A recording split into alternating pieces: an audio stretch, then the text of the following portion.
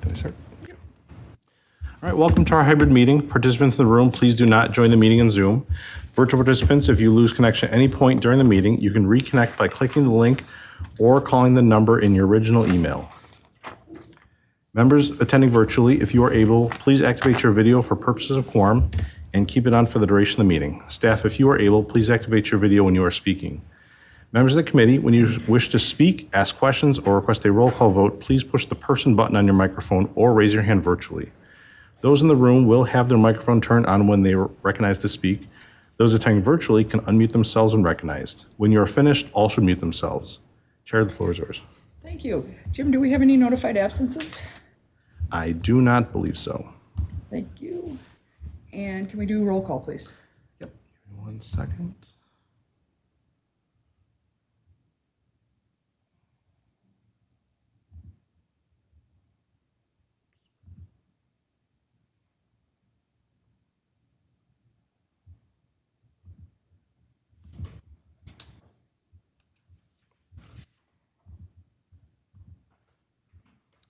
Alder Glenn?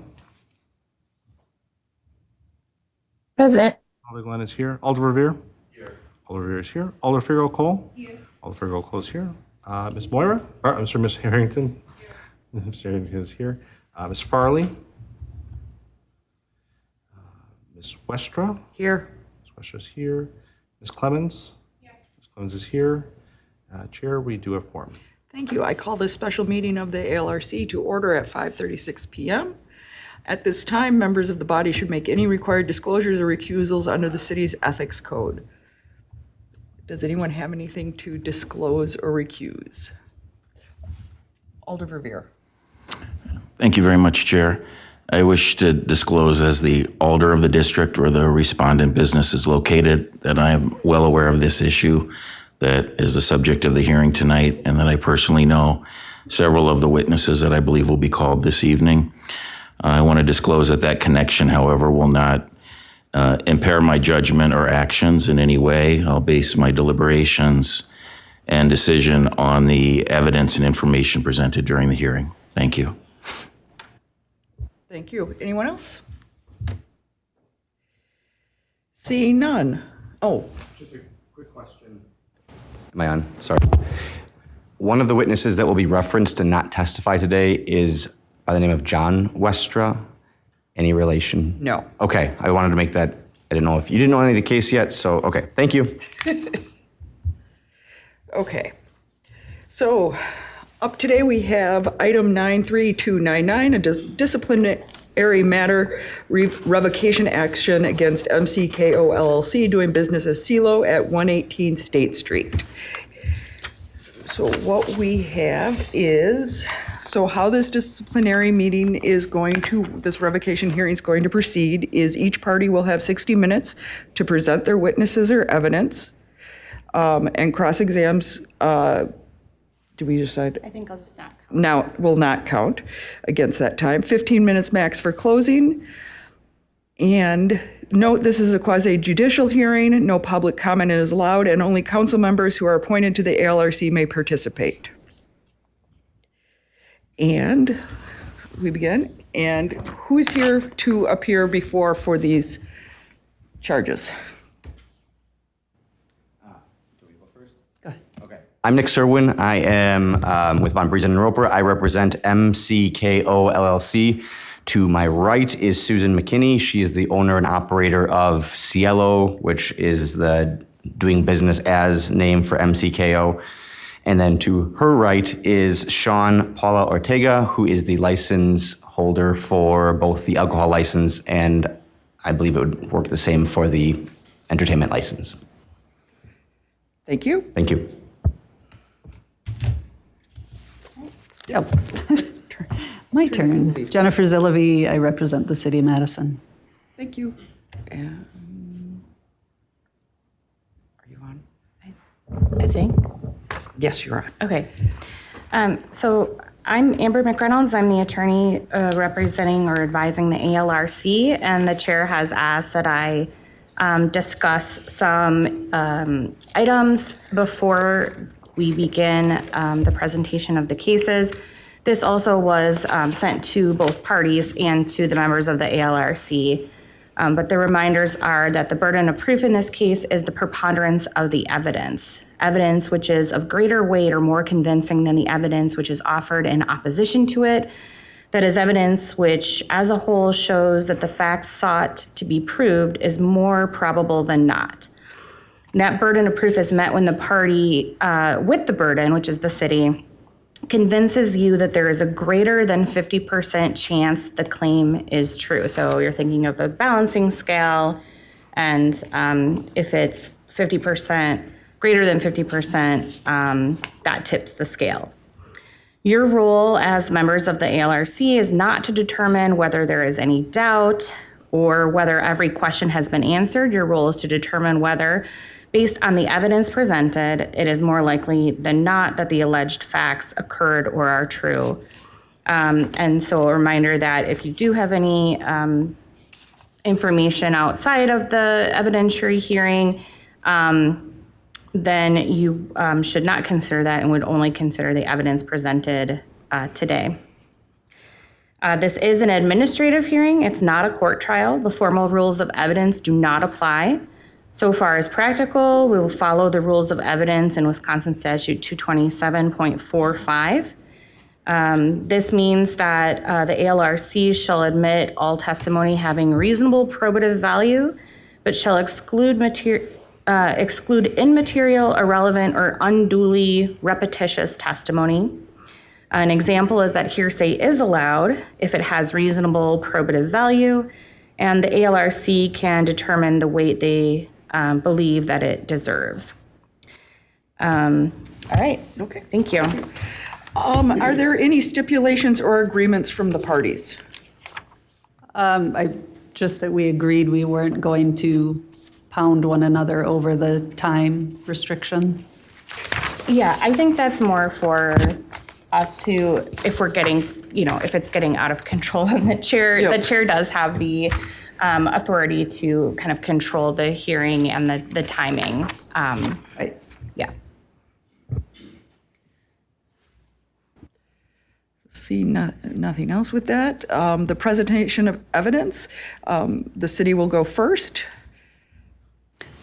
I just have a brief opening statement just to, since the committee has not heard an entertainment license revocation action before, and while I'm not a witness in the case, I did have some on-site involvement, and so I just want to frame for the committee how we arrived at where we are today.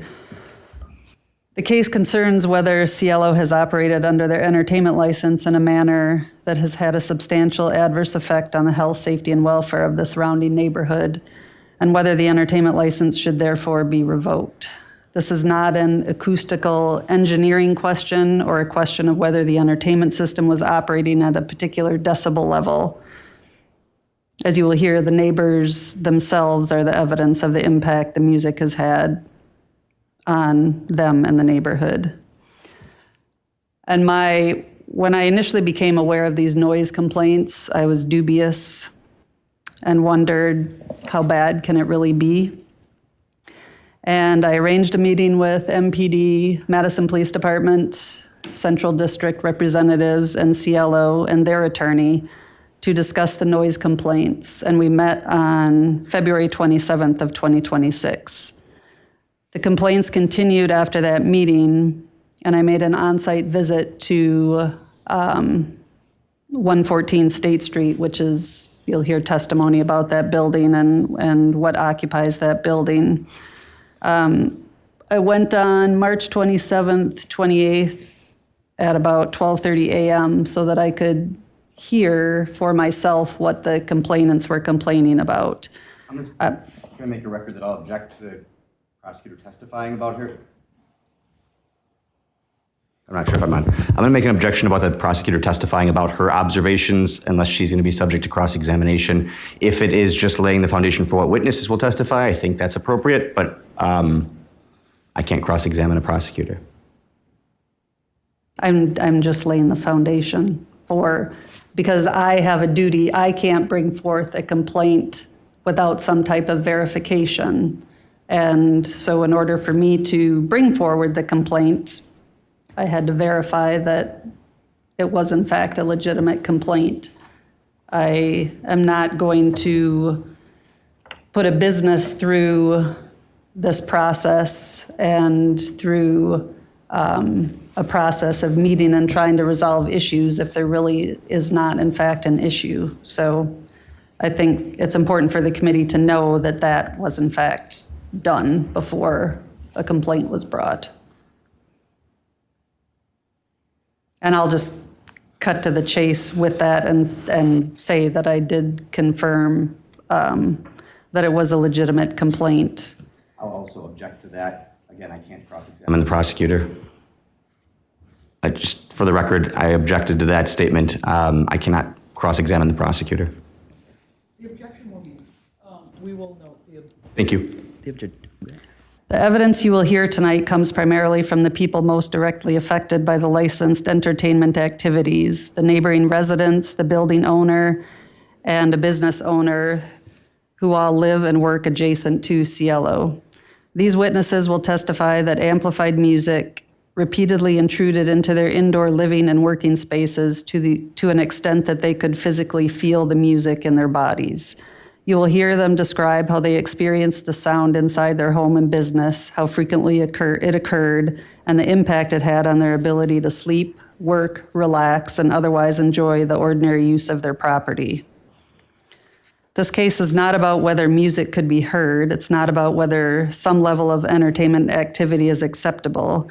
The question before the committee is whether the licensed entertainment activities have been conducted in a manner that unreasonably impacts the health, safety, and welfare of the surrounding community. The witnesses will describe a pattern of recurring impacts over an 8-month period of time. Their testimony will demonstrate that the effects were substantial, persistent, and significant enough to interfere with normal residential and business activities. You will also hear evidence regarding the efforts that were made to bring the noise disturbance issues to the attention of the licensee and the neighbors' attempts to work with the licensee to resolve the issues cooperatively. As the finders of fact, you must evaluate the credibility of the witnesses and determine whether the evidence establishes by the preponderance of the evidence that Cielo's operation related to the entertainment license has been detrimental to the neighborhood and inconsistent with the responsibilities that accompany the privilege of holding such a license.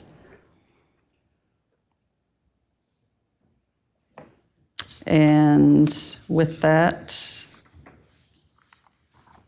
I'm calling my witnesses somewhat out of order, but I will call Susan McKinney. Yep. You can either stand there or sit down, whichever you're more comfortable doing. Okay. Yeah, I think that's on, right? We can turn it on, yeah.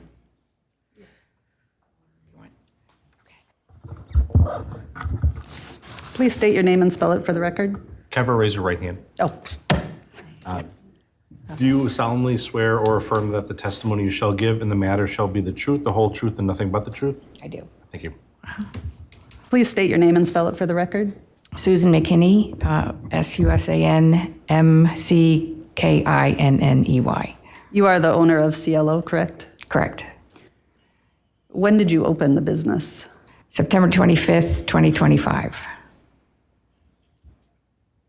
Prior to opening the business, did you conduct a sound study or any type of acoustical evaluation specifically related to the type of entertainment you intended to offer at Cielo? A formal study, no. The engineer who made the plans for the building said that he was confident that the brick walls would contain music and sound. But you didn't have any study? Formal, no. At our meeting on February 27th, 2026 with Madison Police, at the end of the meeting, your attorney said that you would be hiring a sound engineer. Did you do that? RJ Savic's right here. He's been working with us. All the changes that we've made, he's been helping us with all of those. So you did hire a sound engineer? Mm-hmm. When did you do that? Well, he's a DJ and he works with us, and he has worked with us before. So we've had a relationship for probably since, well, he played music at our openings, and we've known him before that, so quite some time. And when you initially set up your DJ systems, when they were located, where were they located in relation to 114 State Street? Upper floor against the wall with the speakers facing away from the wall. But the speakers were against the wall that adjoins 114 State Street, is that correct? Mm-hmm. And isn't it true that on your letter of intent to the Plan Commission, you stated that the speakers would be located on the opposite wall? I did. And why did you not comply with that? As we were designing and building, reconstructing the building, we went, we had wondered what we were going to do with that room upstairs, and we thought, as we're up there, we thought this is a great little boiler room, dance floor. Let's put it up here instead. And I did. I thought that it's my building. I thought I was able to arrange the rooms the way I wanted. I wasn't thinking anyway, that's what I did. I thought that it would be okay to do that. But didn't you tell the Plan Commission the reason why you were not going to put it on that wall is because you were concerned about noise to the neighbors? I'm sure I did. But then you did put it on that wall. And can you just briefly describe for the committee the layout of Cielo? Cielo goes from State Street to Carroll Street, and as you walk in State Street, there's a street level long room bar up a couple steps, back room with another bar, and then the door that opens to Carroll Street, and we had made that our events room rather than the dance floor because it was bigger, and as we're going along reconstructing, thinking this can be a great space to have graduation parties, birthday parties, wedding receptions, all kinds of things. And so, okay, then you go up another set of stairs. Like one of the things we liked about the building a whole lot were all the levels. So there's two different ways to get up to the upper floor. From State Street, from the second floor State Street windows, there's a lounge area. We have like cushy chairs and, places for people to relax. Then you walk down a narrow hall, and if you look over the rail, you can see down to the first floor. And so we have these soaring high ceilings, and we liked that a whole lot. And then there's a landing, and then up to the boiler room, the smaller room. And on the landing, what was on the landing? Like, what would happen up there? You said there were cushy seats, and then you have the landing. And is there anything else? Was a pass-through to get up to the upper floor.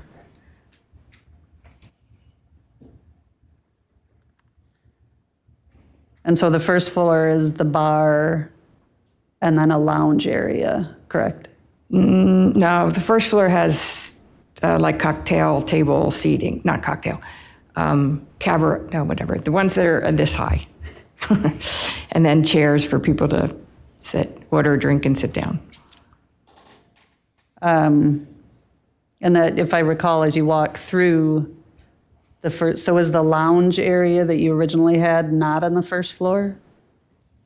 No, above the first floor is where we have the lounge chairs in the front, like under the State Street windows. And when I say lounge, I mean like plushy chairs and coffee tables and little ottomans where you can gather with friends and have conversations. And what about the area that is by the Carroll Street entrance? How do you characterize that area? Well, right now, it has become our dance floor area. It's just, you walk in and it's a room, banquette seating along the walls. If we have events with people coming in to gather, like a corporate party or something, we'll put tables and chairs around for dining or conversation. Otherwise, it's cleared out right now for when we did have DJs and dancing. Okay, and then is there a third floor? Well, there's all these levels. The highest floor is the boiler room area that had the DJ equipment at first, and that's not, it doesn't run the whole length of the building. That top floor, that's where initially the DJ equipment was. Correct. And then at some point, you moved that equipment down to the area that's the ground floor near Carroll Street entrance, correct? Yeah, in the far corner. And when did you do that? I don't know, a month and a half ago, 2 months? Sometime in April, like around April 10th, does that sound about right? March? Mid-March. We won't have, sorry. Perhaps mid-March?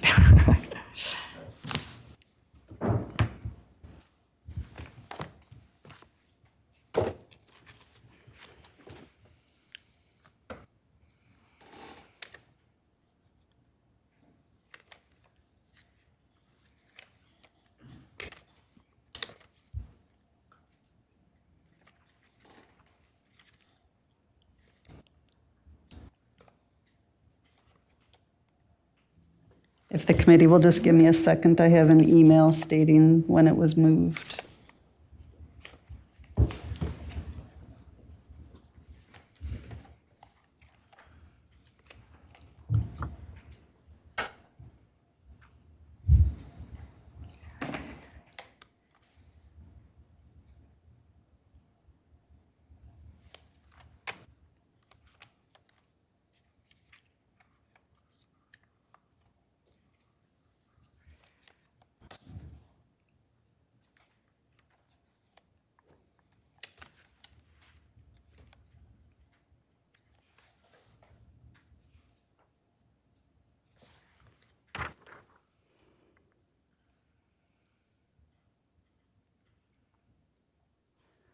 I have an email, do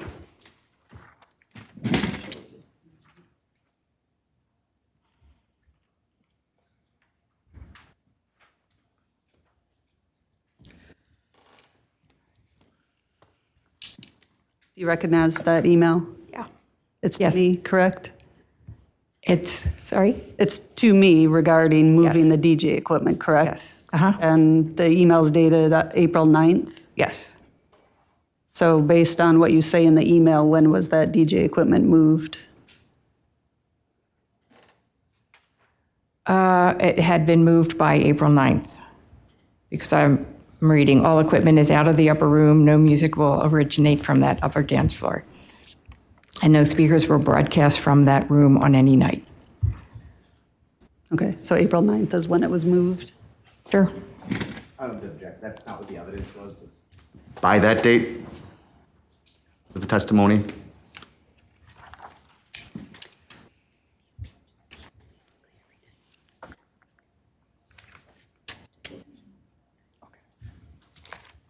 I have nothing further of this witness. Okay, and your objection will be noted. Thank you. Sorry. I'm going to reserve my case in chief from when I'm going to present my case. I'll just have some quick clarifying questions from City's direct. Ms. McKinney, you had said you had hired RJ as, what's his full name? Savick. Right. Am I pronouncing that right? Ryan Savick? Yeah. Okay. You had hired him, and he does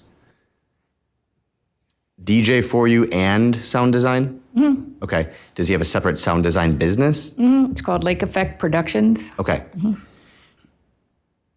Who, if anybody, is John Westra?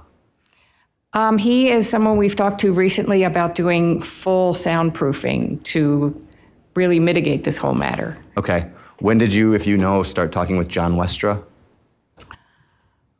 After April 9th, it was after we had moved things downstairs. Okay. And we, as things progressed, I realized Attorney Zilli kept coming back saying, this is not enough.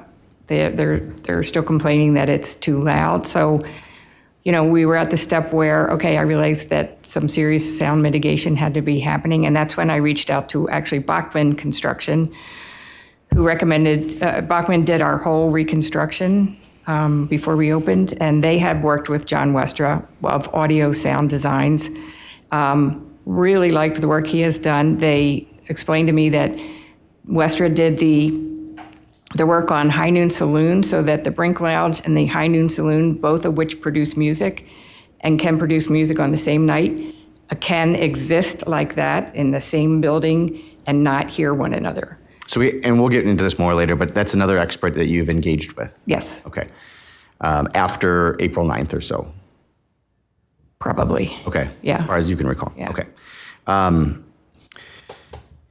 And there's already been testimony on this, so I don't want to belabor this point, but I was confused as we were walking through the building from a visual standpoint. And so for those who haven't been there, if you walk off through, it's State Street, that's the main entrance, correct? Mm-hmm. Okay. Mm-hmm. So walk us through very briefly. You walk in through that front door, and where are you at that point in time? Looking at a bar to the right and tables, cafe tables, along the left wall, and a corridor that, if you keep walking, will take you to stairs that take you up to the slightly upper room that takes you to the Carroll Street exit. Okay, so there's forward skinny space upstairs, and there's another flat landing area that comes to the Carroll Street. There's two levels. external doors. Yeah. Mhm. Okay, and those are kind of a split level scenario. And then there's a way up to this landing, which is an interim smallish space. Yeah. Okay. Yeah. How big about is this landing space? Maybe as big as that area, Okay. say? From here to here? Yeah. Okay, so just for the record, because the record doesn't have eyes, there's been some references to the room. You don't have like a square footage that you know of, though, right? No. That landing, no. No, okay. And then the landing has two stair paths that go up to this, I guess, second or third, what would you call it? We were calling it the boiler room. Boiler room? Okay. It used to have billiard tables up there. It's a little, And there's two sides to that. Do those connect other than through the landing? yeah, there's a stairs on the other, like on the wall that adjoins the outside. You can exit from there as well. All right. So it's this split level space kind of throughout with stairs on different areas. Mm-hmm. Okay. There was questions briefly about your plan of operation. Remember those questions? Mm-hmm. Do you know off the top of your head if you had any conditions on your entertainment license in particular? I did not. Was there any conditions about where that speaker or the DJ equipment needed to go? Not in writing, nope. Okay. Anything on the alcohol license that dictated where the city required you to put any of that? No. Okay. I have no further questions.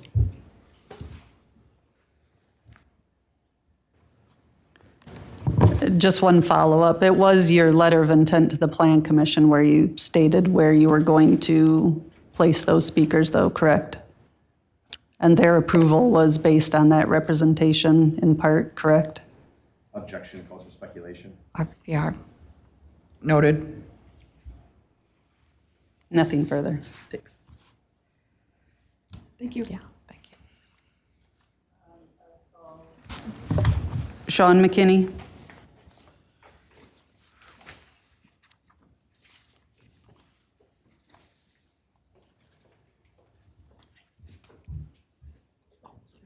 Right, yes, I'm sorry. You are correct. Okay. Can I have you raise your right hand? Do you solemnly swear or affirm that the testimony you shall give in this matter shall be the truth, the whole truth, and nothing but the truth? Thank you. Please state your name and spell it for the record. Sean Ortega. Oh, sorry, McKinney. I have two last names. As SEANORTEGA. And what is your affiliation with CLO? I am the liquor license holder.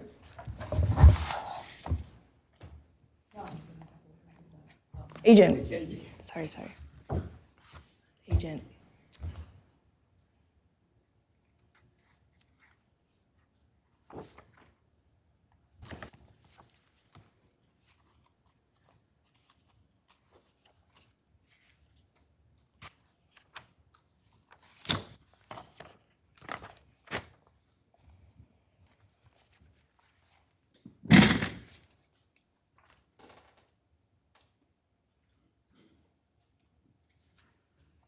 Thank you.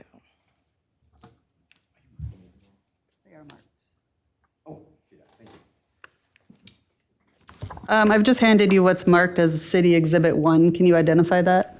Yes, it's an Instagram post letting people know that we're not going to have DJs. Are you familiar with that post? Who posted it? Our social media account at our request. Okay. Jim, are you sharing that too?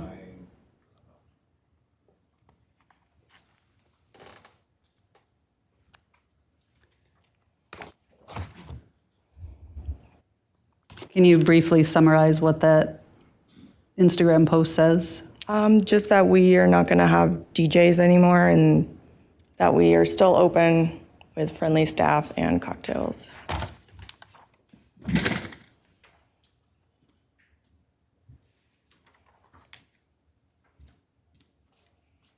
I've handed you what's marked as City's Exhibit 2. Do you recognize that document? Yes. What is it? It's a comment I left on the post with my personal account. And what does that comment say? It says, with the complaints of 2 individuals, apparently, And what were you referring to with that? of why we shut down our music. Okay.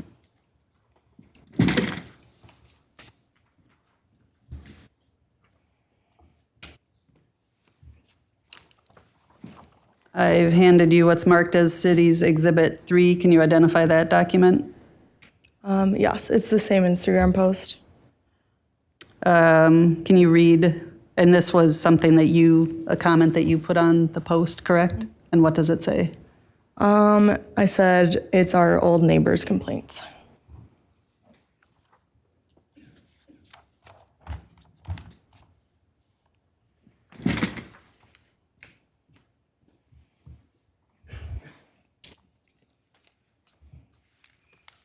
Handed you Exhibit 4. Can you identify that document? Yes, it's the same Instagram post. And is there another comment from you on that? Yes. Can you please read that comment? Yep, it said, we have some super old neighbors who refuse to move from State Street but call the city every single night with complaints about our music and people on the street. And why did you comment that on the main post? Because that was my truth of the matter. Yes, somebody asked me.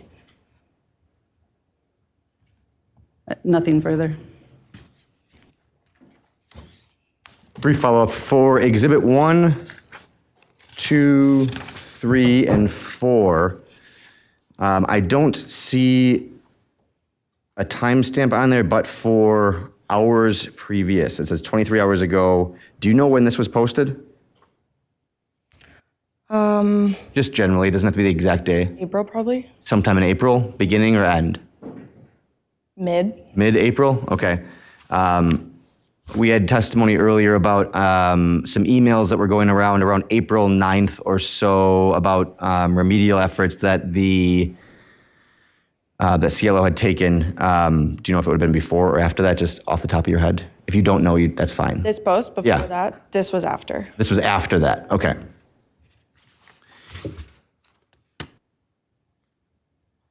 Is your name in any way associated, or does it say anything about Cielo? No. But people know you, right? Yes. Okay. And do you remember how many comments were on this? About 50. About 50? All right. Were there any that you recall complaints about Cielo? No. Were there any that were supportive of Cielo? All of them. Okay. Was there any point in time prior to this that the city asked you not to make any comments on what was going on? No. Okay. And we actually refused to speak to the media about this. Okay.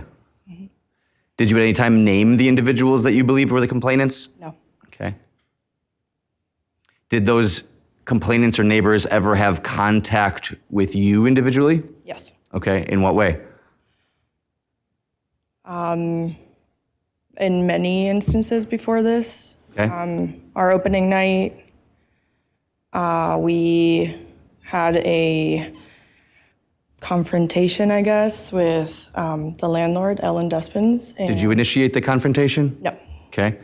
And we'll get more into it later, but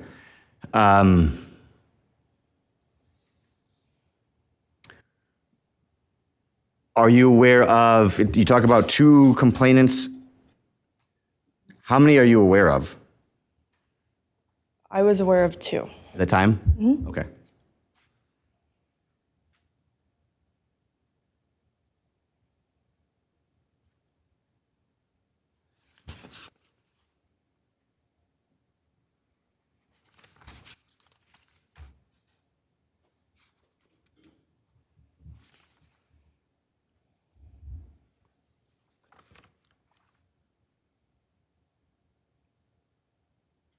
I have no further questions.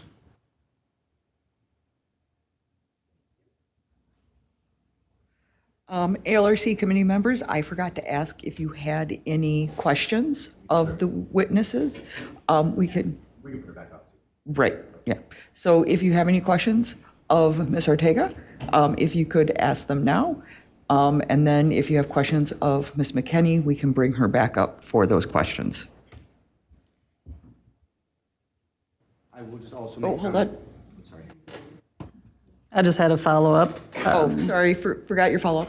Committee, you can wait. Attorney Zilvey, you get your follow-up, and then they get to, you get more time to think. You mentioned that you were aware of 2 complainants. Who were those 2 individuals?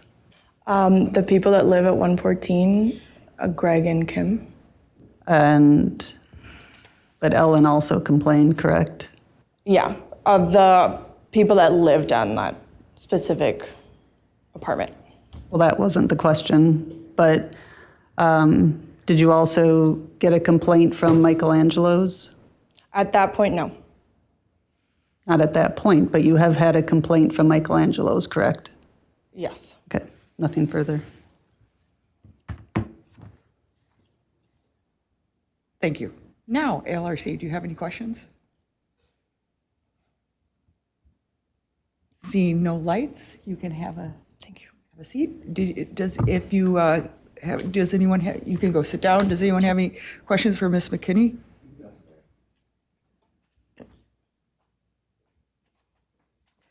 Seeing none, you don't need to come back up. Thank you. Attorney Zilvey, you're still up. City calls Tony Morse.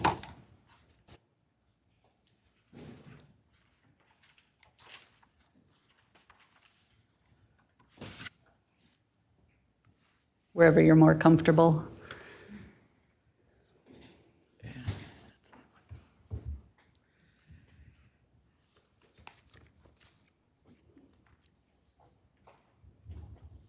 Can you raise your right hand?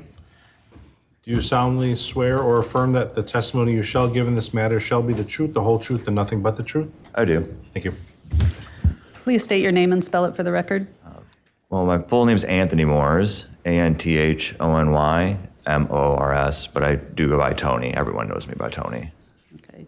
You own Michelangelo's at, is it at 114 State Street? Yep, that's correct. How long have you owned Michelangelo's? A little over 2 years now. Took it over in February, and I did manage it 4 years prior than that. And what is Michelangelo's? Oh man, Michelangelo's is, short a coffee shop, but in long a community space, a gathering space. It's a panini shop, a whole bunch of things. So. Are you familiar with Cielo? Yeah, I am. How are you familiar with it? Well, I don't know, seen their entire progress. I was over there like their opening night for the little like open house that they did. And I've, watched them develop it. The girls came by and asked me for help for various things, and yeah. Have you heard the music Cielo plays? Yes, I have. How would you describe that music? Well, it's just that classic electronic dance music, the wubby-dubby, bassy club music that, yeah. Have you heard the music when you've been inside Michelangelo's? Yes, I have. For the committee, could you describe as specifically as you can where in relation to Cielo Michelangelo's is located? And like, do you share any common walls or? Yeah, so Michelangelo's is on the first floor of State Street. Cielo has multiple floors, but we do share that first floor. And then we also have a basement where I have an office and storage for product. And I don't know if they have a basement necessarily adjacent or not. I don't know their basement, but I do know we at least share that first floor level.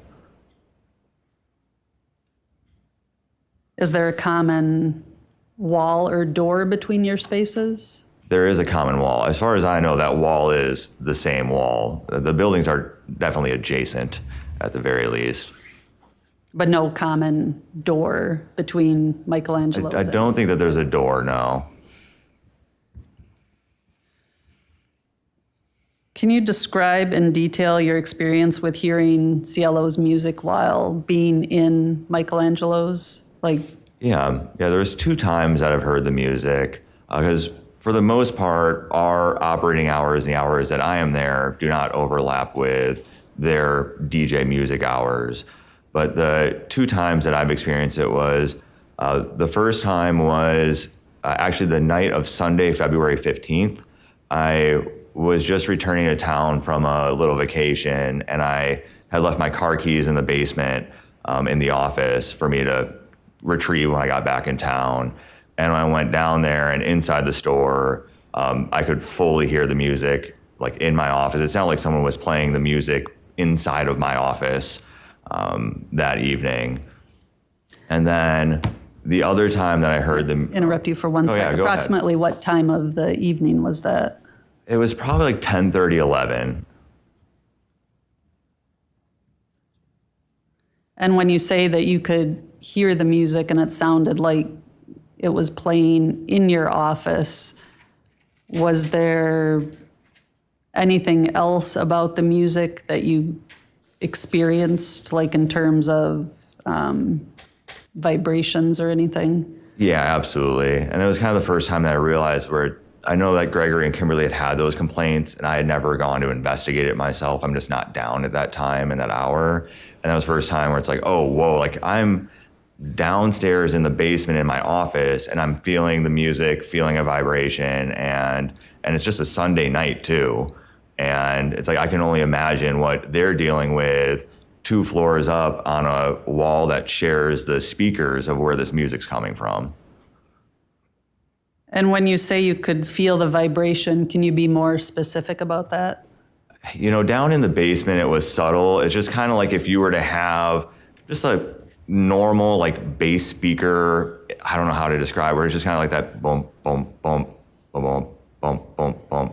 Just something like that kind of, feeling that kind of, yeah. And so when you say you could feel it, do you mean like in your body you could feel it, or you could feel it? More like in the walls and the rattling around, not necessarily like vibrating me when I was down in my office.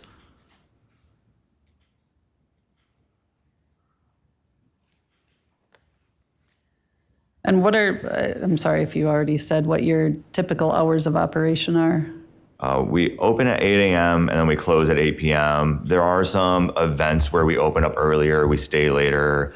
Every now and then we do host a private event, although rare, and sometimes we'll have that event until 10 o'clock at night or earlier in the morning. And you mentioned that there were 2 times that you experienced the music in your space? Yeah. When was the second time? So the second time was, I believe, Saturday, April 18th. And they were doing some sort of brunch rave thing next door. And so the farmer's market's going on. Our store is pretty crazy and hectic as it is, and there's a lot of people in there. I wasn't feeling really well that day, and I just walked out the back room to leave. And I could hear the music in the back room of my store, even over the commotion of my patrons and everything. And I walked out into the alleyway, and out in the cul-de-sac on Carroll Street, the music was to the point where you would think that you were almost inside the bar, being able to hear it. But it was outside. Did you ever speak with the owners of Cielo about the music? I did. I did end up going next door. I ran into Sean right away. Sean did communicate back and forth with me a couple of times about trying to find a volume that was okay, but I really wasn't feeling well. And I wasn't necessarily too concerned, being like the Saturday and the level of busyness that we have that day. So I just left.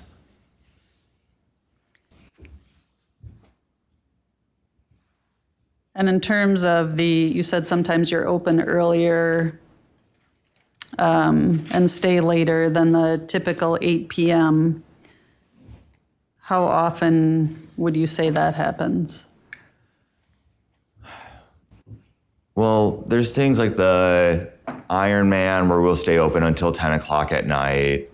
There's the night markets where we stay open until 9. We did just earlier this spring host a evening meeting for one of the ushers that had passed away at the Overture. That was a Monday night, so it didn't conflict with Cielo's hours of operation, but we did have that kind of memorial of Al's life at the coffee shop that went until after 10 p.m. on that Monday.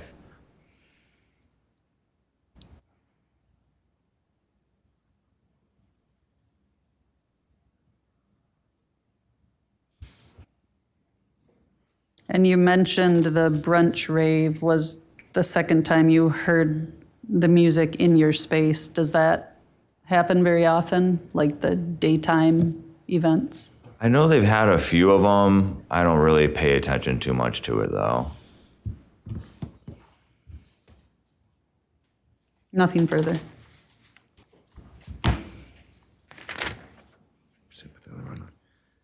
So you go by Tony, right? Yeah. Okay.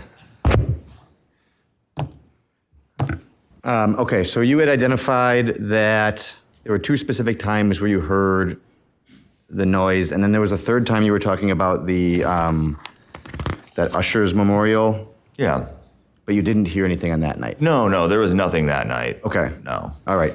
So the 2 times you heard it were when, did you say the dates? I'm sorry. Yeah, it was Sunday, February 15th. Okay. In the evening, that was when I was in after hours. And then it was Saturday, I believe April 18th, during one of that midday Saturday hours. And the 15th, the February the 15th, how certain are you on the timing of that? I'm fairly certain. Because it was like I got back in town. I'm pretty certain. And you thought about what time was it that it took place? Around 11 o'clock, 10:30, 11. And that's the one where you said you were in your basement doing some office work. I was just grabbing my car keys is all. Oh, okay. Yeah. And is that... So there's questions about what you could experience with that. Yeah, the Sunday one. Feel vibrations, and you said it was subtle in the basement, correct? I don't know if subtle is the right word, but I could definitely hear the music in the basement and the Okay. vibrations. Yeah, specific to the vibrations, I believe your testimony was subtle in the basement. Would you change that now? I mean, Your statement was you could feel it but not vibrate, I think you said. it wasn't vibrating me necessarily, but I don't know if that necessarily means it's subtle. Like it would be like if you're just playing music in your living room. I guess, I don't know, I play music pretty significantly. My, good, nice speaker that gives off bass. Like that's what it sounded like. Got it. Where you kind of feel that little vibrate in there. Yeah. Did it bother you? I mean, it would have bothered me if I was actually trying to do work down there for sure. Okay. But I was just grabbing my keys. So that Sunday night, it wasn't, and I don't want to put words in your mouth, so if you disagree, you tell me. But was that Sunday night cause you substantial health or safety or welfare implications? It did not for me, no. Okay. And then the other day was April 18th, correct? Yes. And that's when we had already kind of established that the speakers had moved to a different location, right? It sounds like a yes. Yeah, okay. So the speakers are in a different location, and is that, other than February 15th, that's the first time it impacted you, or you could identify it during operation? Correct. Okay. Do you know if they had any, prior to that point, any techno brunches? I believe so. Okay. Yeah. You don't recall feeling or hearing anything then? No, I wasn't trying to pay attention or anything. Yeah. You're right. busy running your business. You Right. don't have other stuff. Yeah. And the techno brunch, that's the one where you weren't feeling well and eventually left, correct? Yes. Okay. Before leaving, you had tried to have conversations with Sean about fixing it? I did, yeah. And Sean was cooperative with working with me on it. And yeah. Would you say the Cielo ownership group, the Sean, Carla, Susan, trifecta, have you had contact with them prior to this point? Oh yeah, I've had a lot of contact with them. Not necessarily, nothing about the music ever, but Okay. yeah, I've had a lot of contact with them. Not so much Susan. I've met Susan a few times, some friendly encounters for the most part.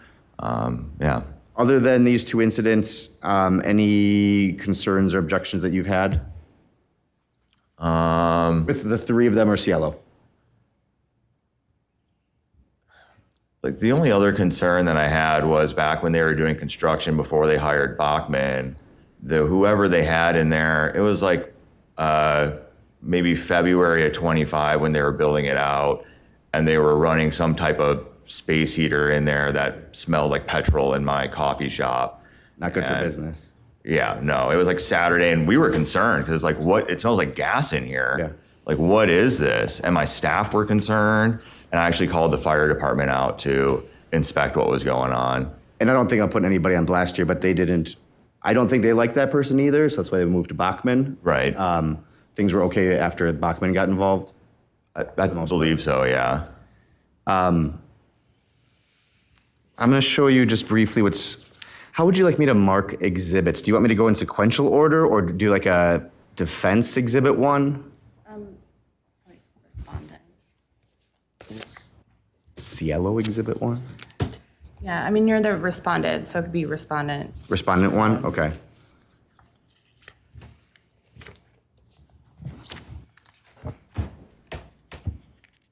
Can I just put R1? Would that make everybody Yeah, that's fine. comfortable? Another question, since we have somebody via Zoom. I think I have all my exhibits on a drive that I will give to the city, so you have all of those. I also sent some of it, but I kept on updating it. Okay.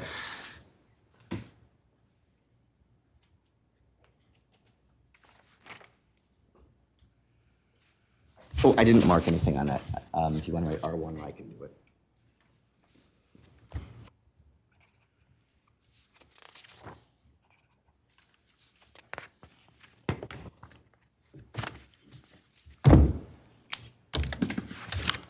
I'm going to show you what I've marked as respondent 1 or R1.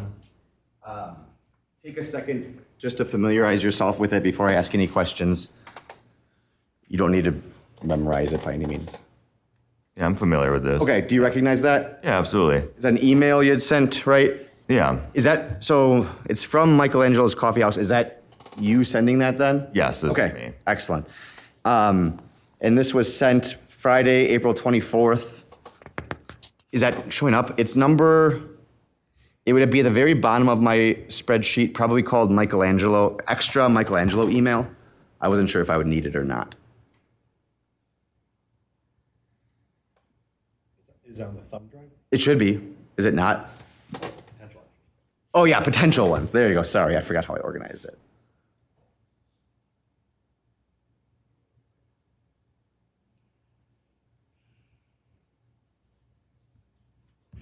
extra Michelangelo mail?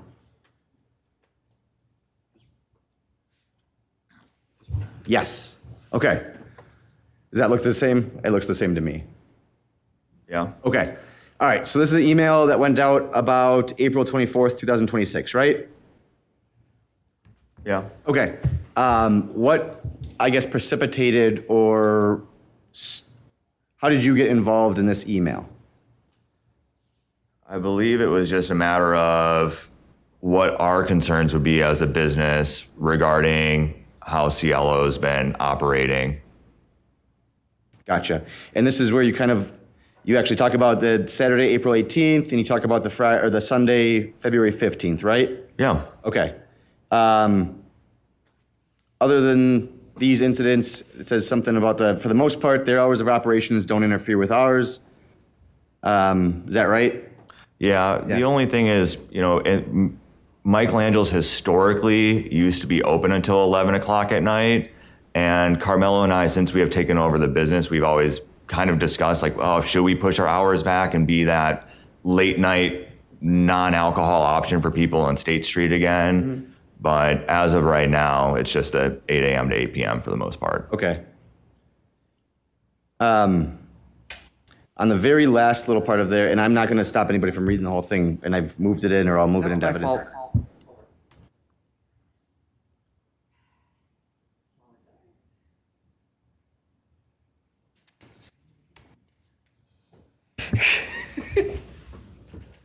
Should I stop or can I? No, you can continue. I'm sorry. All right. It's the very last, I do believe, on that first page rolling into the second page. Do you see that? Yeah. So you said, I do believe there are viable solutions that can exist for a business at 118 State to operate while adhering to reasonable standards, unlike the current status quo, which is detrimental to the neighbors and the 100 block of State Street. Right? Absolutely. Okay. So I guess, does that mean you think it can be remedied? I don't know if the kind of base club setup that they have right now can actually be remedied, but I think that it can be remedied by kind of reverting back to what they sold their space was going to be as more of a just cocktail lounge and gathering space and everything that they said in their letter of intent. Okay. Prior to the April 18th techno brunch, you haven't heard them though. They haven't interfered with your business? No. Okay.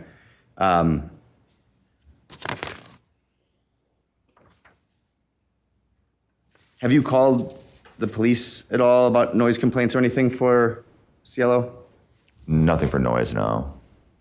Have you called the police for unwanted patrons? Yes, I have for nothing Cielo related. Right. But yes, Okay. absolutely. Just for Michelangelo's having, Action relevance to that. I can speak to exactly what it would be going to if you'd like. Please do. Okay.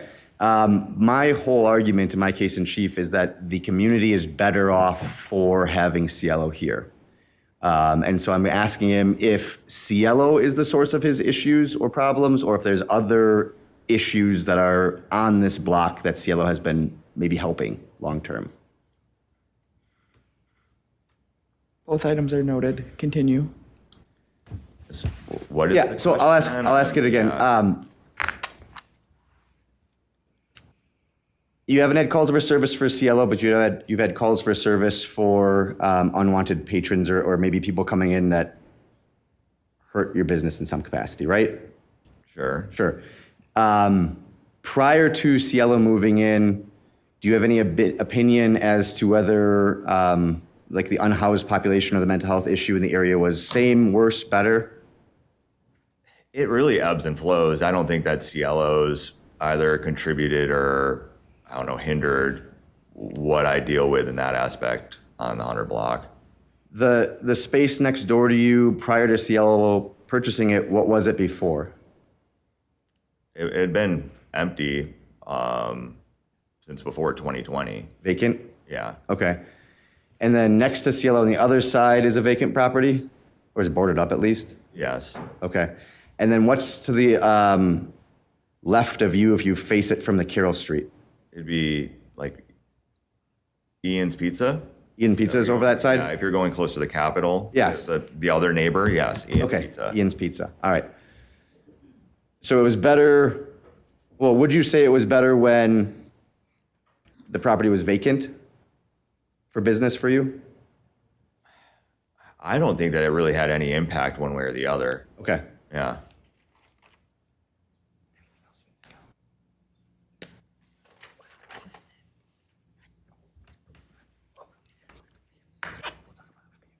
I have no further questions. Thank you. A couple of follow-ups. If you extended your hours, would CLO's music operations interfere with your business's operation? I believe so, yes. I think that's not relevant. He doesn't have that yet. So that's my objection. You opened the door, though. You asked him in the letter, he says, about expanding his hours. And I'm asking him if he did, would CLO's music operations interfere with his business That's fair. operations? Thank you. Yes, I believe they would. And you were asked a question about interactions with Carla, Sean, and Susan, and this may just be the way you speak and mean nothing, but you said that your interactions had been good with Susan for the most part. Yeah. For the most part seems like a qualifier. Was that just the way you speak? I think it is just the way that I speak, yes. Okay, nothing further. Committee, do you have any questions for the witness? Seeing none, thank you very much. Thank you. The city calls Ellen Despins.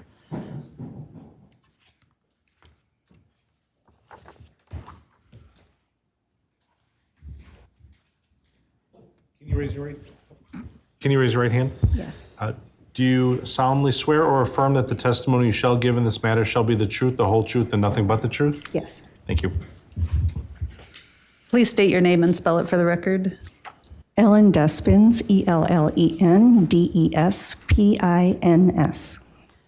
You own 114 State Street, correct? Yes, How long have you owned that building? 37 years.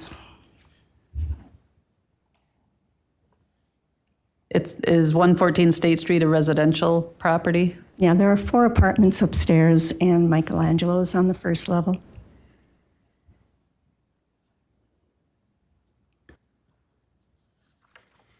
Do you typically rent those apartments out?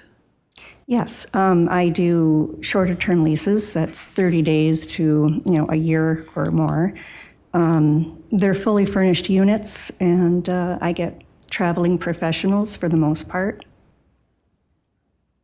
Do you have any long-term tenants in the building? Yes, Gregory and Kim have been with me for about 10 years. 10 years, did you say?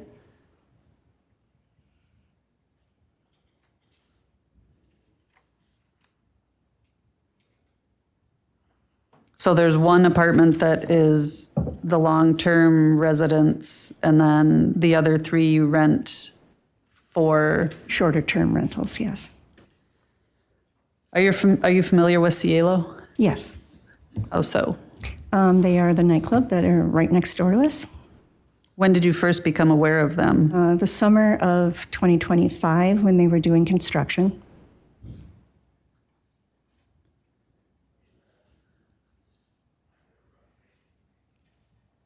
And it's located immediately adjacent to 114? Yes, they're immediately adjacent. Did the buildings share a common wall? I am unclear whether there is a single wall between them or it is a double wall, but they are brick to brick adjacent walls.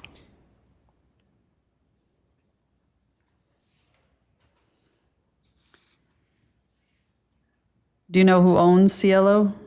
I believe Sue McKinney. Have you ever talked to Sue? Yes. I was trying to seek them out before they opened because I was concerned about the noise levels. And I saw one day they were in their space doing construction, talking to some construction workers. So I entered and introduced myself and welcomed them to the neighborhood and told them that the space looked lovely, and it does. But I was very concerned about the upcoming noise levels. And do you recall how Susan responded to that concern? Yes, she was concerned that, she said, I don't want to cover my beautiful walls and, the aesthetic of it, which is understandable. But at the same time, we have to be able to continue doing business next door and living next door.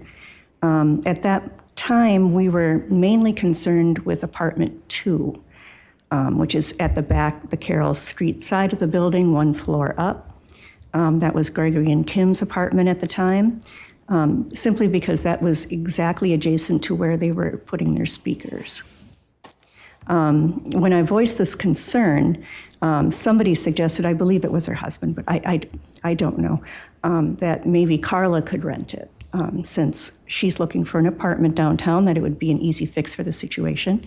And she wouldn't be bothered by the music, obviously. So we thought that was a great idea. I'm going to stop you there and go back for a second. Mm-hmm. When you went in to make contact, did you go through the property and see? Yeah, they gave me a little tour of it. And at that time, had all the construction work been done? No, it was in progress.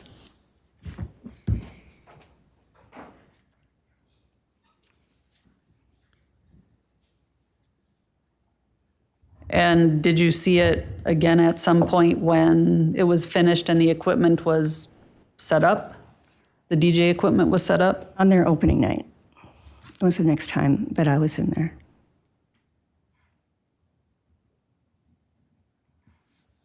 And why did you go in there on the opening night? Because I got tenant complaints that their dishes were rattling in the cabinets and the windows were shaking. The music was so incredibly loud. That was on the opening night? Yeah.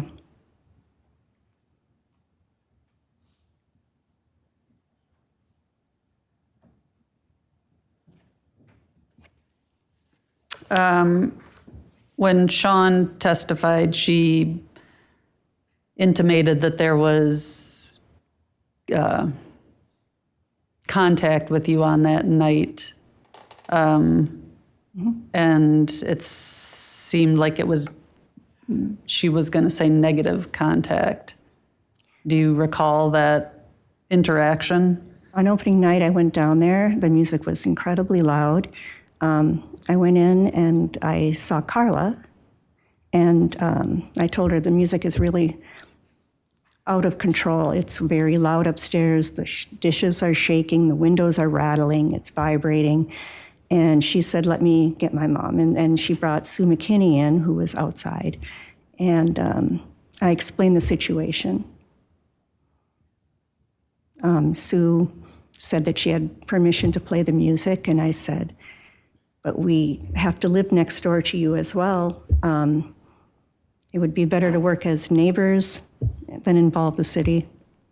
At that point, she told her daughter to turn the music down, which they did for that night. But it was just that night. How would you characterize that interaction with Susan and Carla on that night? I didn't feel they were very receptive to my complaint.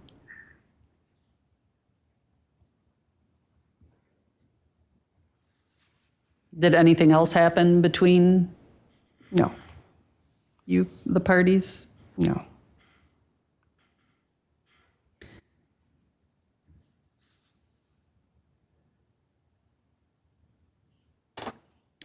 And when you went in to have that conversation with them about the music being so loud, did you talk to them inside or did you have to go outside? It was inside, and it was pretty loud.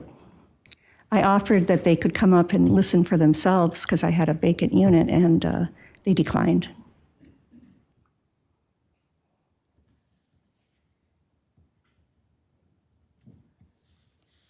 Did you have to shout to be able to have the conversation? I had to speak loud enough to be heard. And is that It was loud. And above your normal talking voice? definitely. Have you heard the music Cielo plays from inside of 114 State Street? Yeah, you can hear it throughout the building.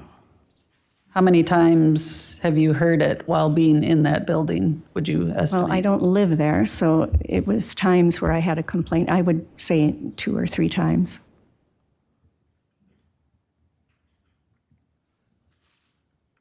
And the times that you were on site and heard the music in 114, how would you describe the music? Heavy bass, loud. The vibration issue was very strong. You said on opening night the dishes and, did Yeah. you say windows were rattling Yeah. in apartment 2? Yeah.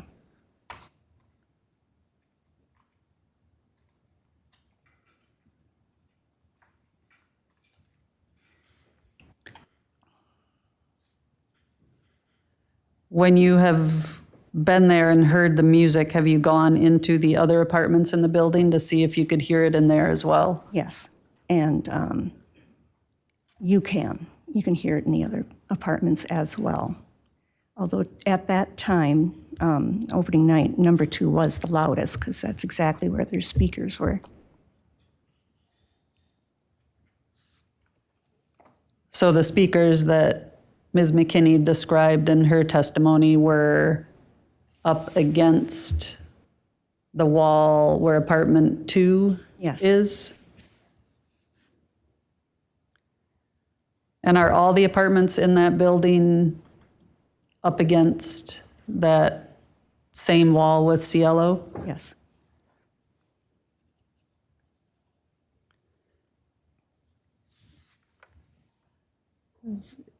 Do you remember the approximate, other than in September on opening night, the approximate other times that you were at 114 and heard the music?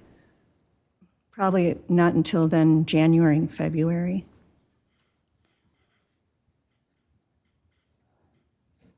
And again, did you go to that address because of complaints from your tenants? Yes, and once to meet with you as well. When you were there, I was present.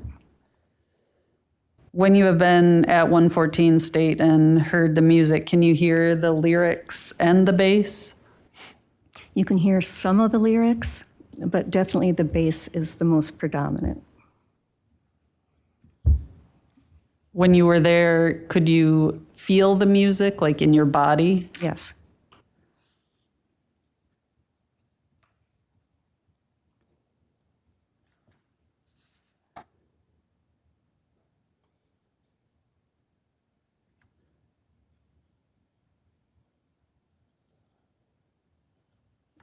How would you describe the intensity of the sound of the music that you heard when you were at 114 State Street?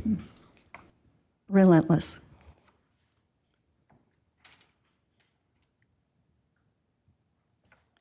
Relentless pounding of the bass.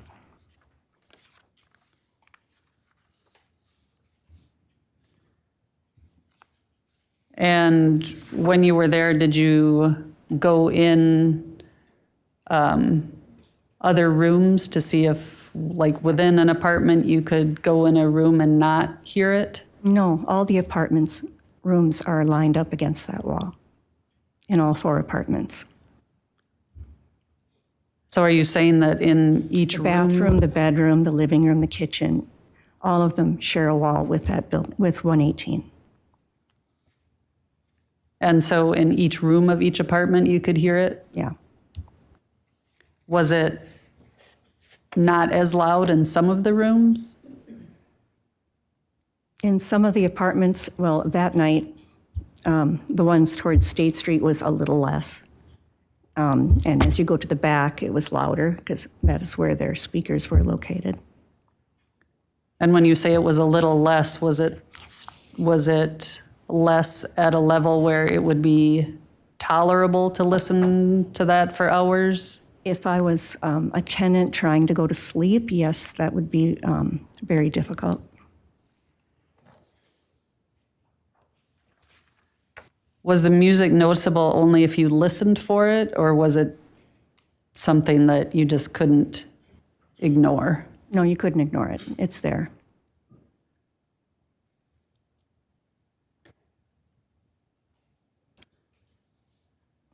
Did you,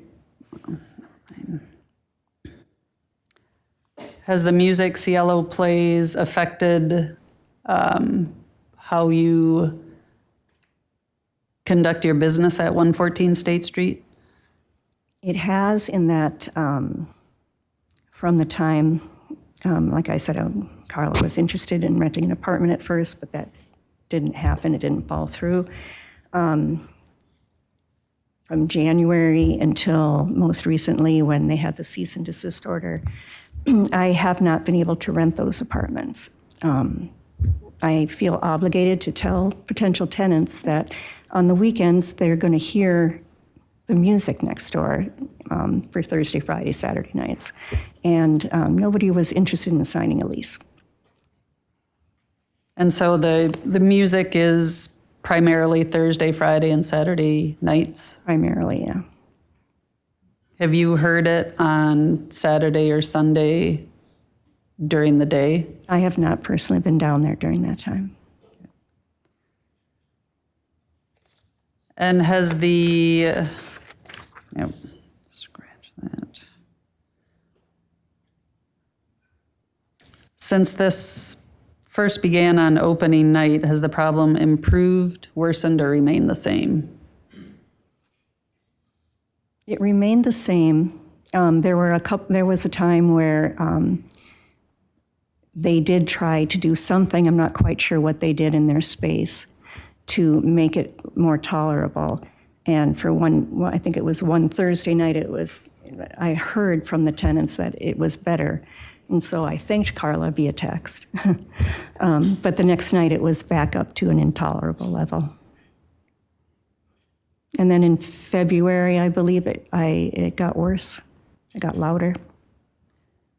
And what about since they stopped having the DJ music? I have rented all my apartments. I've been able to rent all of them immediately once I didn't have to inform them of the loud music on the weekend.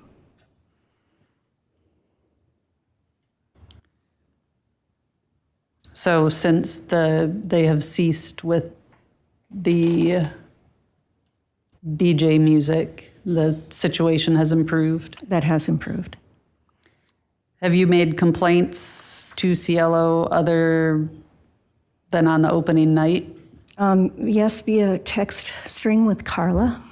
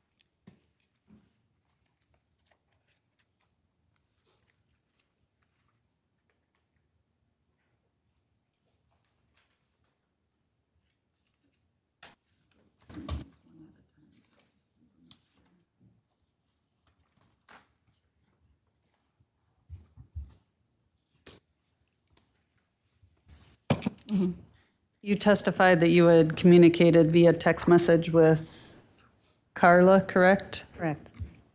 I've handed you some exhibits. The exhibit that is marked Exhibit 5, can you identify that document? That is a text message between myself and Carla. And what is the date that that's sent? September 25th. And was that sent prior to you going in person? I can't recall. But you sent the text to Carla informing her that the dishes were rattling. There's Yes. says audio. Was that something that you attached to the text? And what was that? It was just a sound bite from my phone, from the phone of that a tenant had given me of the vibration and the rattling. And then, so that you have the September 25th text to Carla, and then there's a text on Sunday, October 5th. Do you recall sending that? Yes, And why were you sending that? because we definitely had a problem with the noise levels, and I wanted to discuss it with the owners. And if you refer to Exhibit 6,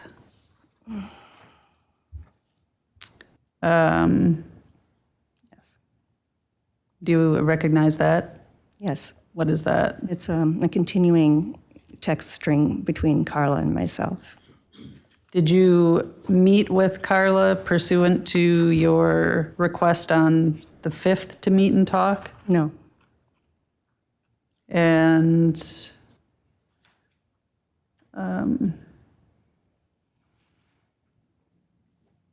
can you just describe what your text exchange was about? we tried to arrange at a time. We came to an agreement on a time and place, and then she canceled. And then referring to what's marked as City's Exhibit 7, there's no date on that one.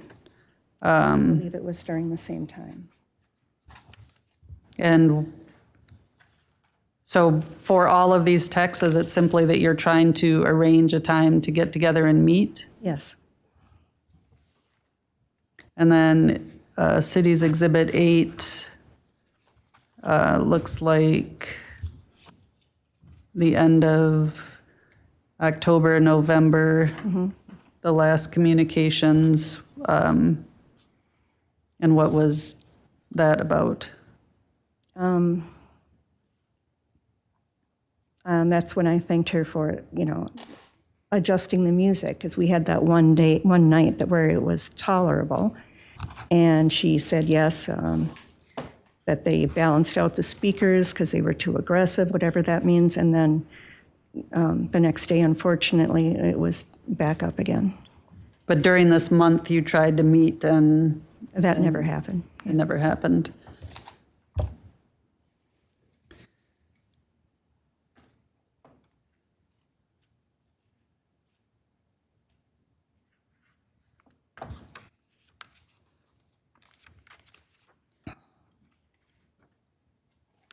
And based on your experience as the owner at 114 State Street and what you've heard yourself and what your tenants were experiencing, has Cielo's music had a negative effect on your ability to utilize that property as a residential premises? Yes. How so? The inability to rent the apartments because of the noise levels, the complaints from the tenants, experiencing it, and potentially losing long-term tenants if it could not be addressed. If the music were to resume as it was this Friday night, would you expect to have continued complaints? Absolutely.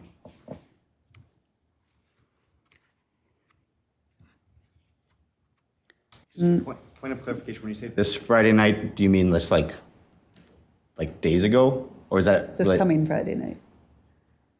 I mean, if the music was going to go back on. Oh, okay.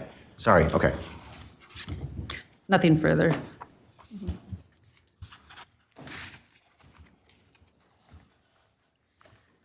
All right, if I call you Ellen, is that okay? Yes, that's okay. fine.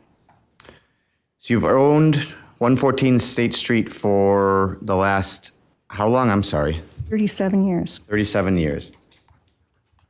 Have you always operated it as a residential on top and commercial on the bottom? Yes. Okay. Tenancy prior to, I guess, what made you choose to have short-term rental in 3 of the 4 units? I find the concept works better for me. The apartments stay cleaner. It's easier to manage. So having tenants for 30 days is easier to manage than your 10-year? A long year, a 1-year lease. Okay. Yeah. And how long have you been doing the short-term rentals for the 3 units? Probably since 2018. 2018 or so? All right. And since you've done that, have you consistently rented out all units, some units, or none of the units, would you say? All the units are rented. Are usually rented consistently? Okay. Yes, absolutely.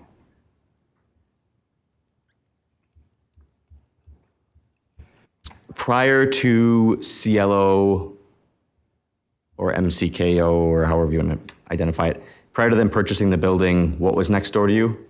It was a vacant property for a while. There was a hotel deal that didn't happen, and a long story there. But prior to that, it was Diego's. Okay. How long, if you know, had it been vacant? I'm not sure. Not sure. Yeah, a few years. A few years. Yeah. More than 5, less than 5, or unsure? Unsure, but approximately. Okay. As Diego's, do you know why Diego's closed down? No, not really. Okay. Did you have a problem with Diego's? No. Okay. What kind of establishment was Diego's, if you recall? Bar restaurant. Or restaurant? Okay. Did they have music on weekends? They did have music. Okay. Not live music. I don't think they had live music. I never had a complaint from a tenant. Okay. And did Diego's exist when you had your long-term tenant? You said they've been there with you for like 10 years, right? Mm-hmm. So Diego's would have existed during the time that you had Yes. your long-term tenant? Yeah. Okay.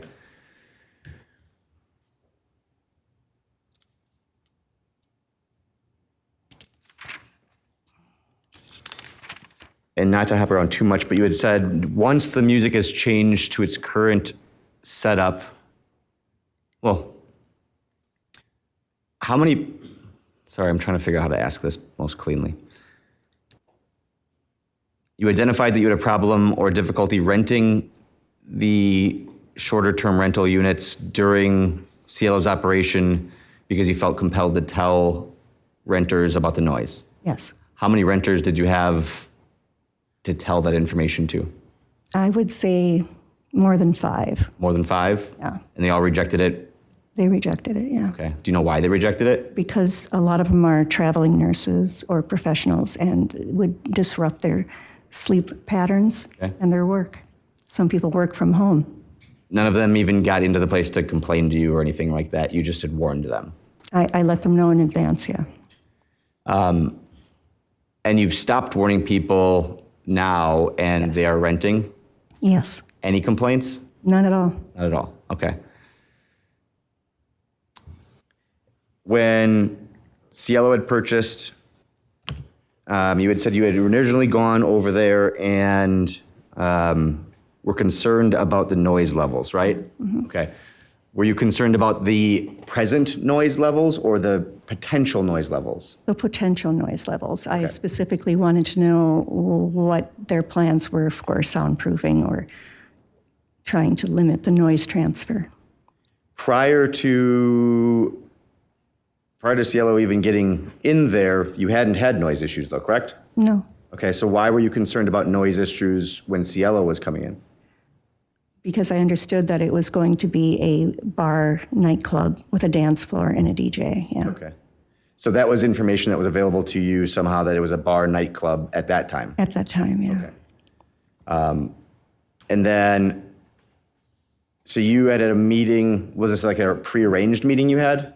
No, I was just coming to my building and I saw their back door was open and they were right inside the door.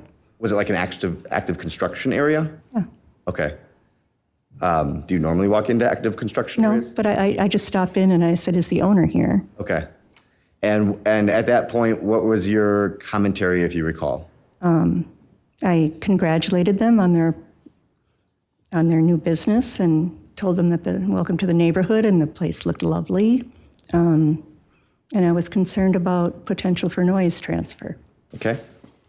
But no noise transfer had ever happened before that point? You didn't have any reason to believe it would, other than just... Other than it was going to be a nightclub dance floor, I wanted to know what their plans were. I believe, and maybe there hasn't been testimony yet, but there may be at some point, there was community meetings or something. Were you aware of those ever, about Cielo going in? I was not. You were not, okay. So if you weren't aware of them, you wouldn't have gone to them, right? Right. All right. So you voiced these concerns in advance, and then opening night happens. What time did you go over? It was late. Late? I want to say maybe midnight. Okay. But you don't live there, right? No, I live about 2 miles away. Where did you come from? My house? You walked? Did you? No, I drove there. Okay. So you drove to Cielo from your house based on complaints that you were getting? Yes. Okay. And when you get there, I think you had said that you first were outside and then you eventually went inside. Was that right? Yes. I'm sorry. Okay. Did you said you had a tenant complain. It wasn't Michelangelo's that complained, right? No, it was residential. Okay. Michelangelo's, did you see Tony there? No, No? Okay.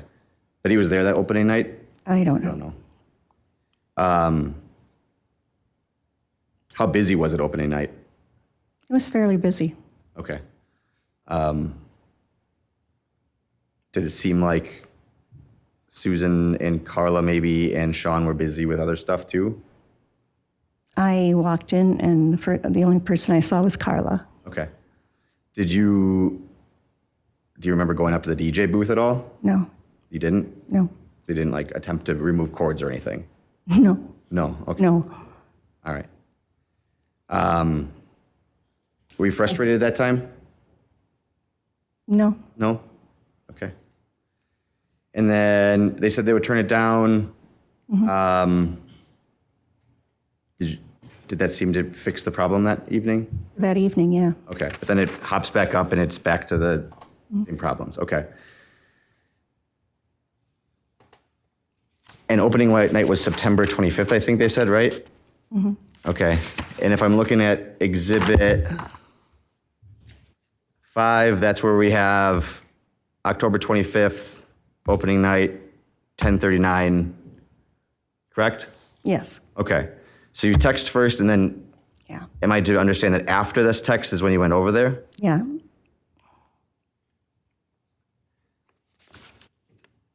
So then there's about a 10-day gap between the 25th to October 5th, and then throughout the next time, you're trying to arrange a meeting time, correct? Correct.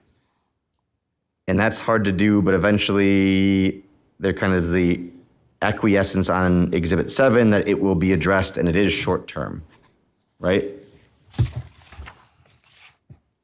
She said it would be addressed. It would be addressed, but then there's so that Exhibit 8, to Carla, new iMessage, little bubble is right through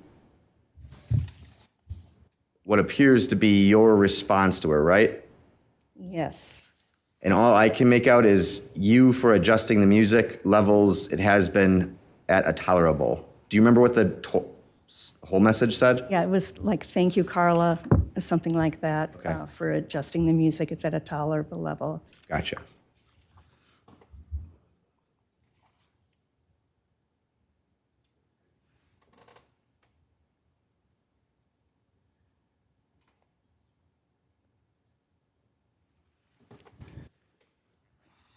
And I'd asked Tony with Michelangelo's if he had called the police at any time. I'll ask you the same question. You've called the police, right? I did. Okay. Not on the 25th, though, right? No, No. Do you remember how many times you've called the police? a couple of times, maybe two. I might have made a report on their noise nuisance portal as well. Okay. And were any of those after specifically experiencing it or just based on neighbor complaints? Neighbor complaints, Okay. or tenant complaints. So those calls for service weren't your direct observations. They would have been kind of piggybacking something that your neighbors or the tenants had said. Yes. Okay. Just so I can clarify, because I did pull the reports, who's Randall Furness? Do you know who that is? Yeah, he lived in the building for a while. Okay. But for a while, he doesn't live there anymore? No. Okay. Do you know when he moved out? Last winter, but I don't remember offhand. Okay. If he had made a report during the day, so he lived there though? Yeah. How long had he lived there? A few months.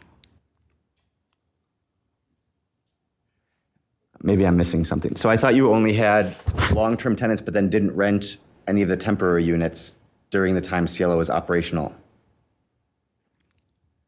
After the first of the year, I had vacancies. Okay. So he would have lived there after the first of the year, though? I honestly can't remember. I'd have to look at my calendar because they're short-term rentals and then, And I'm not trying to feet to the fire or make it problematic. I thought you said they were vacant because of the noise, but now Mr. Furness lived there and he was there during that time. Right, and that would have been a person that I wouldn't have warned ahead of time because I didn't know. He was there before September? Possibly, or in the fall anyway. I'm sorry, so it was a few months, but it would have started in the fall and gone through at least this report, which comes through on February 16th. He was still there at that point in time. Okay, then yes. Okay. So how long did Mr. Furness live in the unit? A few months, I would have to look at the lease.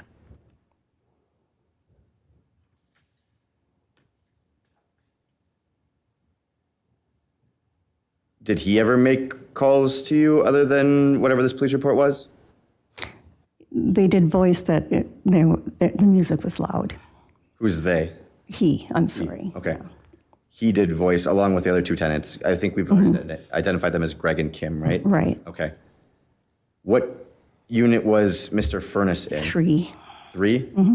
Can you describe so there was unit 2 originally was where Greg and Kim were, right? Right.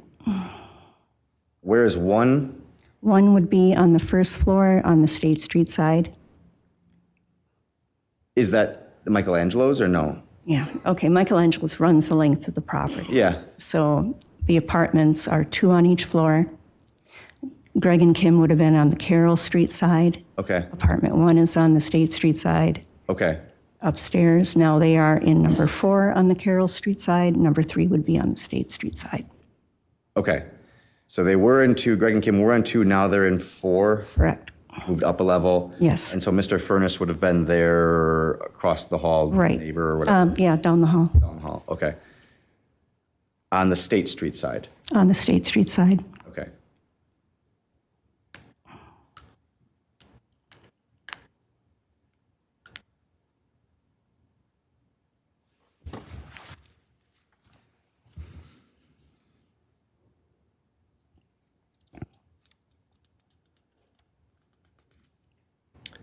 So opening night, you don't recall manipulating or grabbing at anything? No, No, okay.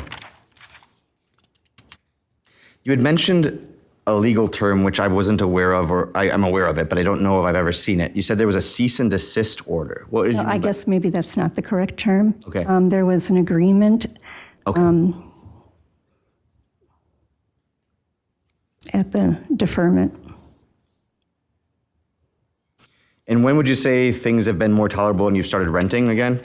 At that time, At the time? when there was a deferment and they agreed not to have a DJ or use the bass, I felt comfortable to lease the apartments without telling them that there was going to be a noise issue. Okay. Have you yourself had a substantial health issue with the property? Personally, no. Have you yourself had a substantial safety problem at the property? No. I'm not sure what is meant by welfare of the opening statement, but have you yourself had a substantial welfare concern? I guess I'm concerned at the viability of my business. There. Have you, so having owned it 37 years, I want to be delicate because I have a really old house that is hard to maintain. So I guess what kind of maintenance goes into the property generally? Oh, well, if you've ever owned property, there's always something. Right. Yeah. Have you had any structural or engineering evaluations of the property in the last 10 years? No, I have not.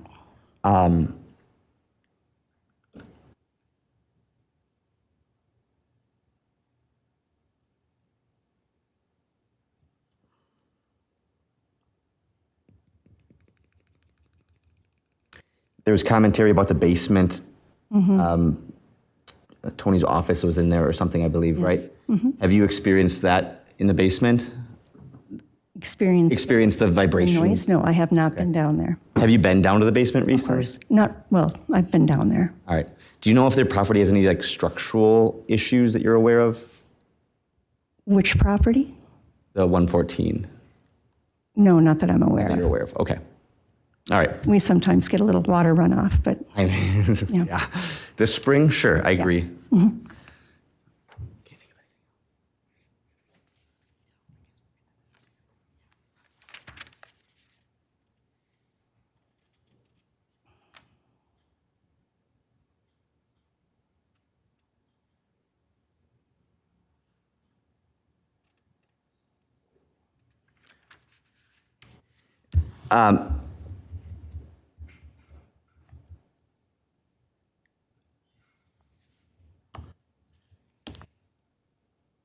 You had identified that on opening night you invited somebody over to kind of experience what you were aware of, right? no. Oh, I thought you said you invited Carla or Sean or Susan over. Oh, I invited them if they wanted to come upstairs and hear it for themselves. Okay. Yes. Was that like opening night, right? Yes. Okay. Have they engaged you since that time to try to get some sound engineer or anybody in to try to evaluate? Only recently. Only recently? About how long would you say? When they filed the revocation. Okay.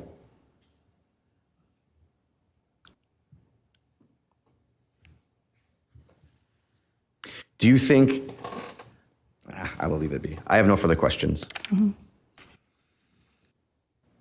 I just have one follow-up. You were asked if you complained to the police and how many times, and did you complain to anybody else, such as Ms. McKinney's attorney? Yes, I did. I did send, who was Vincent Falcone at the time. I did send a letter. And I did that because I was informed by my tenants that Susan had directed all complaints regarding noise issues to go to their attorney.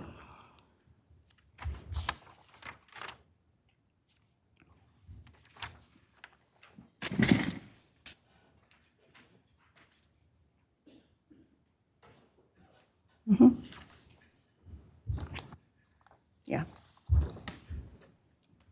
I've handed you what's marked as City's Exhibit 16, page 1 and 2. Can you identify that document? That is the email I sent to Vincent Falcone at Van Briesen. And can you briefly summarize what that communication? I was introducing myself and letting him know that I had the property next door and what the issue was that we were having with the noise. And that was sent on February 17th, 2026? Yes. And did you hear from Mr. Falcone? I did eventually hear from him. This was, I think and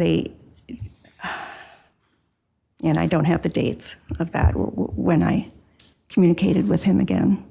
And what was the substance of your conversation with them? Initially, he said that he was going to forward this information to Susan and discuss it with her. And then he did reach out. Actually, now I can't remember if it was him or Attorney Pinzel, who replaced him after this, that they were going to try to move the speakers to a different location. And then he reached out to me afterwards to see if that had helped the situation. And of course, I don't know because I don't live there, so I had to reach out to the tenants and ask. And they said it did not really alleviate the noise nuisance. It changed a little bit, but it was still at an intolerable level. Okay, thank you. Nothing further.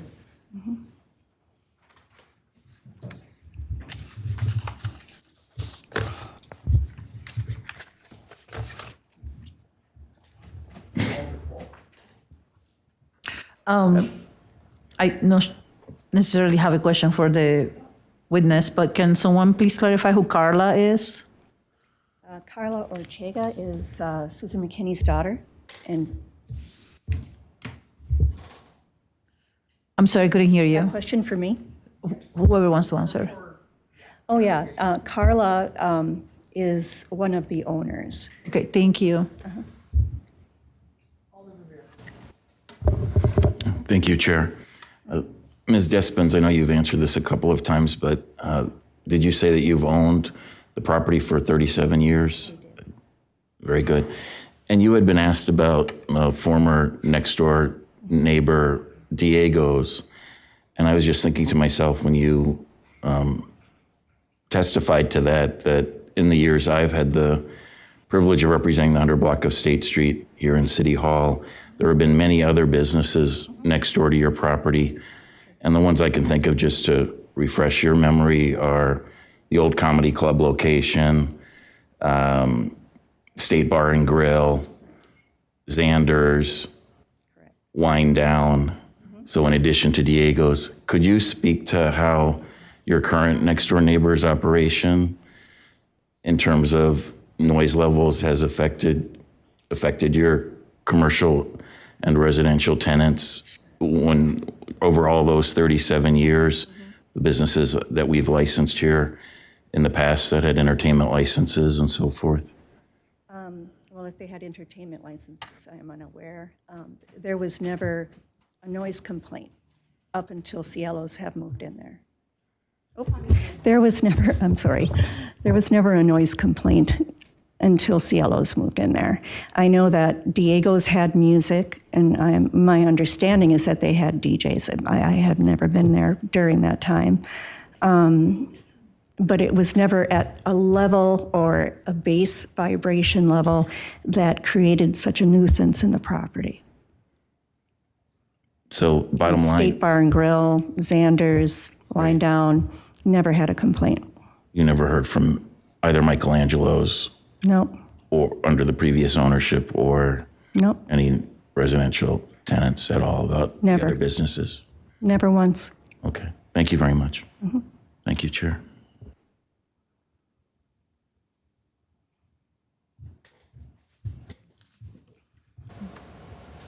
Ms. Clements. Thank you, Chair. Just had one quick question. Oh, sorry. Oh, sorry, I didn't see. No, I'll let you know. All right, let me know then. A quick one. We saw in the exhibit some text messages back and forth, ones that you had sent and that were responded to, and ones that you had sent that didn't look like they had been responded to. Were you in communication with Cielo owners in any other way, like phone calls or in person? No, no, That was not after that time, no. okay. Thanks. That's it for me right now. And now Alder Cole. So on that following up on that, I wrote down the dates on those conversations, and the first one was September, followed by October 5th, October 8th, November 1st, then January 27th. So was there any communication then in person before September? Yes, it was, I believe it was during August when they were doing construction that I stopped in and had a friendly chat. Okay, thank you.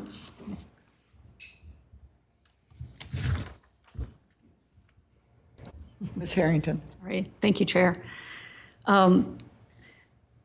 Thanks for being here, Ms. Despens. You said at one point in your conversation with Attorney Zillavy that when you first stopped in, welcomed to the, welcome to the neighborhood, beautiful space. And you didn't say this, but you said, Susan McKinney said, I don't want to cover my beautiful walls. She did say that. Do you think she meant, and I know you weren't the one that, she's the one that said it, but do you think she meant she didn't want to put up any soundproofing? I mean, how did you take that when she said, I don't want to cover my beautiful walls? At the moment, I didn't take it in any direction other than the walls were indeed beautiful. But in retrospect, I imagine she meant not putting up soundproofing. Thanks.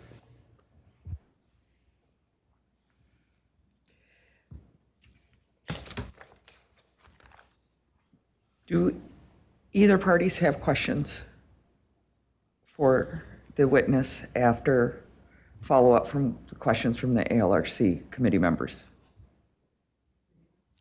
Okay. I just had one, just because I didn't know.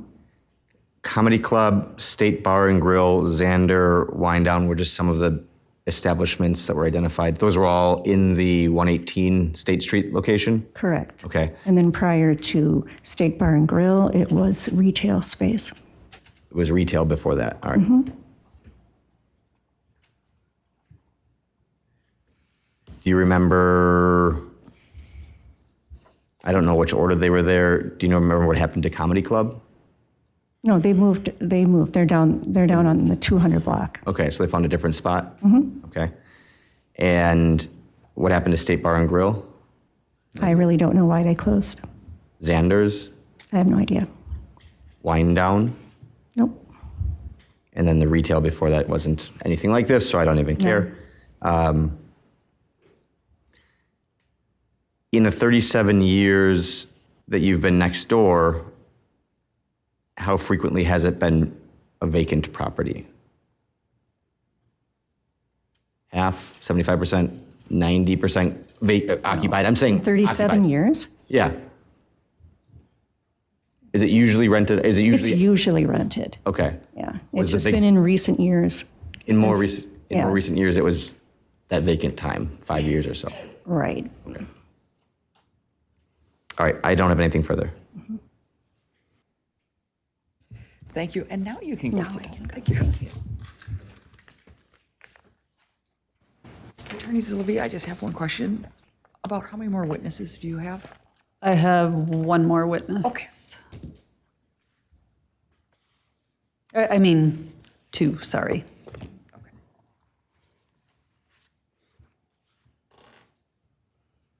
Okay. The city calls Kimberly Cho.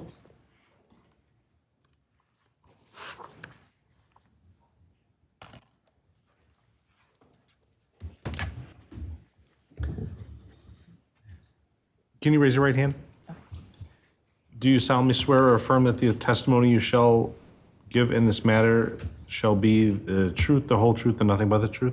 I do. Thank you. Please state your name and spell it for the record.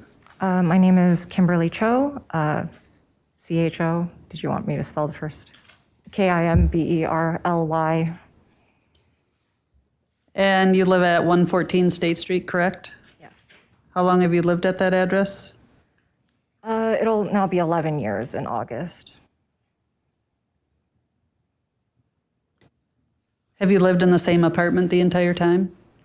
No, my partner Gregory and I, we lived at the lower unit in the back for 10 years, and then we had to move in December upstairs to try to get away from the noise.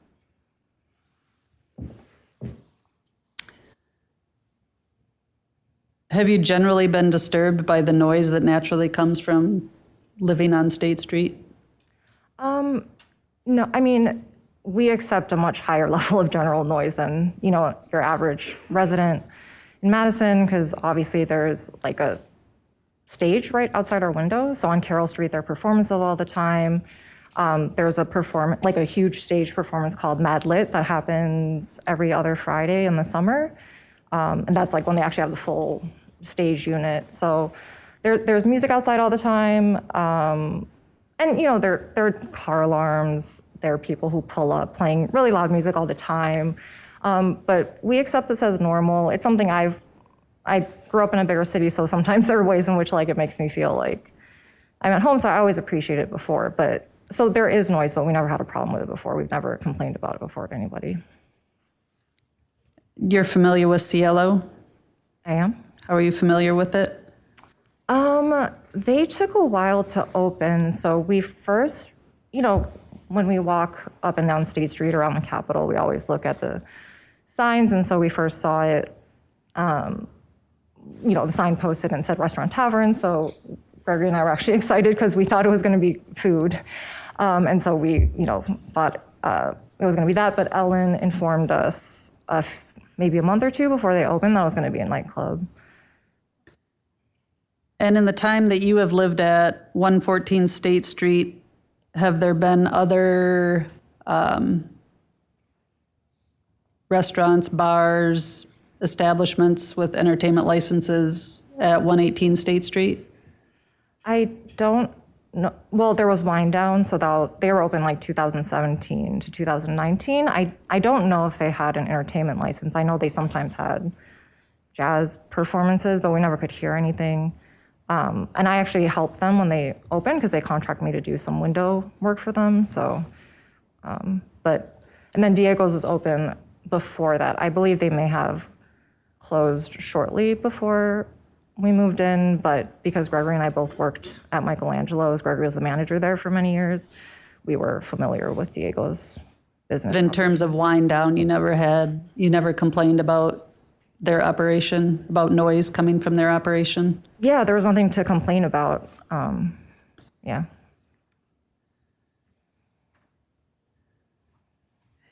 And you've heard the music that Cielo plays, correct? I have. Is the music every night? No, it's Thursday through Saturday. I think they've had some private events on Sunday, so that's rare. And then occasionally they have daytime events on Saturdays. I'm sorry, they occasionally what? Daytime events on Saturdays. Okay, if you could get closer to the microphone. Daytime events on Saturdays. Perfect. And the music that you hear Thursday, Friday, and Saturday nights, what's the time frame that occurs within?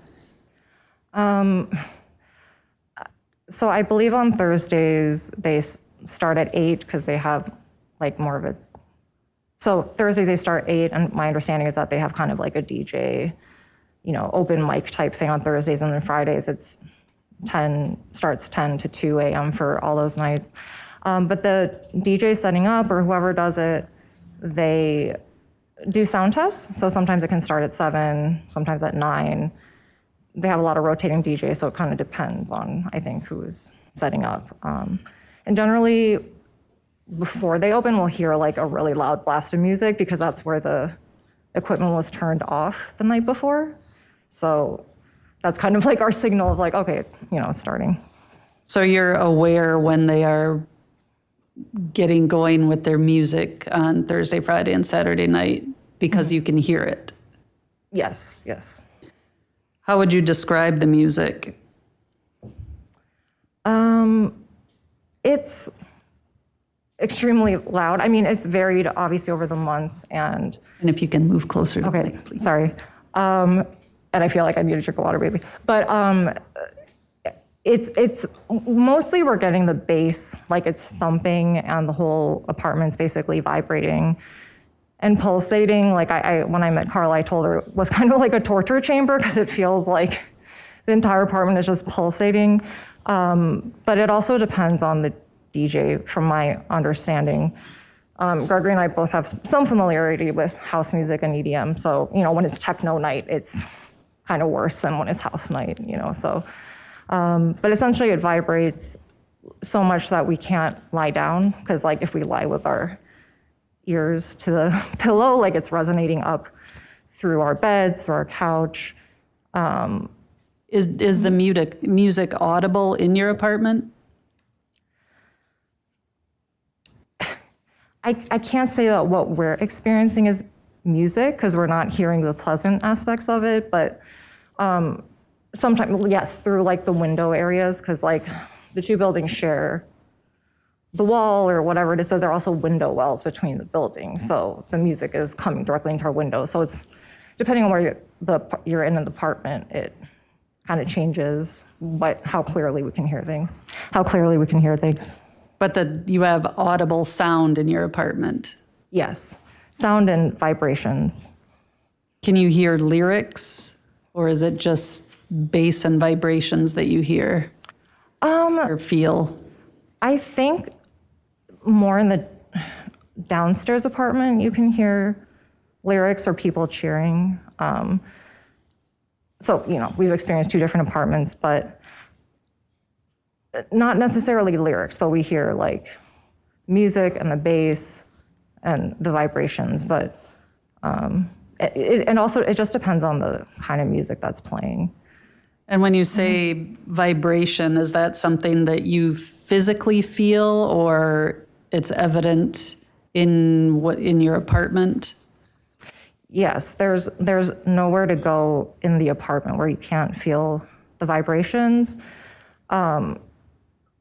But obviously, over the course of all these months, things have changed. But there have been points at which just sitting on the couch or standing, like the vibrations have been through our entire bodies. And like I've been sitting on the couch and my entire body has just been vibrating for the entire 4 hours or however long. So there was a specific period, end of January through February, where they did sound test January 27th. It's a Tuesday, it's memorable because I heard them throughout the day. And then on Friday, January 30th, and then basically those 3 weekends, it was so extreme that we couldn't even, like before, sometimes we would try to lie down with our heads down with like earphones or something. But this was such that like just sitting or standing anywhere in the apartment, our entire bodies were vibrating. And we actually got sick for 3 weeks. I had extreme migraines all day. Sunday, all I could do was lie down. Gregory actually had to take work off, and we couldn't figure out what it was. Like, we tested for COVID flu, it was negative. We were like cleaning our humidifiers because we're like, maybe it's mold. But basically, once they met with the city on February 27th, I believe that weekend, they turned it back down to the previous levels, which is what had already caused us to move. But I'm sorry, I lost my train of thought, but. How would you describe the intensity of the sound that you experience in your apartment? It's very intense. I mean, it's just kind of relentless. I'm sure there are DJs in the room, they understand kind of the relentless nature of the beat. So it can depend on the music. And then part of it is that, right, like EDM, they're drops. And so you build, and then there's kind of like a boom. And so it varies that way, but it's just extremely intense, especially when they bring in additional equipment, like additional rentals. I think some of the DJs bring additional equipment, additional rentals, so like the sound will really increase that way. Also, when they did move the DJ booth downstairs, it changed the nature of the sound, but the problem is that before, it was upstairs, so it was literally just like on the other side of our wall, but when they moved it downstairs, there are these large windows in their area. And we also have large windows. So now the sound was coming out of their windows into our windows, as well as like from their roof into our windows. So it kind of started creating this like, when you're in a car and you open just 2 windows and you start getting that, it was doing that, and kind of like being in an airplane at the same time. So the nature of it has changed over time depending on things. They also have a DJ booth they move around, so that also moves the sound all throughout the building. But this generally is something that you would experience Thursday, Friday, Saturday evenings for hours at a time?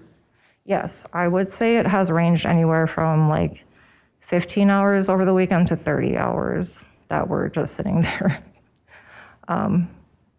Does the sound or music, whatever you want to call it, does it interfere with your ability to watch television or listen to music that you want to listen to in your home?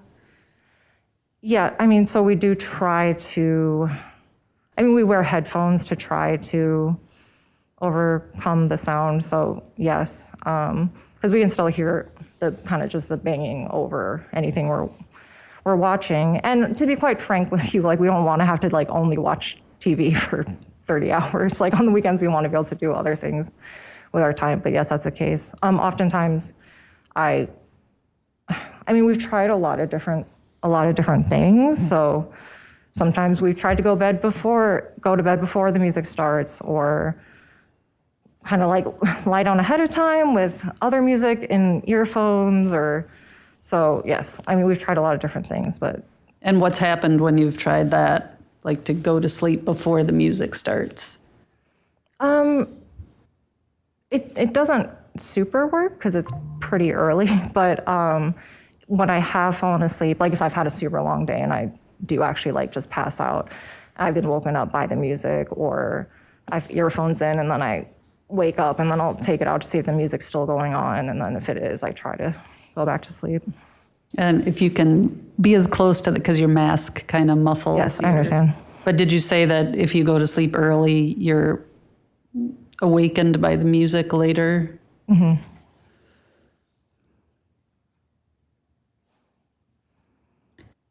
And does the music or sound prohibit you from, well, can you open your windows and doors and not be impacted by the sound? I mean, obviously through the winter, we weren't really opening our windows, but no, I mean, the sound is bad enough whether the windows are open or closed that it's not even something I really thought that much about. I guess when they moved the DJ booth downstairs, when we were getting that airplane car effect, we actually did open the window then because it alleviated some of the pressure that was building up between the windows. So yeah, I guess it's just not, it wouldn't like make a significant difference either way. You testified that the music has affected your ability to sleep. How often would you say your sleep has been interrupted because of the music? Basically every weekend since September 25th. They were closed Thanksgiving weekend, so, and Christmas night. But yeah, basically every single weekend. And there have been times where we just were super exhausted and wanted to take a nap on Saturday, and then they had the brunch event, and so we couldn't sleep then either. How has the loss of sleep affected you the next day or in subsequent days? It's been pretty rough. I'm not an early morning person, but I try to be, so I really need consistency to be able to maintain a schedule for myself. But essentially when it's been really bad, I find that Sunday, like I can't do anything because I'm so tired, or I've had just migraines all day, and I'm not a migraine type of person. And then we basically have been treating Monday, Tuesday, Wednesday as like recovery periods. So it kind of just reverberates throughout our entire lives, because it's not just the times that they're open, it's that like our health and well-being is being affected. I mean, obviously we got like actually physically sick for those 3 weeks when the sound was the most extreme, but also like I just feel exhausted pretty much all the time. Have you experienced stress, anxiety, frustration, fatigue, or other effects because of the noise? Yes, of course. I mean, yes, like there's anxiety leading up to the weekend every Thursday. We're like, okay. And you know, we both work full-time jobs. I mean, everyone else here, it's their business. So focusing on this whole issue is part of their job. We have full-time jobs. And then there are other things that we want to do with our lives, you know, creative things that we have felt basically like we haven't been able to do for 9 months. How has the music affected your ability to enjoy your home?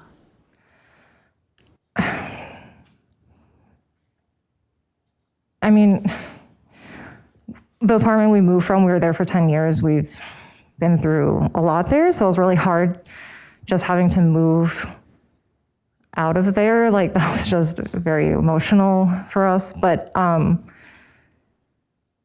it doesn't feel like a sanctuary, essentially. Like, And why did you move from apartment, was it apartment 2 to apartment 4? Why did you make that move?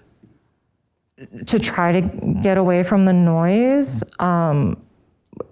because where the dance floor, their boiler room was originally located, was literally on the other side of our wall. So it's hard to imagine that people wouldn't think that it would be extremely loud on the other side of a residential wall. But yeah, we moved upstairs because we hoped it would be better. But by the time we moved, we kind of knew it wouldn't totally solve the problem because the unit was empty. So we, with empty units, we were kind of checking how it sounded. But it was slightly better in the living room comparative to downstairs. Have you avoided certain rooms or areas of your home because of the noise?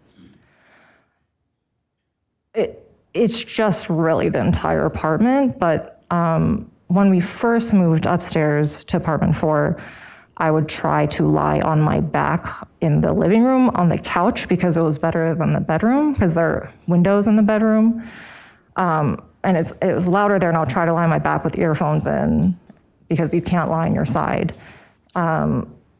So we tried that for a while, but once they jacked up the noise so much on January 27th, there was literally nowhere. We just were all we can do is sit up. So we just kind of sat up till 2 a.m. till they were done.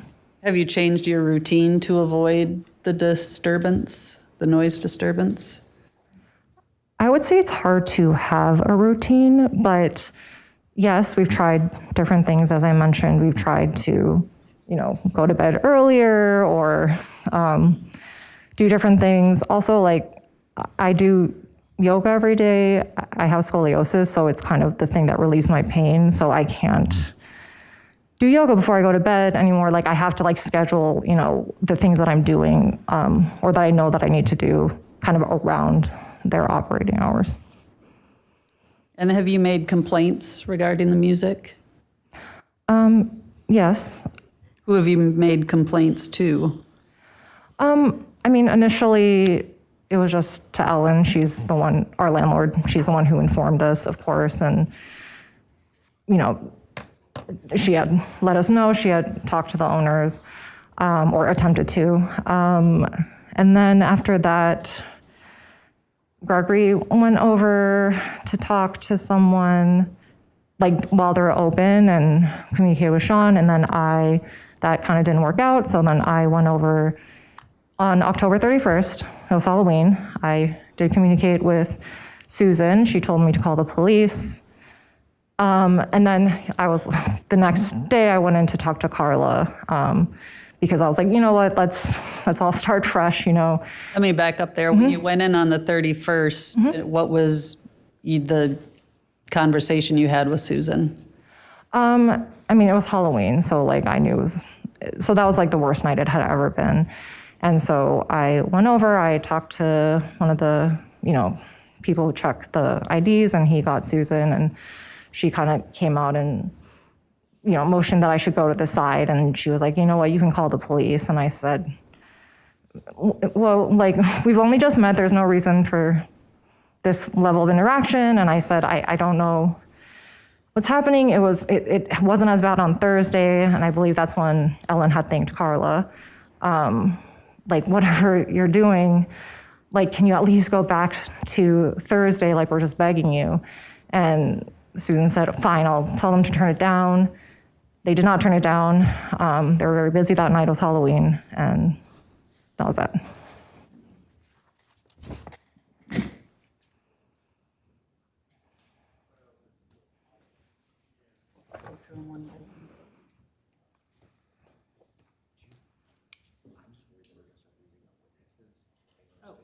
This is my last witness. Okay, so you have 2. And I'm almost, I'm going to stop with her.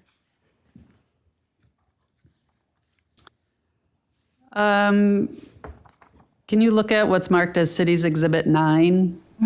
And can you identify what that is? These are text messages between Carla and I after I went in to talk to her Saturday, November 1st. And what did you understand Carla's role to be with CLO?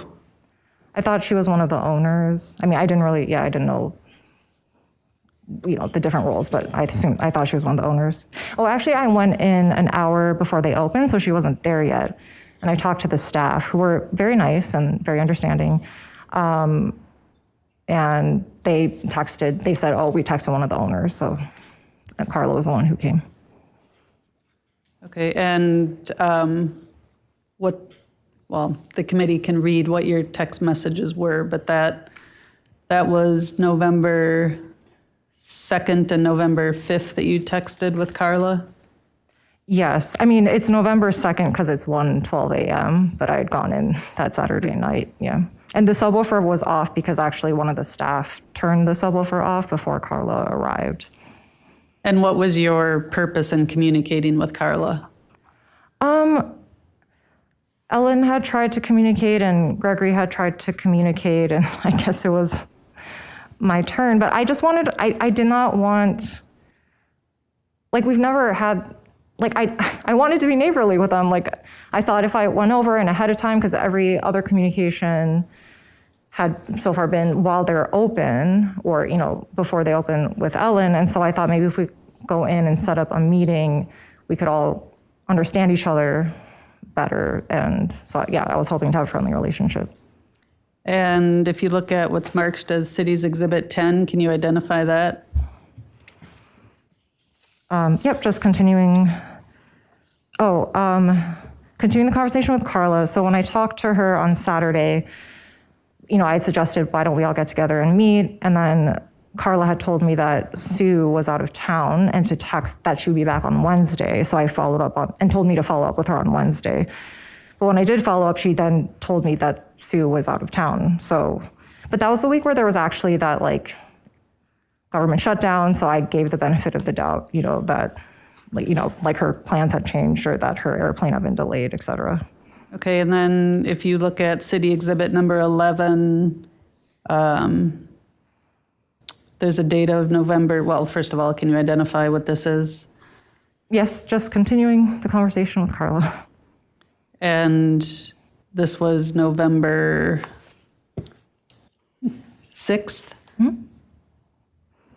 And again, you're just trying to set up a meeting to talk about the noise? Yes, because she was telling me that Susan's out of town, then Sean's out of town, and I was really trying to get everyone together. So I just wanted to touch base or have some sense of at least this weekend, can we do the thing that's better than the worst thing, or some, assurance, or just to touch base if we can't meet for several weeks, then can we at least follow up on this? And then City Exhibit number 12, can you identify that? So that's when Carla had told me she was going to be out of town, and I got Sean's number from Gregory. I've never actually met Sean, but I just wanted to introduce myself to Sean and hopefully talk to her. So I kind of group texted Sean, Carla, and I. And what was the date on that? Thursday, November 13th. And then City Exhibit number 13, can you identify that? They never responded to that, so I just followed up again. And when you say they never responded to that, they didn't respond to the text from the 13th? Yes, Carla and Sean never responded to my group text, but I felt that, we can tell exactly where the DJ booth is. So I had a sense that they had kept it on that landing area. So I was following up again. Okay, and then City Exhibit number 14, can you identify that? I think I sent a really long text, so I think it's a continuation. Of the text that, from yeah. this, what date was that? The 19th? Yep, Wednesday, November 19th. And then City Exhibit number 15, can you identify that? Yeah, so the group text with Carla and Sean, no one responded, but later that day I received this message. I did not have this person's phone number, so I looked it up and it was Soto's number, so I kind of assumed it was Susan, but. Okay, and that was on November 19th? Mm-hmm. And it tells you to direct all communication to an attorney, correct? Yes.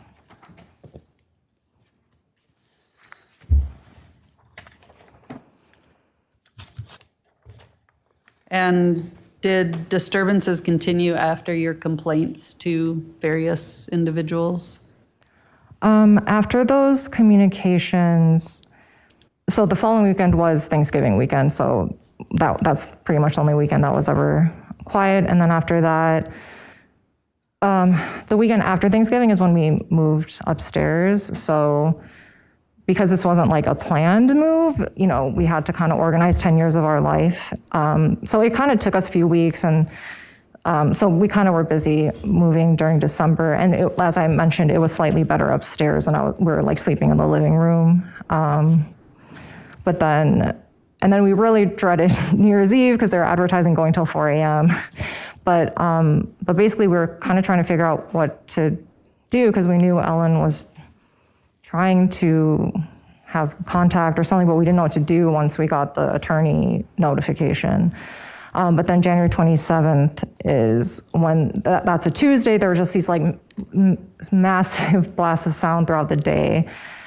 And it was clear that they were doing sound tests, and I got very concerned. I texted Ellen about it, and I believe that's the last time Ellen texted Carla, because it was even louder upstairs than it had been downstairs. And then basically for the following 3 weekends was when we got really sick, and our entire bodies were vibrating the entire weekend, and we couldn't even.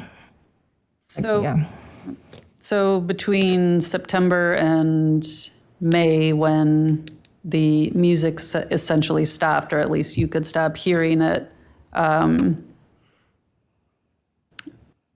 based on your experience living in your home, what impact has the establishment's music had on your ability to peacefully use and enjoy your property, your home, essentially? Yeah. I mean, we just have no sanctuary. I mean, we can't, because the impact is not just the sound on the weekends, it's how it reverberates throughout the rest of our week and our lives. Like, if you're kind of forced to be up till 2 a.m. and it's not like the second the music stops, we're like, oh, okay, like, time for bed. You're still kind of up, because you're just kind of feeling tortured the entire time. And so it's just been a torture chamber, and I guess just the anticipatory dread has been a lot. And obviously we've considered, like, do we move? Like, do we have no option here? But at the same time, it didn't feel right that we should have to be forced out of our home because of this situation. But essentially what was once a sanctuary for us became, kind of like a torture chamber. Nothing further.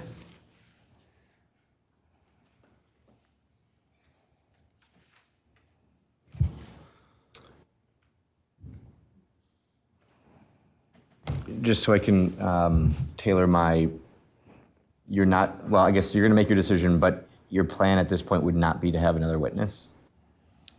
That's correct, because I believe the witness that I was going to call will just basically be a repeat of what Ms. Cho had to testify to. And obviously no feet to the fire on that one. If you change your mind, that's on you, your decision to make. Ms. Cho, all right, so you live at 114 for the last 11 years on State Street, right? What was the impetus, or why do you live there? Why did you choose that spot? Well, Gregory and I both worked at Michelangelo's. Okay. And, yeah. So that's what started it. You worked at Michelangelo's, which was on the bottom, and then which was below you. Yeah. I mean, Gregory was the manager there for many years, and I mean, it's a cute apartment, and we like walkability. Yeah. Yeah. All right. So in those 10 years, have you seen businesses come and go from 118 State Street? Yeah, I mean, it's been 11 years, but 11 years, and if you want to count the time we've worked there, so there was wind down, as I mentioned, from 2017 to 2019. I actually was contracted to do work for them, so I did like window sign work for them when they were opening, so I, was familiar with the space because of that. And then before that, there was Diego's, and... So I just want to get that. So Diego's was before wind down?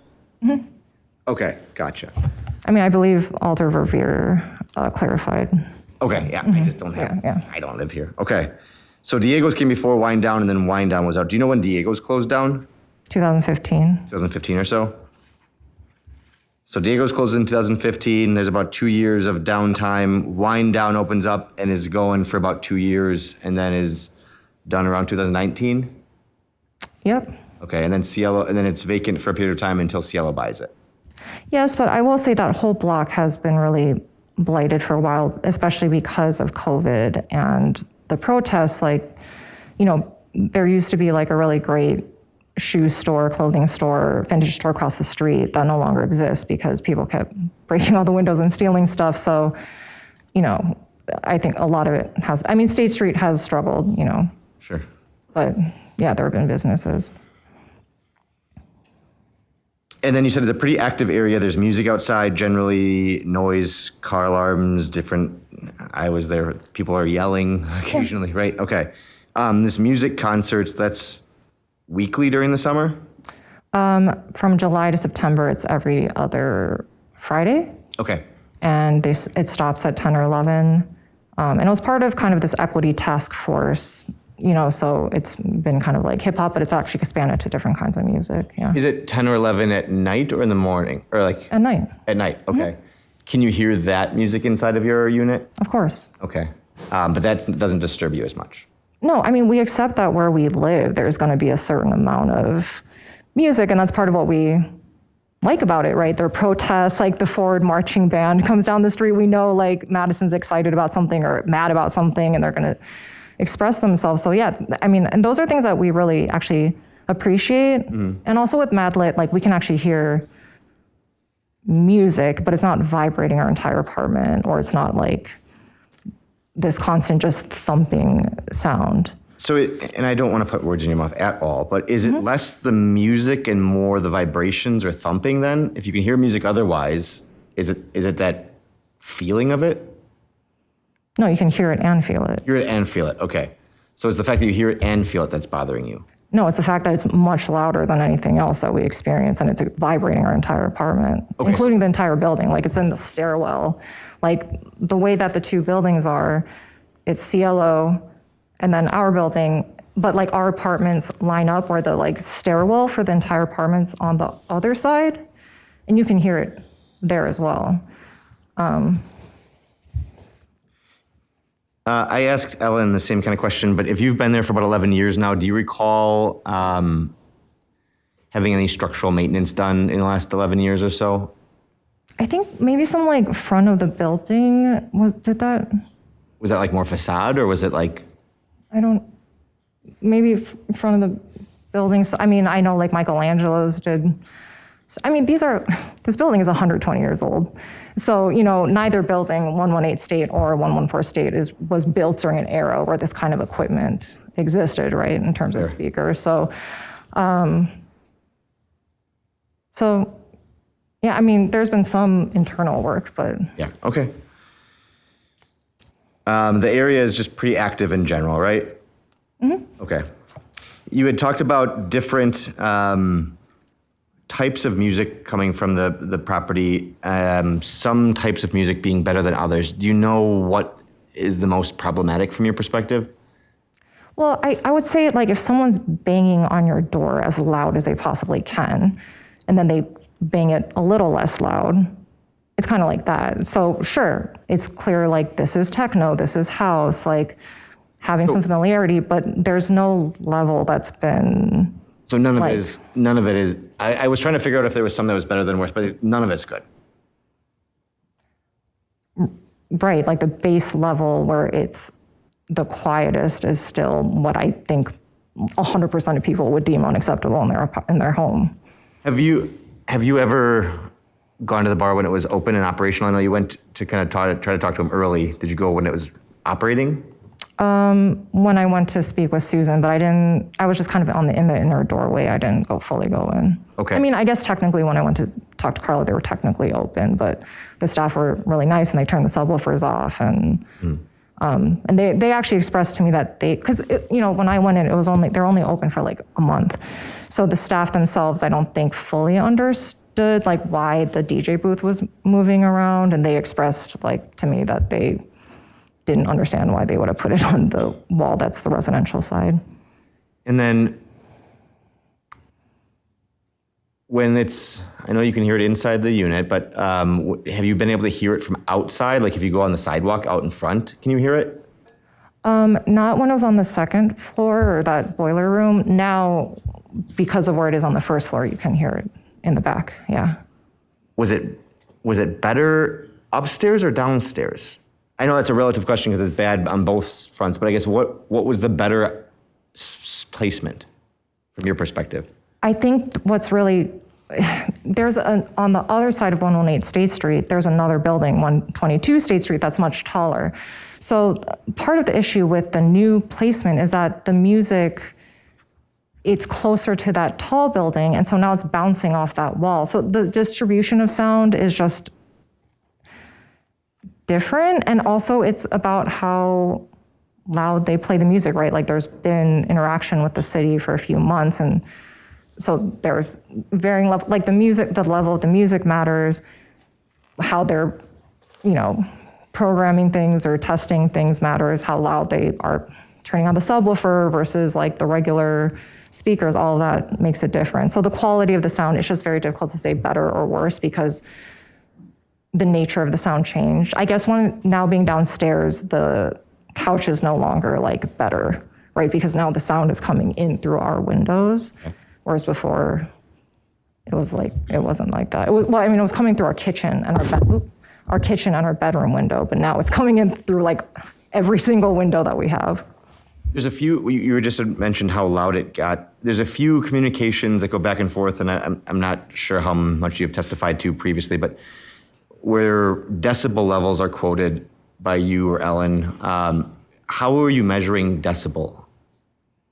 With a decibel reader? You have a decibel reader at your house? Yeah. Okay. I mean, we got it because of the situation. Okay. Yeah. So it's not like an iPhone thing or anything, like it's an actual decibel reader? Mm-hmm. Okay. Yeah, I have pictures of it, yeah. Is there any mechanism like calibration or anything that you have to do with this thing? I mean, my understanding is that the decibels don't really matter, right? Because it's just about livability. So we're not experts. Like, no, we weren't calibrating. We're just trying to get a sense of how loud it was. Sure. But when you quote like 90 or 85 or whatever those may be, that's what this item is reading, right? It's reading that. My understanding is that we were measuring more the dBc, which is more of the bass. Okay. And so we're novices, so we didn't fully understand that, but that's right, reads more to the issue. But I think that's part of why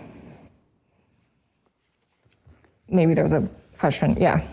So you were talking about eventually feeling sick, right? And you said that was right around February 27th, it ended February 27th? Basically the week, so I believe that Attorney Zillavi and like Lieutenant, like a few people met with the owners, and that was Friday, and that weekend it returned to the previous levels before the January 27th extreme increases in sound. So January 27th is when it increased in sound. February 27th is when it seems to get better to some extent, right? By better, it means they jacked up the sound so much January 27th, and they returned it to the levels that had already forced us to move upstairs, yes. But that's when you started feeling better then? Yes, we were no longer physically ill so much so that we had to like skip, work or get sent home from work, et cetera. And how close in time was that from when you moved to that upper unit?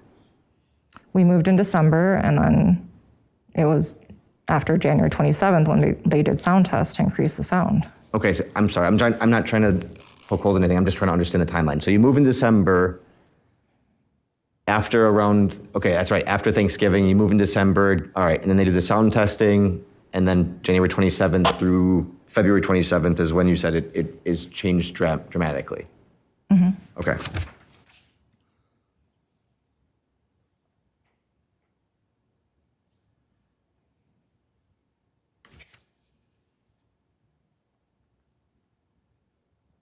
Do you have any opinion as to whether it's better or worse on State Street side versus Carroll Street side? I have an opinion. I have thoughts. I mean, because they have moved the portable DJ booth around. I know that there are times where they've placed that in the front of the building, and because the units were vacant, we were able to. Because Ellen at some point actually offered that, like, maybe some nights we could stay in one of the empty units in the front because we had surmised that sometimes it's better. But then when we actually took her up on the offer, it was still like bad enough that we're like, we'd rather be in our own apartment with our own things, right? But I have noticed that when the portable booth is in the front, then obviously it's louder in the front. But my understanding is that their main DJ booth is in the back. So yes, it's worse in the back. But part of the issue is that the living rooms of all 4 apartments are on the outer part of the building, and the bedrooms are on the inner part. So the bedrooms are, all going to be affected because even if the speakers and everything are in the back, right, it's still reaching that inner part of the front. Did you at any time talk with Randall Furness? There are varying people that come to, honestly, Gregory interacts more with different people than I do. So sometimes I interact with some of the tenants and sometimes I don't. Okay, so you don't have an independent recollection of who that guy is? No. Okay. Did you have a consistent neighbor for several months? Yeah. Sometimes there have been people who have stayed for like 18 months. There are people who have stayed for 6 months, 3 months. Yeah. Okay. From my understanding. Has it been vacant the whole time, the other units, during when this was problematic when Cielo went in? When they opened? Yeah. Well, no, of course, it was not vacant when it opened. No, I know. What I mean is checked out, yeah. the short-term rental units, you guys have been the permanent fixture there. Have those permanent units been vacant, I guess, as people trailed off, have they been largely vacant after Cielo moved in? Once people left, yeah. When did that kind of start? I think people left, because I remember, like, maybe there was someone who stayed longer, because there have been, like, various people who, like, I remember there was a family who stayed because their home they had a fire and they're fixing it, right? So, there are different people who we know have stayed, and then maybe they extend their stay, et cetera, stuff like that. But once the units were empty, like, having communicated with Ellen, we know that it was difficult to get people in. You had testified for a period of time that you had talked to Carla and tried to work out some kind of the neighborly solutions. I think that's great. Do you remember talking to Carla about that, I guess, opening night?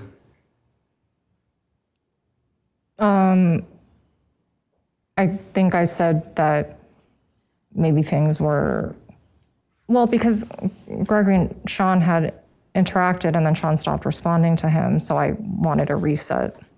So there was some sort of interaction between Gregory and Sean? No, just that, like, he went in and then she said, oh, we'll turn it down, and then he, like, to let her know, and then once he, basically, like, the next weekend she stopped responding to him. That was like October 31st, I believe, was the last time. That's why I had her number. I guess why do you mean there needs to be a reset if that seems to be a functional concept? Because it felt like if Sean stopped responding, that plan wasn't working out. Were you present when Ellen went over on opening night? No. No? Okay. Were you aware of that? I was aware she went over. Okay.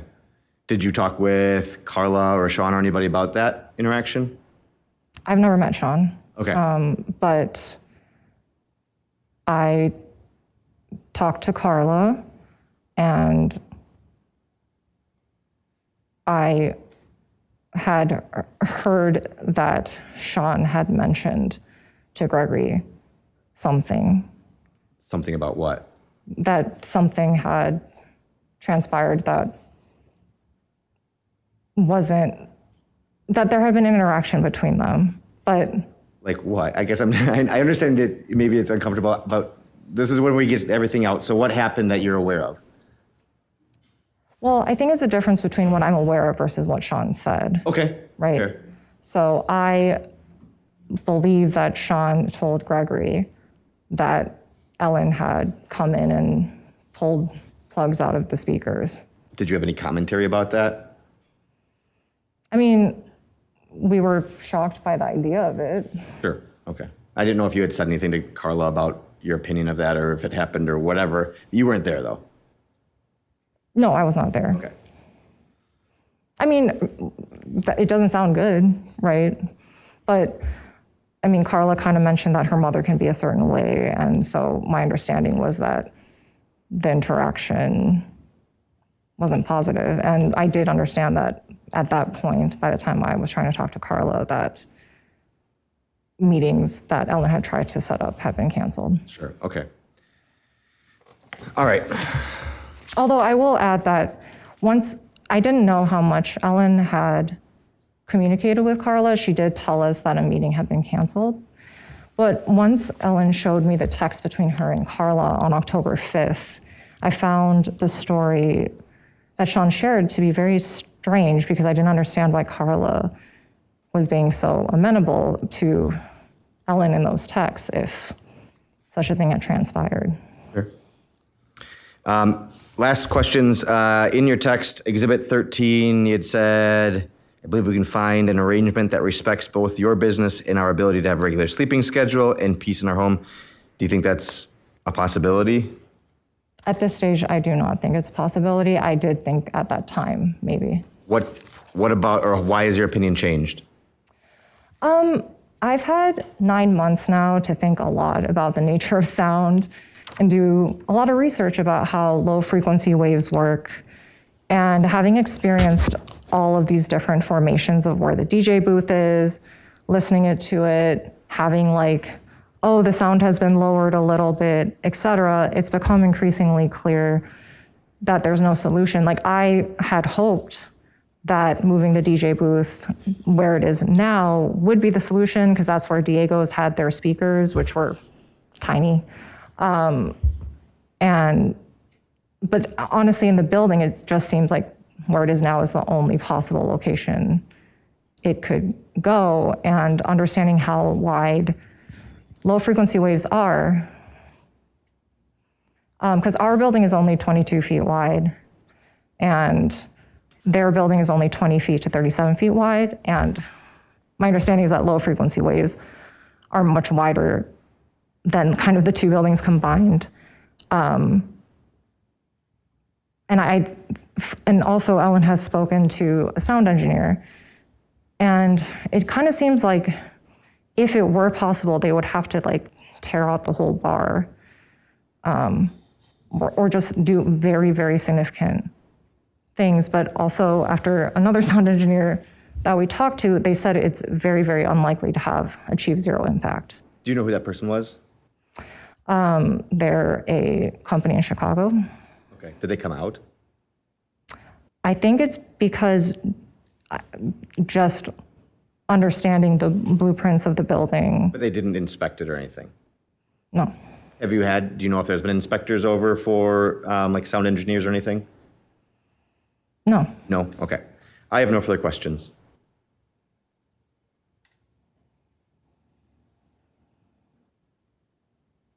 I have nothing further. Committee, do you have any questions for the witness?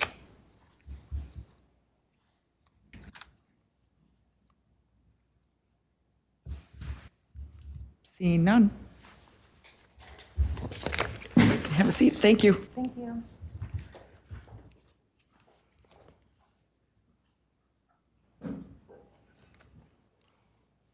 Oh, sorry, you're waiting for me. I have no further witnesses. Okay. But I would move all my exhibits into evidence. I think it's 1 through 16. Okay. They will be received. Thank you. And at this time, we're going to take a 10-minute recess, and then we will come back for the licensee's presentation. Thank you.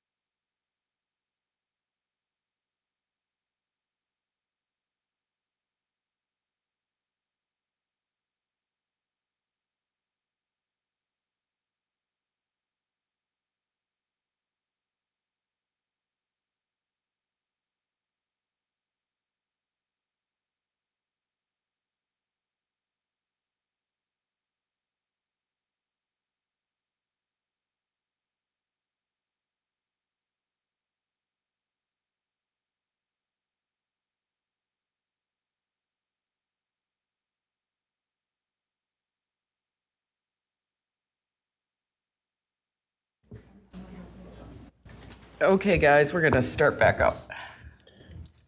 All right, I'm going to call roll here. Alder Glenn?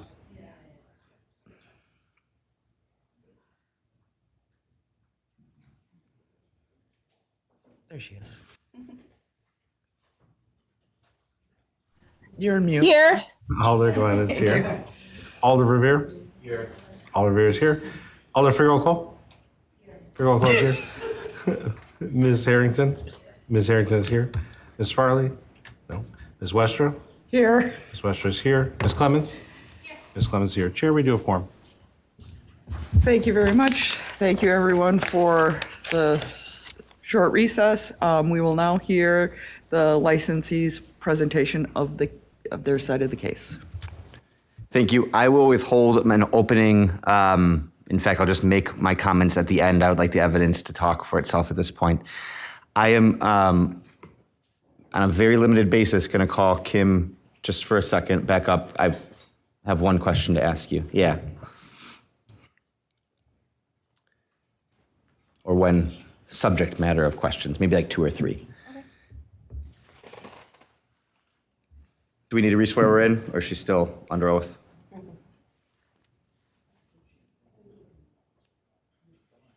Okay, that's fine by me. Thank you. I accept. Kim, we had talked about when the problems were. Things have gotten better as of recently. Would that be fair? Mm-hmm. Okay. Are you able to sleep now? Yes, with the conditions of there being no subwoofers, bass, and 75 decibels at the source. Yeah. Okay. And so since that, about how long has that been? Since the revocation was adjourned, because I think that's what was negotiated. Yeah. Okay, so for like the last few weeks. Yeah, I guess May 28th onwards, right? Because the revocation hearing was May 27th, the original one. Yep. That's all. That's all I had. That's it. Thank you. Okay.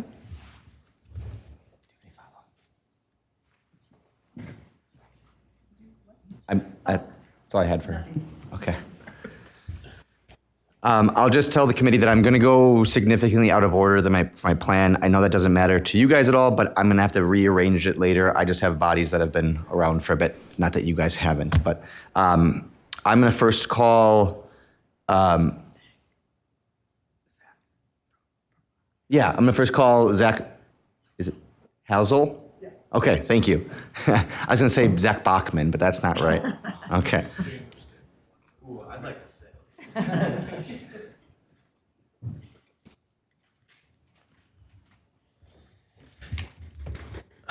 Okay, please raise your right hand. Do you solemnly swear or affirm that the testimony you shall give in this matter shall be the truth, the whole truth, and nothing but the truth? Yes. Thank you. Can you state and spell your name for the record? Yes, I'm Zachary Helsel, Zachary, Helsel. Is Zachary okay? Yeah. Okay. Or Zach, that's fine. What do you prefer? Zach. Zach, all right, me too, thank you. Zach, how are you employed? How am I employed? I am an assistant project manager for Bachman Construction and was part of the beginning remodel for CALO when we started last year. All right. What does Bachman Construction do in this area particularly? Yeah, so we're a general contractor that typically takes on anything from remodels, historical restoration. We do about everything. We're known to do like odd jobs as well. So we have a specific skill set that we like to do that typical other general contractors don't like to get involved in. Okay. But other than that, yeah, just general construction. We sub out other contractors as well. And Bachman in particular was involved with CLO when it was purchased and the renovation interior, you said, correct? Yes. Okay. And we have asked you to be here today more specifically to talk about the potential remediation efforts that could be used. Is that in line with what you're expecting to talk about today? Yes. Okay. Do you know if Bachman has done such remediation work in the past? Yes, we have a few jobs that we've done as far as specific, music and residential spaces, and we've also been involved with John Westra as well. Okay. Who is John Westra? So John Westra is an audio design specialist that we've taken and had him test certain areas, not Bachman specifically, but ownership that we've worked for has hired John Westros as a contractor and a consultant to come in and test, reverberation and noise through different methods, and also provide a remediation like game plan essentially. Sure.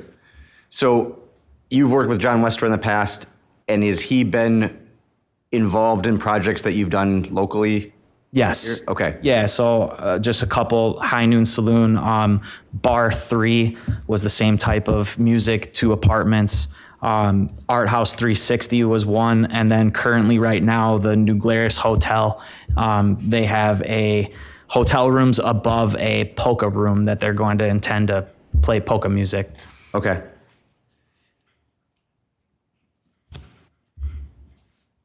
And those are ones that you're working on, or you and John have worked on? No, so I'm currently helping with New Glarus Hotel, the Art House 360, Bar 3. Those were from other project managers that have worked with him. And when Sue reached out, my initial instinct was to reach out to our project managers and what would be the best effective measure to get Sue the help that she needs without, abusing cost impacts or anything like that. Sure. So this John Westra guy comes to you, is partially part of Bachman's suggestion? Yes. Okay.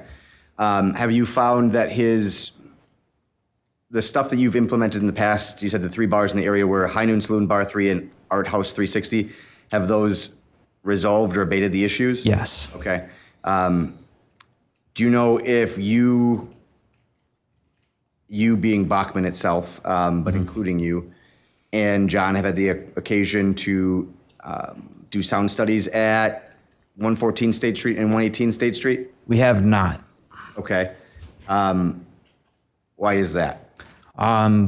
Just not getting access into the other space. A lot of John's testing is going to incorporate both sides of the structure in order to see how that transfer of reverberation or music kind of goes through, and identifying.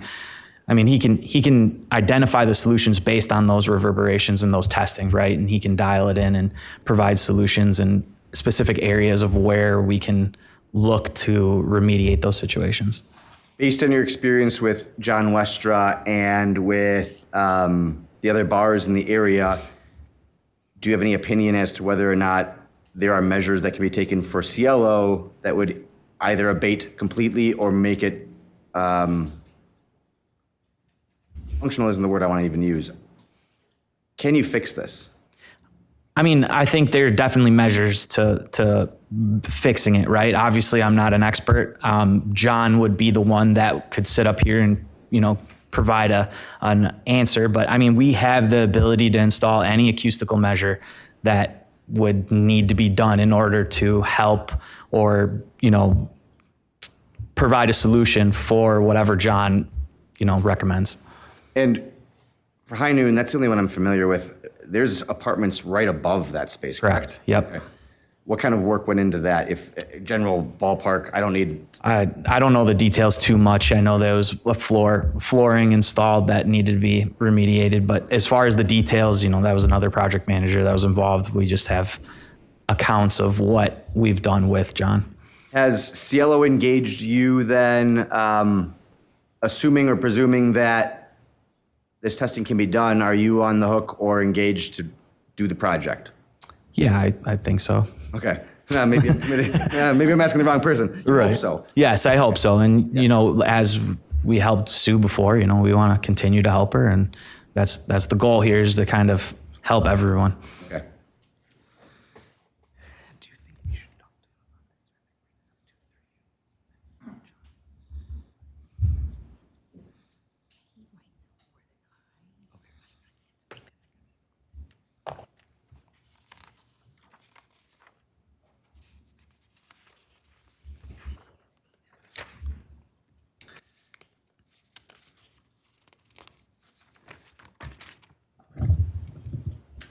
I think this is on the drive I gave you, and I think this would be R 2 then.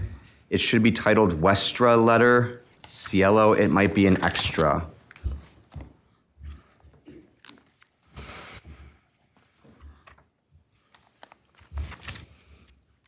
If not, I have a million copies, but I don't know if that helps too much online.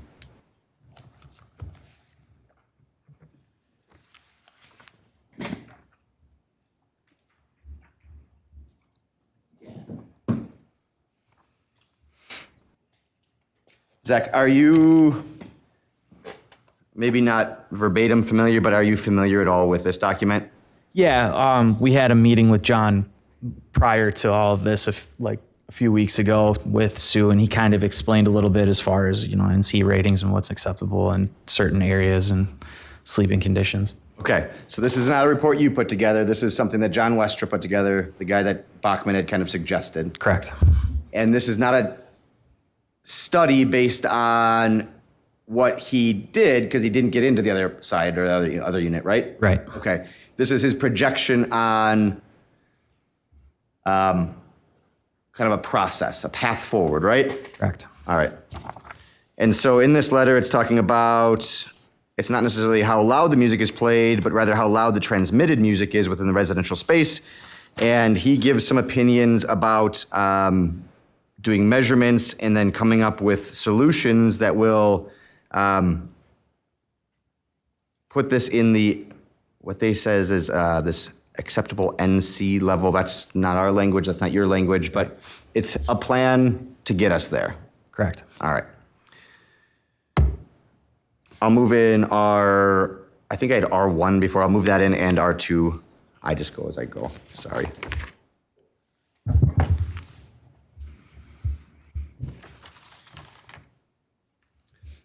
And I can provide hard copies for all of the board members if you'd like, or just one hard copy for deliberations, whatever the committee prefers.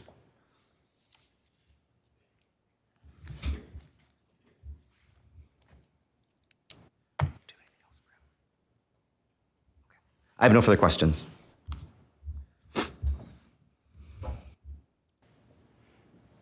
I just have a couple. You stated you're not an expert on this subject matter, correct? No.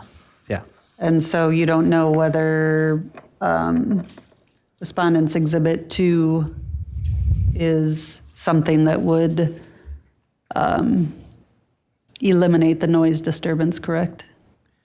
Right. I mean, By your own, just based on your own knowledge, you don't know that, correct? no, That's yeah. all. Okay. And you mentioned that you would need to get access to 114 to be able to make an assessment, and that the reason you haven't made an assessment is because you haven't had access, but you haven't. When did you first request access to 114 State Street? A couple weeks ago, we provided, dates that were provided from John when he was available. The follow-up, was buried in some emails. I'm not sure quite the details. But you hadn't requested before a couple of weeks ago, correct? No. Nothing further. Nothing further from my side. Thank you. No questions? Alder Cole. Thank you. What was the date on that letter that I couldn't pick it up from the screen? I'll give you a copy, but there is Thank no you. date. And, what date were you approached to try to find a solution for the issue we're here discussing? I don't have a specific date. It was a few months ago, though, and that's kind of when we started brainstorming ideas and reached out to John Westros. So we have seen some information coming all the way from August. Complaining started all the way back from August, September, October, November. Was it this year, last year? It would have been this year. Thank you. Are there any other questions for the witness? I don't know how many they want. I have more. Alder Cole. How long would it take for this project to be completed from beginning to end? If once you start a project, how long would that take? Yeah, that's not something I can answer right now without a complete design. When John Rustros gives us a design, we would have to obviously assess kind of what the remediation measures could be. It could be something as easy as throwing something up on a wall, or it could be, a full, very invasive procedure. We don't really know. For the project that you were describing earlier, that you already did, how long did that project take? The interior remodel, a couple months. We were fast tracking it as fast as possible for her. Thank you. Yep. Just a point of clarification, and I don't know if the question intended or not. The fast track remodel, is that for Cielo or for one of the properties with the sound issue? Cielo. Cielo, okay. When we first got Cielo, it was from a different general contractor that was working with Sue, and we kind of stepped in, and we're trying to fast track as fast as possible for her because it seemed to be dragging on quite a bit. Then, not to put questions in the other person's mouth, but I just want to, if we're talking about the sound remediation efforts from High Noon Saloon, Bar 3, and Art 360, Art House 360, do you have like a time span those would have taken? No, because they were definitely different scenarios and different levels of remediation. Okay.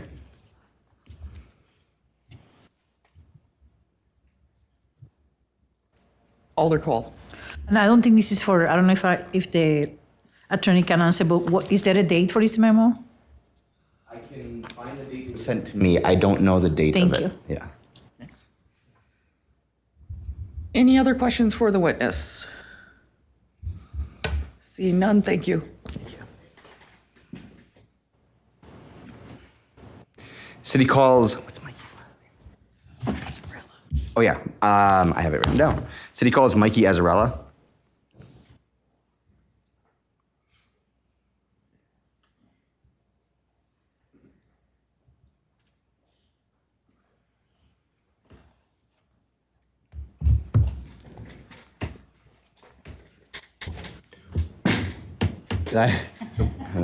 Not city, the respondent, licensee, sorry, thank you. Please raise your right hand. Do you solemnly swear or affirm that the testimony you shall give in this matter shall be the truth, the whole truth, and nothing but the truth? I do. Thank you. Can you state and spell your name for the record? Yes, my government name is Michael Azzarello, Michael Azzarello. All right, and I would like to go by Mikey. Mikey, all right, I can call you Mikey, thank you. Mikey, you have some specialized experience in the city of Madison with DJing. Would that be accurate? Yes, it is. I have been a Madison and Fitchburg resident for 11 years, and for all 11 of those years, I have been a DJ and a promoter for events. Do you have any specialized training or experience to be a DJ or promoter? It's largely something you learn on your own. I've had people help me here and there. Some sources in Madison, like the now defunct MC Audio on State Street, which taught lots of people to DJ.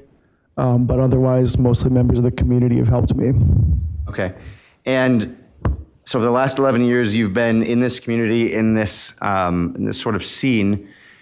Do you have an opinion or information about what Cielo itself means to the scene or the DJ scene or the bar scene in Madison? I do. I have known Sue, Carla, and Sean for since 2021. I first helped them out with a night of music at Soto Club further down State Street. And in the time I've known them to be kind of a inclusive and community-oriented group of people to own business. Soto is a queer club that offers a lot of places for people, younger people, to come and dance and be free and have a good time and not worry about school or whatever they may have. And I watched them kind of grow that reputation for being a safe place, a fun place, all the way until I heard they were opening a new space further up State Street. And myself and many others were very excited. We knew that both that would have that reputation as a safe place to have a good time, and then also lend an olive branch to other parts of the Madison music and DJ scene, which is quite impressive and surprisingly deep, running back over 30 or 40 years. And I was very excited, and the space has not disappointed. This testimony comes from the other side of the wall, and it's been a very meaningful place since opening to dance, to have DJs both show their experience, some of them having played over 20 or 30 years, others having a chance to play for the first time at open decks. They've had a number of events supporting women specifically, queer nights, just a wide variety of spaces that have made this extremely unique in the city. Many spaces have music, loud music at that, but there are only a handful of spaces that local DJs are very excited to play, organize events, and have a place to kind of fuse State Street student culture with the larger, deeper, more established Madison DJ culture. And I think it's very easy to dismiss nightlife as just being some oonce music in the background. And again, I obviously acknowledge the complaints about noise, but it's much deeper than that, and it runs very far back into the city's history, if you've paid attention, and the Midwest in general. And it's very special to be a DJ here. We have a lot of wonderful events, bridging Chicago, Minneapolis, Detroit, the list goes on.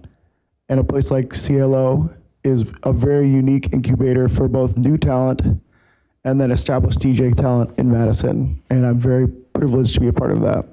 I think you've touched on it, but the uniqueness of the space is what I want to explore just a second more. You said there are other bars in this area, right? There are numerous bars. Okay. Are any other bars in this area that cater to this similar experience with a cultural, woman-forward, queer-safe space? Is that unique to this area? Unbelievably unique. Sure, there are plenty of places that may put up a pride flag or occasionally play a dance song, but CLO does something very different. And I would argue there's only a handful of places in town, maybe 3 or 4 in the 11 years I've been here, currently active, that occupy a similar space in the community. And it would be a real shame to see that change. Is Soto one of those? Soto is, but Soto definitely leans a little more student heavy, and that's both a huge point of its success and longevity. I looked it up before this, and it's been operating continuously as a queer bar since 2011. Very crazy, but CLO, this venue is unique in sort of a fusion between the younger people having a place to dance and then also attracting, again, the experienced, older, 20 plus years of experience DJ crowd as well. I was hoping you meant more than 20 plus drinkers. Yes, no, sorry. I mean DJs with 20 plus years of experience.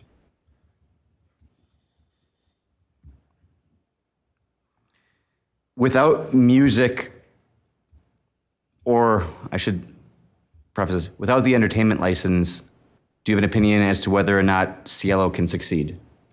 I believe without the entertainment license, CLO will die a slow death. And I mean that in the most respectful way possible. I think the venue needs to be able to play music at the volume that it requires to be felt, heard, and understood. And without that, I think it's just another bar. No offense, Sue, Carla, Sean, but I think it loses what makes it special and makes it attractive in the eyes of DJs regionally, and makes it a spot where students can hear something new for the first time. I do think a creative solution is required here because we cannot lose the space.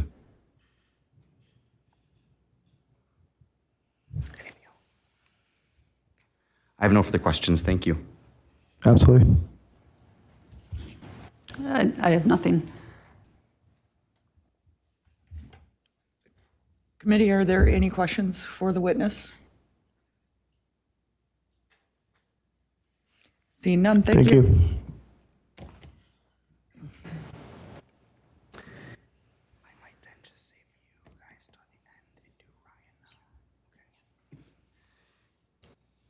The licensee calls Ryan Savick.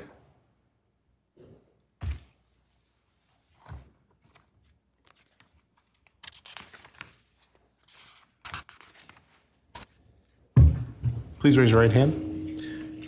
Do you solemnly swear or affirm that the testimony you shall give in this matter shall be the truth, the whole truth, and nothing but the truth? I do. Thank you. Do you state this by your name for the record? It's Ryan, R-Y-A-N, Savick, S-A-V-I-C. Very good, thank Go you. by RJ. RJ, all right, thank you. RJ, where are you, or how are you employed? I run my own business. I run a small music studio where I teach music lessons. What's that music studio called? It's called Lake Effect Productions. Lake Effect Productions? Mm-hmm.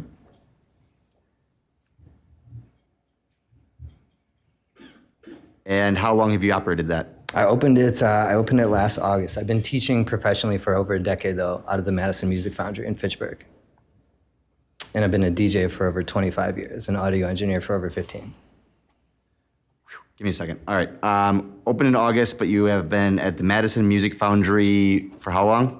It'll be 12 years this summer. And then you said experience in sound engineering? Correct. My degree is in audio engineering.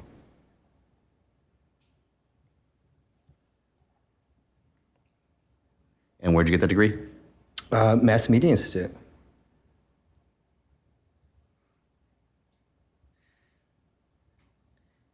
Is there certain projects or how do I ask it? What do you use your sound engineer degree to do now? It's a wide array of things. As a small business owner, I have to dip my hands in a lot of different things. So I do a lot of consultation with clubs. I do some sound installation. I do some sound, I guess, tweaking, getting it to sound well. But mostly, I use it in my lessons to teach people how to make music that sounds good. And you also have a role in Cielo as well, correct? Of course, yeah. Okay. I'm one of the DJs along with Mikey and a few other of us here that have been here since the very beginning. All right. So you DJ there. You also do this whole sound engineer, Madison Music Foundry, small music studio. All right, Lake Effect Productions. When did you start with Cielo?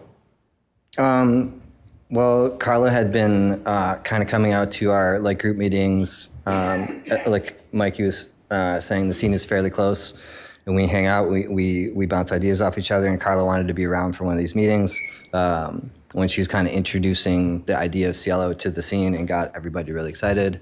So it was right then that I wanted to be a part of it, just because Carla was awesome. I had met Sean as well. And historically, State Street has been lacking the community that something like this could bring. Were you working back on, did you work on opening day? I wasn't playing there. I was there just in and out, yeah. Okay, so you were there from like a personal standpoint. Correct. Yeah. Bars opening, you know the folks, gonna go support. Yeah, exactly.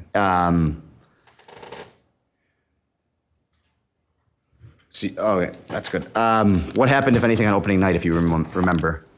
I didn't see anything, but I heard a bit about a commotion about someone approaching the DJ booth uninvited, which is a kind of a typical scenario, in all honesty, especially maybe in that area. But it's something we're very used to and can deal with in a very appropriate manner. Okay. Typically, it's a song request, or I want to play a track, or whatever the case may be. But we're all very versed in handling that stuff very smoothly and professionally. Do you know, you said you didn't see it, right? But you experienced the aftermath, maybe? I just was aware of someone being kind of like led. Didn't see it or hear it as unaware. I think he was testifying what he was aware of. Just the general commotion, sure. Okay. And then I heard later what it could have been, yes. What was the general commotion that you saw? Again, just kind of a standard affair thing for a night, which is just like people milling about, in an awkward way. It just looked, it's just something that kind of like pulled your head, but it's not something I keyed into. Do you know who was involved? I guess that's what I'm trying to ask. But if you don't know, if you didn't see it, then... I didn't see it, but Okay. I was told, so again. Okay, we'll leave it at that for right now then. Who told you? Sean, Carla. Okay. Yeah. All right, so you're there opening night, and continue to work with Sean and Carla and Susan. At some point, do you get engaged for your sound design expertise versus your DJ expertise? Yes. First of all, that was pretty much right away. The very first night, we're all very, very judgy people when it comes to sound because we all care about it a lot. So there's a couple things that were just off right away the first night that we all kind of picked up on and that we brought to their attention. And of course, Susan, being the owner that she was immediately ready to jump on it and do what she could to make it better. Okay. And all right, so you start making adjustments right off the bat. At some point, I guess what I want to focus on is the complaint aspect of it. Do complaints start coming in about with neighbors in the sound capacity? Yes or no? When did they or did they? Did they? Sure. Yes. Okay. Were you involved in trying to remedy or figure out how to come up with solutions for that? Yes. Okay. Do you recall generally when you first started getting involved in that process? When it became really serious was after the January time when we did some work on the speakers. And we actually brought in 2 different speakers we thought would be better. They turned out being louder than the rest of them, and that's when we actually took those away. Okay. And actually came and started doing more work on the sound. That would have been, the real works would have started late January, early February. Okay. When I started doing significant testing. Okay. I think Kim had testified around this like January 27th, having blasts of sound. Does that ring a bell? So what we do is we run, we place microphones throughout the space, and we run a frequency sweep that runs through the entire human hearing. So 20 hertz on low end to 20,000 hertz on the high end, and it will give me a graph of where there is reverberations or peaks. And we're looking for a very steady curve when we're doing this. And if there's anything that's not steady, I can go in and manually kind of cut those frequencies with tools available to us, which is what happened. There definitely were. It's a very small space. If you're familiar with the space at all, listening to someone trying to describe that space, it's like trying to describe an MC Escher painting. It's not ideal. So it's a good analogy because I had to run it through it again and I still didn't make it any better. So. Yeah, I mean, there's like 6 sets of stairs. So. But the sound in that space is a very tight space. It's bumping. There was definitely a lot of stuff that could be smoothed out and was.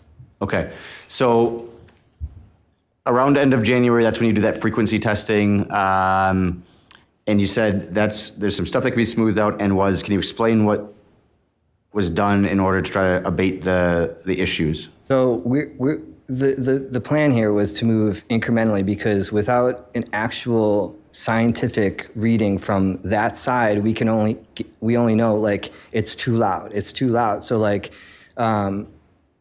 if I just remove everything, it's obviously not going to be. So we want to find this balancing point where it's like, okay, this is good enough. So taking those kind of pitchy frequencies out that would reverberate and come back and bounce in our space, I made our space sound really, really good because that's all I could do without knowing what was happening over there.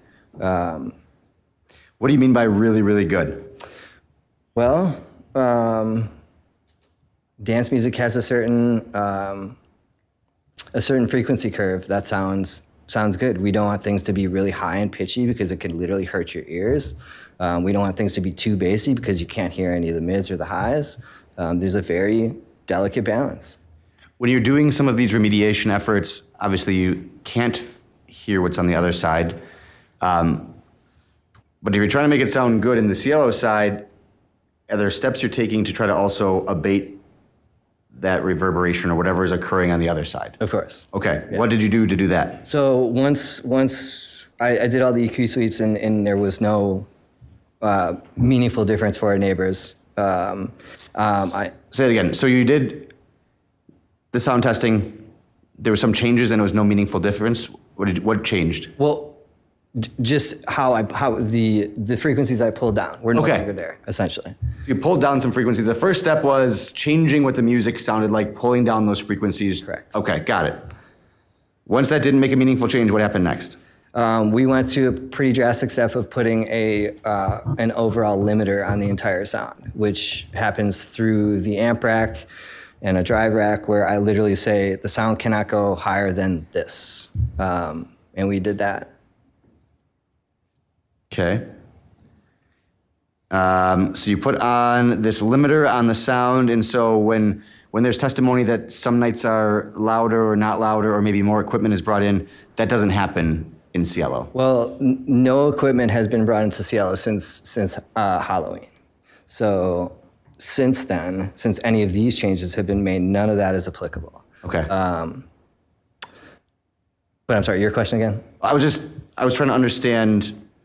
The volume can't go up higher than the limiter is? Correct. Okay. Correct. So yeah, you can have DJs that can keep turning it up, but they're not doing anything except compressing the sound, right? What does that mean? Alleviating peaks and valleys. Basically becoming very monotonous. Okay. Shrinking the space between the peaks and valleys. All right. Would that make it, if you know, louder in neighboring properties, or would that have It would actually squash the bass more. Okay. Yeah. And the bass, is it your opinion that the bass is what's... Without question, yes. Okay. What I was going to ask was part of the problem, and your answer was without question? Yes. Okay. All right. So the limiter goes on. Meaningful changes at that point, if you're aware? I mean... From the neighbor's perspective? No. Okay. So what happens next? I pull it down even further to kind of a egregious rate, to the point where you could literally hold conversations standing directly in front of the speakers at this volume. Okay. And that's where the limiter sets it? Correct. Before or after this point, is there any changes in the physical location of speakers or systems? We didn't take that step until after this final limiter adjustment. Okay. So the second limiter adjustment takes place. Is that the final one? All right. And then are complaints continuing at this point, if you know? Correct. Okay. And then, so what happens next? We decide to move it downstairs. I take a look at everything. I think it's physically the furthest away from the major complaint area. There's two major ways you can negate really bass. Distance, or I guess a few ways. Adding mass, so we either add a bunch of mass to the ceilings or the walls or what have you, or we add a diffusion space. So a pocket of space between the two spaces that have an issue, right? Sound can get through a wall fairly easily, but it has a really tough time getting through a second one if there's space between it. It just dissipates so much. There's nowhere for it to go. So we did both of those things by that move. We moved the system. It had to be over 100 feet because it's now moving away from the wall and down the stairs. And now we have a concrete ceiling and a drop ceiling in between what was not there. So we've done both of those two things. Okay. With the goal of meaningful assistance to these neighbors, right? Of course, yeah. Okay.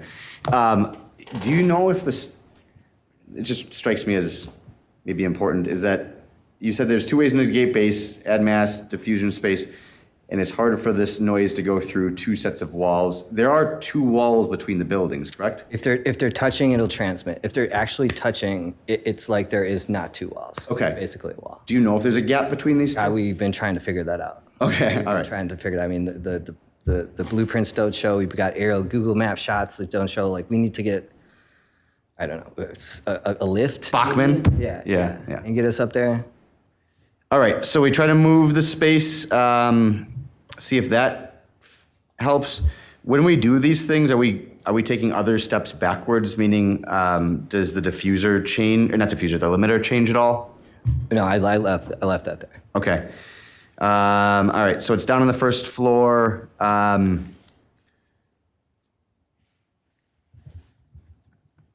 Within reason and within the scope of what you can talk about, was it your belief that these changes should have had an impact on the noise, how much it hits the neighbors? Sure. I think the first couple, while we were still on the second floor, were wishful thinking, but I think there were appropriate steps to take, seeing as how it's literally the core of the business and the community to like not go from 1 to 10 immediately and just get rid of all the subs or what have you. I think it's very legitimate, and it was at my suggestion that we do it incrementally. And I can see that the first two steps, the EQing and the limiter, I can see that they would still have transmission. But the moving it downstairs, it's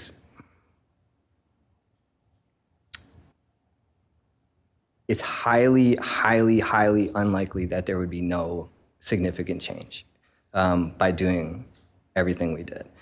Could it, and I think a lot of the testimony was that it kind of changed how sound was entering as opposed through certain structures to maybe the front more so.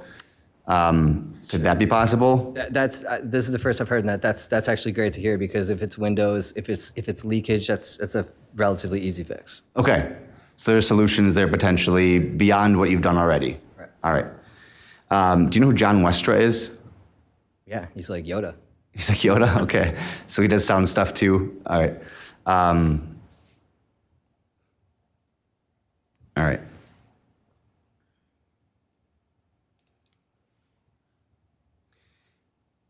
Were there any other changes after moving to the new area, any other changes that were implemented by you or Cielo in terms of the music projection or ability to do that? Yeah, we just basically, at this point, she was just a wreck. So it was basically, we had to keep an FPL meter on the DJ booth. What's an FPL meter? SPL, sound pressure level. Okay. So it gives a more accurate assessment of what's actually happening with the movement of sound as opposed to decibel. Decibel is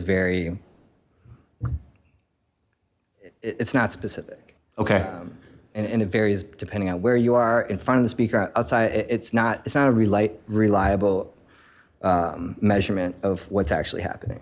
Are you familiar with what an NC or noise control level is? Noise criterion. Noise criterion, Yeah. Thank you. Okay. Yeah. So that is some sort of measure or study? Yeah, it's a much more specific measurement. So instead of taking an SPL meter or decibel reader that will read either treble, bass, or all of it together, the noise criterion is a scale that breaks down the frequency range from 63 hertz on the low end to 8,000 hertz on the high end. And instead of taking tons of samples or examples like I would do with a sweep, it takes many of each of those specific frequencies and it averages them out. And so there's a general recommendation of what's an acceptable NC level for living, sleeping, whatever. Do you make that recommendation, or I guess who sets that?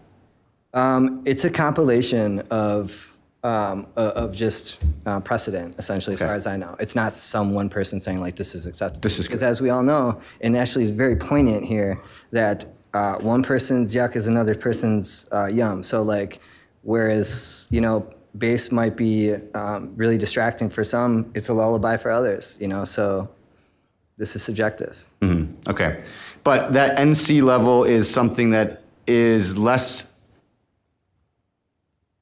subjective than maybe decibels. It is something that is... Oh yeah, it's not subjective. Okay. It is just... This is a fixed value, and if you are average out above this value, then it's too loud. If you average out beneath it, it's too low. But what we can do with the NC test is figure out exactly what that is, and Okay. what material we need to use to fix it. Do you need to be on the other side? Yes. You would have to go to the 114 to test that? Okay.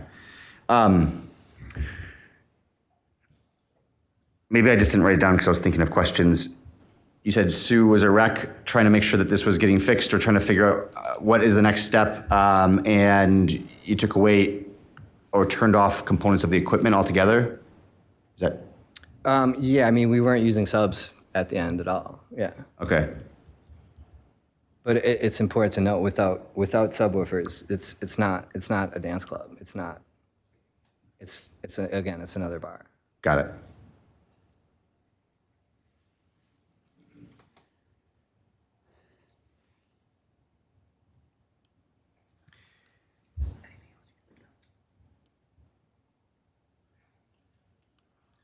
Do you have, I'll ask you the broad end question. Do you have anything else that you did or were involved with to help kind of abate or remedy the situation here?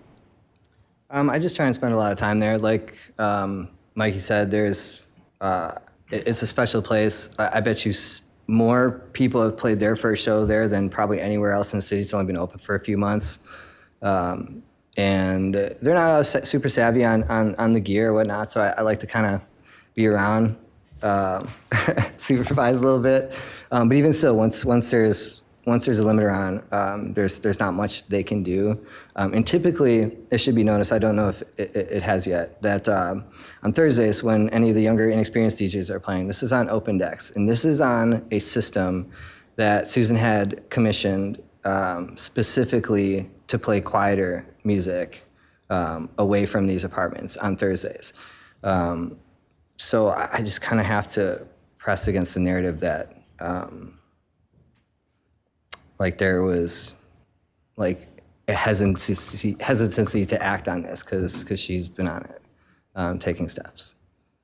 That specialized deck or the new deck, how long has that been around for?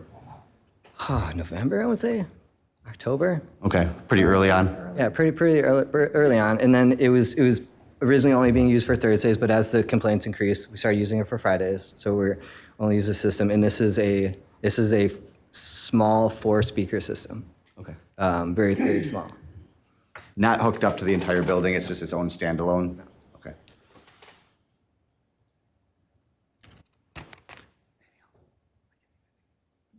All right, I have nothing further, thank you.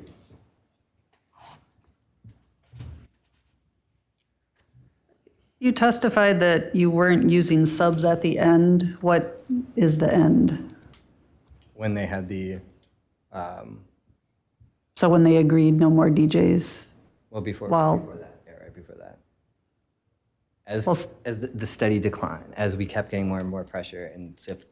Well, like when? Approximately when was that? When did you send the no more DJs? When did you say they can't have any? So it was graduation weekend? So it was sometime the middle of May.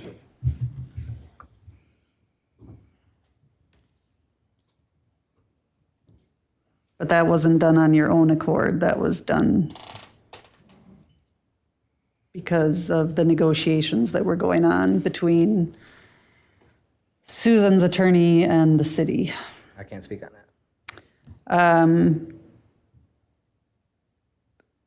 And so the only things you did were tweaking the equipment. You didn't do any soundproofing. That's a bit of a mischaracterization. Well, just say, listen to my question. You interrupted me before I could finish. I said you were tweaking the systems, but you didn't provide any soundproofing, correct? Soundproofing, no. Right. And you have never been in 114 to hear what it sounds like in there. And when you were making these adjustments and things, why didn't you try to get into 114 to see what it sounds like in there? That was not in my purview at all at that point. But you understood that's where the complaints were coming from, correct? Well, of course. I mean, I think I would do everything I could to remedy it on our end before that's a drastic step. That's kind of our last. Well, except that you don't know what's happening there unless you're there and you hear it and feel it for yourself. So you can do things all day long in the club that may not have any impact next door. So until you go next door, you don't know what's happening. Correct? I think yeah. I would object to the form of the question. I don't know how to answer it. And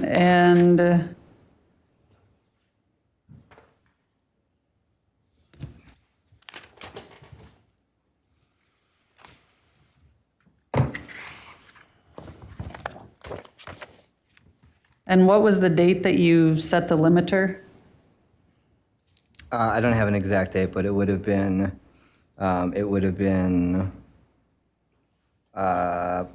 February. Middle, beginning? Or middle, maybe mid, and then again at the But you don't know, basically, sometime in I've got it February. written down. Would you like me to look? Sure. Okay.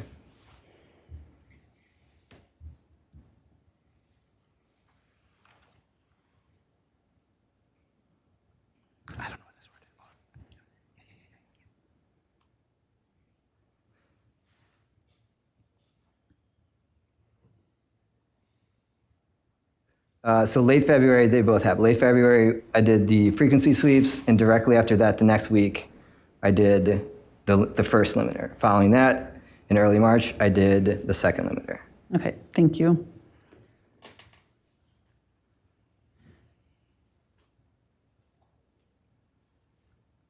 And you have no way of knowing whether it's even feasible to effect either the music or soundproofing in a way that would not impact 114 State Street, correct? What do you mean by that? Like not having to involve them at all? Where they would not have to feel and experience the music in their homes. You're asking, can we fix it? No, I'm saying you don't really know because since you haven't been in their building to hear what they are hearing and feeling, you don't know whether it's feasible to put measures in place that would eliminate them feeling and hearing the music. That I think I can say that. I know there's sound over there. We just need to know exactly what so we can fix it. It can be fixed. But how can you know that without doing a study of that build that involves that building? That's what we want to do. Yeah. Are you aware that other experts will not answer that feasibility question unless they have actually done the study? We would love to do the study. That wasn't my question, though. I'm not aware of any other experts. I haven't. Okay, nothing further.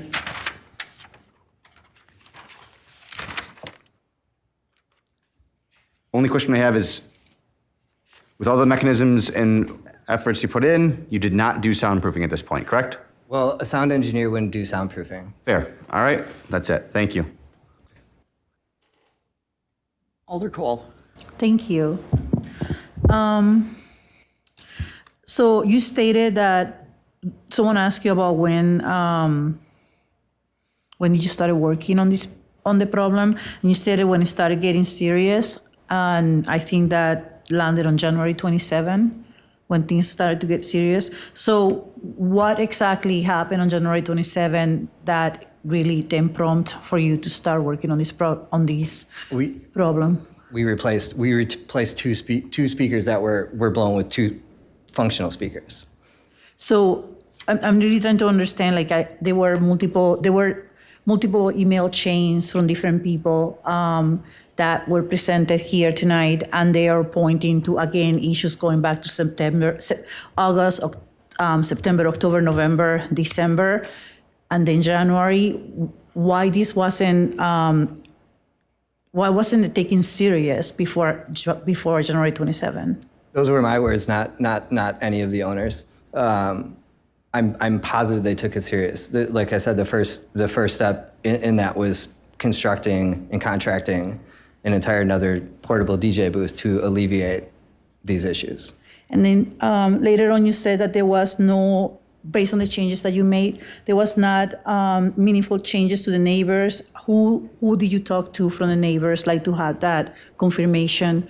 Or, because I keep on hearing this conversation with Carla, which I haven't heard from. But so, were you communicating with Carla to communicate with the neighbors? How did that communication went for you to say that there was no meaningful impact in what you did? Sure, it was mostly with Sue. I would check in basically every weekend and say, how's it going? With who? With Sue. Sue, okay. Thank you. And also, you mentioned that something about speakers, different speakers that you guys used, but then you also said that there was no new equipment there since Halloween. So was there new equipment coming in or not? I get confused with that one there. Sure. So up until Halloween, every once in a while, for a bigger party, the promoters would bring in their sound, and then it would be their sound and not Cielo's sound, right? And that's what that was talking about. So there was no additional sound ever after Halloween. We replaced 2 of the speakers in January. And then I should note, I forgot to say, when we did move it downstairs, I actually took away 4 speakers. So it went from 12 speakers to 8 speakers. Okay, thank you.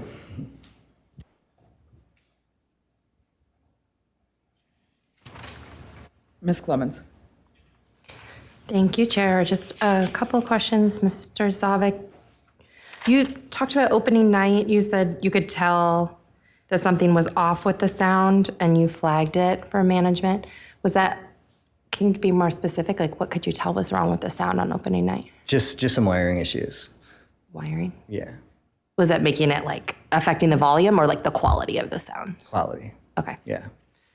And then for the January period where you mentioned that you brought in different speakers and then it turned out they were actually louder than the speakers that had been there before. Can you just share when you figured that out? Like how long that took to notice? Well, so if it's just me testing the sound and I try and turn it up to level, it would be damaging to me. If you put a bunch of people in a room and try and turn it up to the sound, it'd be very it'd be okay. It'd be tolerable because people are going to absorb some of the sound. So we need to see what it sounds like with people in there so we can make accurate adjustments. Again, otherwise we're just guessing. So I adjusted everything to what I thought was good when it was just me in an empty room. That changes when there's people in it and it gets turned up to level. And as soon as I realized that, and these noise and then when Susan a couple weeks in said they're getting worse, they're getting more and worse, and then I spent some time on there on a weekend night, and I was like, these things are really directional. They shoot sound very, very poignantly, essentially. So I got rid of them when we moved them downstairs. So it was like weeks probably before you realized the problem with the new speakers? Yeah, but again, that's only like a few shows. So like we say these things like over this time span. This is happening for months, but there's only a couple shows every week. So it's not like that has to be taken into consideration. Okay, understood. That's all from me right now. Alder Glenn. Thank you. I heard you say when you were introducing yourself that you do some work around, around soundproofing. It's not your profession, but you know a lot about it. How long does a project that, let's say, worst case scenario, it's the whole side, the whole place is vibrating, you need to put up the max amount. How long, in your opinion, does something like that take?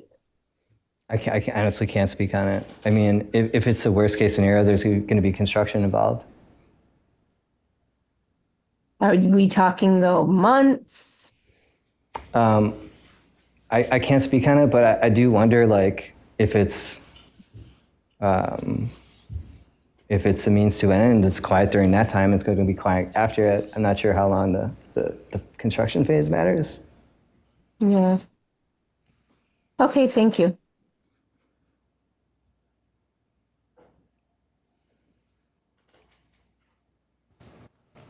Any follow-up? No follow-up, thank you. Attorneys. Nothing further. Thank you. Good Thanks. night. I'm going to call Sean Ortega next. I would like, there's no officers obviously present. I haven't called an officer. I'm going to ask to take notice of the calls for service I don't know if you have an opinion on that, but it came from the city. And so I'm going to identify CLO calls and then a particular report that I'm going to ask about to staff, which is going to be stemming from a police incident or call on February 5th. I'm also, what? There is an officer virtually available if you wanted to ask questions. Just set those foundations, sure. A lieutenant's not an officer. Don't do that. Who's that person? Jennifer Hannah. Lieutenant Hannah, can you hear me? I can. Can you hear me? I can, thank you. I'm going to ask you a few questions, so I'm going to ask that you be sworn in if you could be. Sure. Do you want to see my face? That'd be lovely, but it's up to you. Well, do you need to see my hand raised? I'll defer to the chair. Yes, I would say so. but- Yes, please. All right, raise your hand, what you have. Do you solemnly swear or affirm that the testimony you shall give in this matter shall be the truth, the whole truth, and nothing but the truth? I do. Thank you.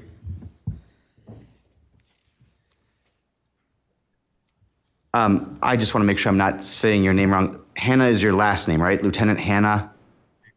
That's correct. First name Jennifer. Okay. I'm going to call you Lieutenant Hannah. Just old habits. I'm going to show you about 2 exhibits, maybe more. We'll see. Just to set a foundation for 2.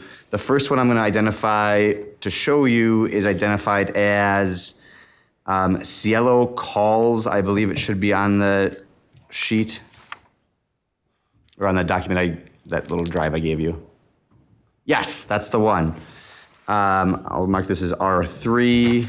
Give you a copy. Lieutenant Hannah, can you see that? I can. Are you familiar with what this is? Yeah, I mean, I know that it's the call numbers that are pulled with dispatch when a call comes into the 911 center. I know the description of the call type. I know that that's the disposition of each call. Okay. The date and time. And I know there's not like a letterhead on this. I don't know. I guess I was under the impression actually that it was generated by you potentially. Does this specific document look familiar? I do not generate documents. That probably came from one of our analysts. One of your analysts, okay. Do you know this or have any reason to believe it is not the calls for service associated with Cielo, at least starting from October 19th through March 21st? Well, there's no address on the calls, Fair. so I can only assume that it is for Cielo without digging into this a little bit deeper. Sure. The second page has at least a building name Cielo on it. Is that accurate? There we go. Sure. Although in this one, I'm not sure how they correlate to it looks almost the same amount of numbers, but I'm not sure how they correlate to the previous page. Are you aware? I'm sorry, I guess I don't understand your question. Is this a vertical chart or would this go across? So the very first item on page 1 of this document being 2025-00461899. There we go. Does it go sideways like that? You're the man. Yes, it does appear as though it would go in that direction. All right, perfect. So does it appear these are Cielo-based calls? Yes, now that I can see the address of 118 State Street, yes. Perfect. Excellent. All right. So if this came from the police department, does this appear to be all the calls for service? Those would be all of the calls for service that came through the 911 dispatch center. It would not be representative of any emails or complaints that come through maybe the website, complaints that come via email. Got it. Anything with a case number has gone through the 911 center. Got it. All right. So these are just calls to 911. There's the description there that says, the first one is disturbance, no report taken. Do you have any information on what that could be? Not without going digging deeper into the case number, no. All right. Absolutely. We have other ones that are noise complaint. That would seem to be part and parcel of what we're actually talking about, correct? It would follow along those lines, yes. I don't, without knowing what the exact noise complaint would be. But yeah, it would make sense that that's what that was. Sure, thank you. Mm-hmm. Oh, I don't know if I have.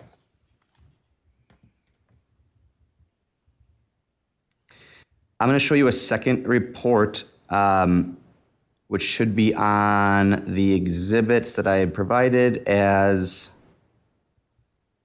number 12, which is 2026-205. If you see that one. Case report.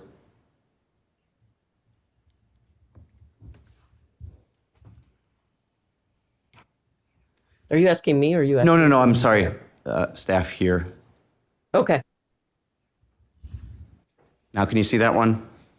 I sure can. Okay. Are you familiar with what that document is generally? Generally, yes. All right. Generally, what is it?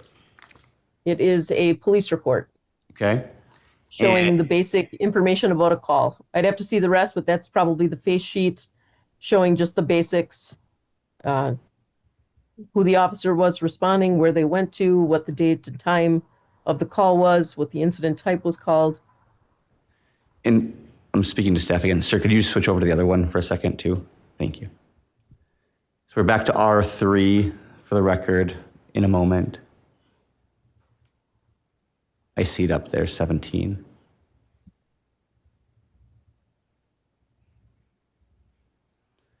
As you can see, this one, this is February 5th, right? February 5th appear on this call sheet? Well, they just switched screens, so. Yeah, sorry. What I'll identify as R4 was in regards to an incident on, or a report on February 5th. Is February 5th on this sheet? It is. Okay. What's the distinction between dispo, no report taken, and report taken? What does that mean to the police department? Well, if a complaint is significant enough, or an officer wants to do a more complete, maybe a deeper dig into the incident itself, there would be a report. Okay.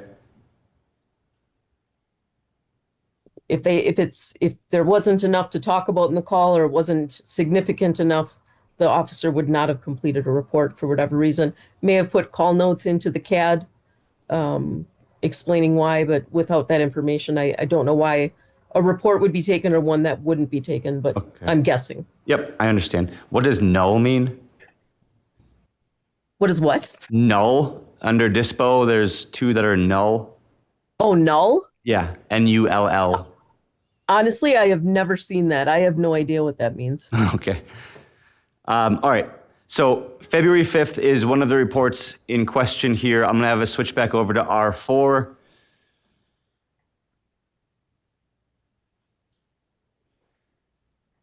And if we go to page 2, this gives some more information about what the call was associated with, right? That is correct. All right. You weren't on this call, correct? No, I was probably in bed. Good. It identifies some officer information, Caden Rasmussen. Is that the reporting officer it says there? Yes. And then double with P.O.J. Fairmite, correct? Yep, Jonathan Femwright would have been the other officer. Yes. Do they have any specialized tasks, if you're aware? Specialized task as far as Like, are they assigned? I was here on a different night, and there were two officers present that had the honor of working in the bar scene and working kind of directly with bars. So, do these officers have a similar role? No, these are patrol officers. Patrol officers, all right. Yep, I believe you're referring to the central CPT team and the Yeah. community policing team. That's the one, thank you. Sure. They are not part of the CPT. They are not, no. Okay. The lower than this, if you go down a little bit more, we actually have a little section at the bottom saying observation of noise, right? Yes. Okay, and so this is where the officers apparently go out to the bar and try to make some observation? It looks like for this case, yes. All right, for this specific incident, right? So their report, not your report, I understand that says Officer Firmite and I then drove to the Cielo bar and did not hear any noise nor loud bass coming from the Cielo bar from outside on State Street. It should be noted that I did hear music coming from the piano bar, which was located across the street. And it should be noted that in my training and experience, frequently loud bass could be heard coming from Whiskey Jack's bar and Saloon and the Red Rock bar. As no music was heard, no further action was taken regarding Cielo bar. Is that accurate? That is what it says, yes. All right. I will just move in to evidence R3, the call number, or the call log, and R4 off February 5th police report.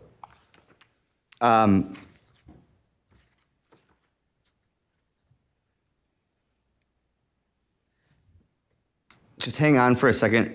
Lieutenant Hannah, I have one more that I want to talk about, but there's no city officials here. I would just ask them to notice that this is their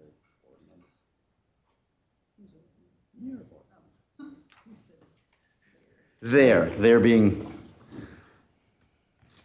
your zoning ordinance. The zoning ordinance? It is a zoning ordinance. That's a fun one for this, hey?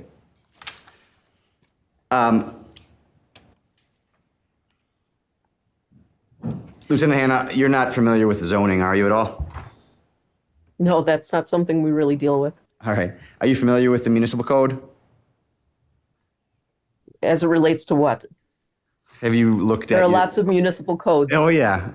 Have you looked at the West Dallas? If you looked at the City of Madison municipal code? Again, in regards to what? I'm just asking if you're just not familiar with it, like line item by line item, but have you seen it? Do you know what it looks like?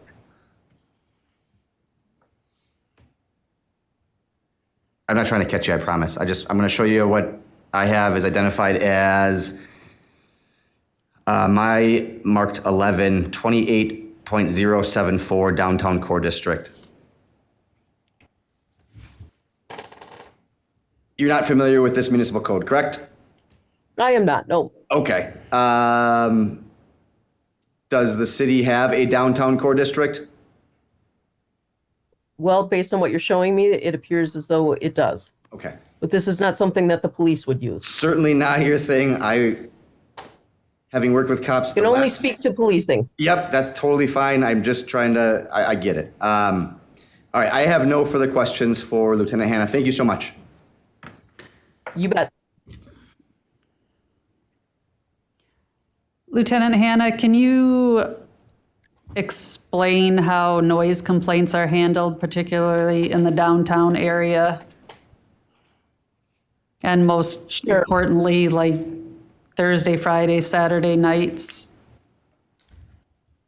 Yeah, I mean, I would have to admit that noise complaints during Thursday, Friday, and Saturday nights are probably a much lower priority given what our downtown officers are facing each of those nights. We're talking disturbances, weapons offenses, assaults. You know, the noise stuff goes right to the bottom on a weekend night just because of all of the things that cops are dealing with. And isn't it true that there are times that there are noise complaints that don't get responded to because of the priority of calls, especially downtown? That is absolutely correct. And patrol officers who respond to noise complaints,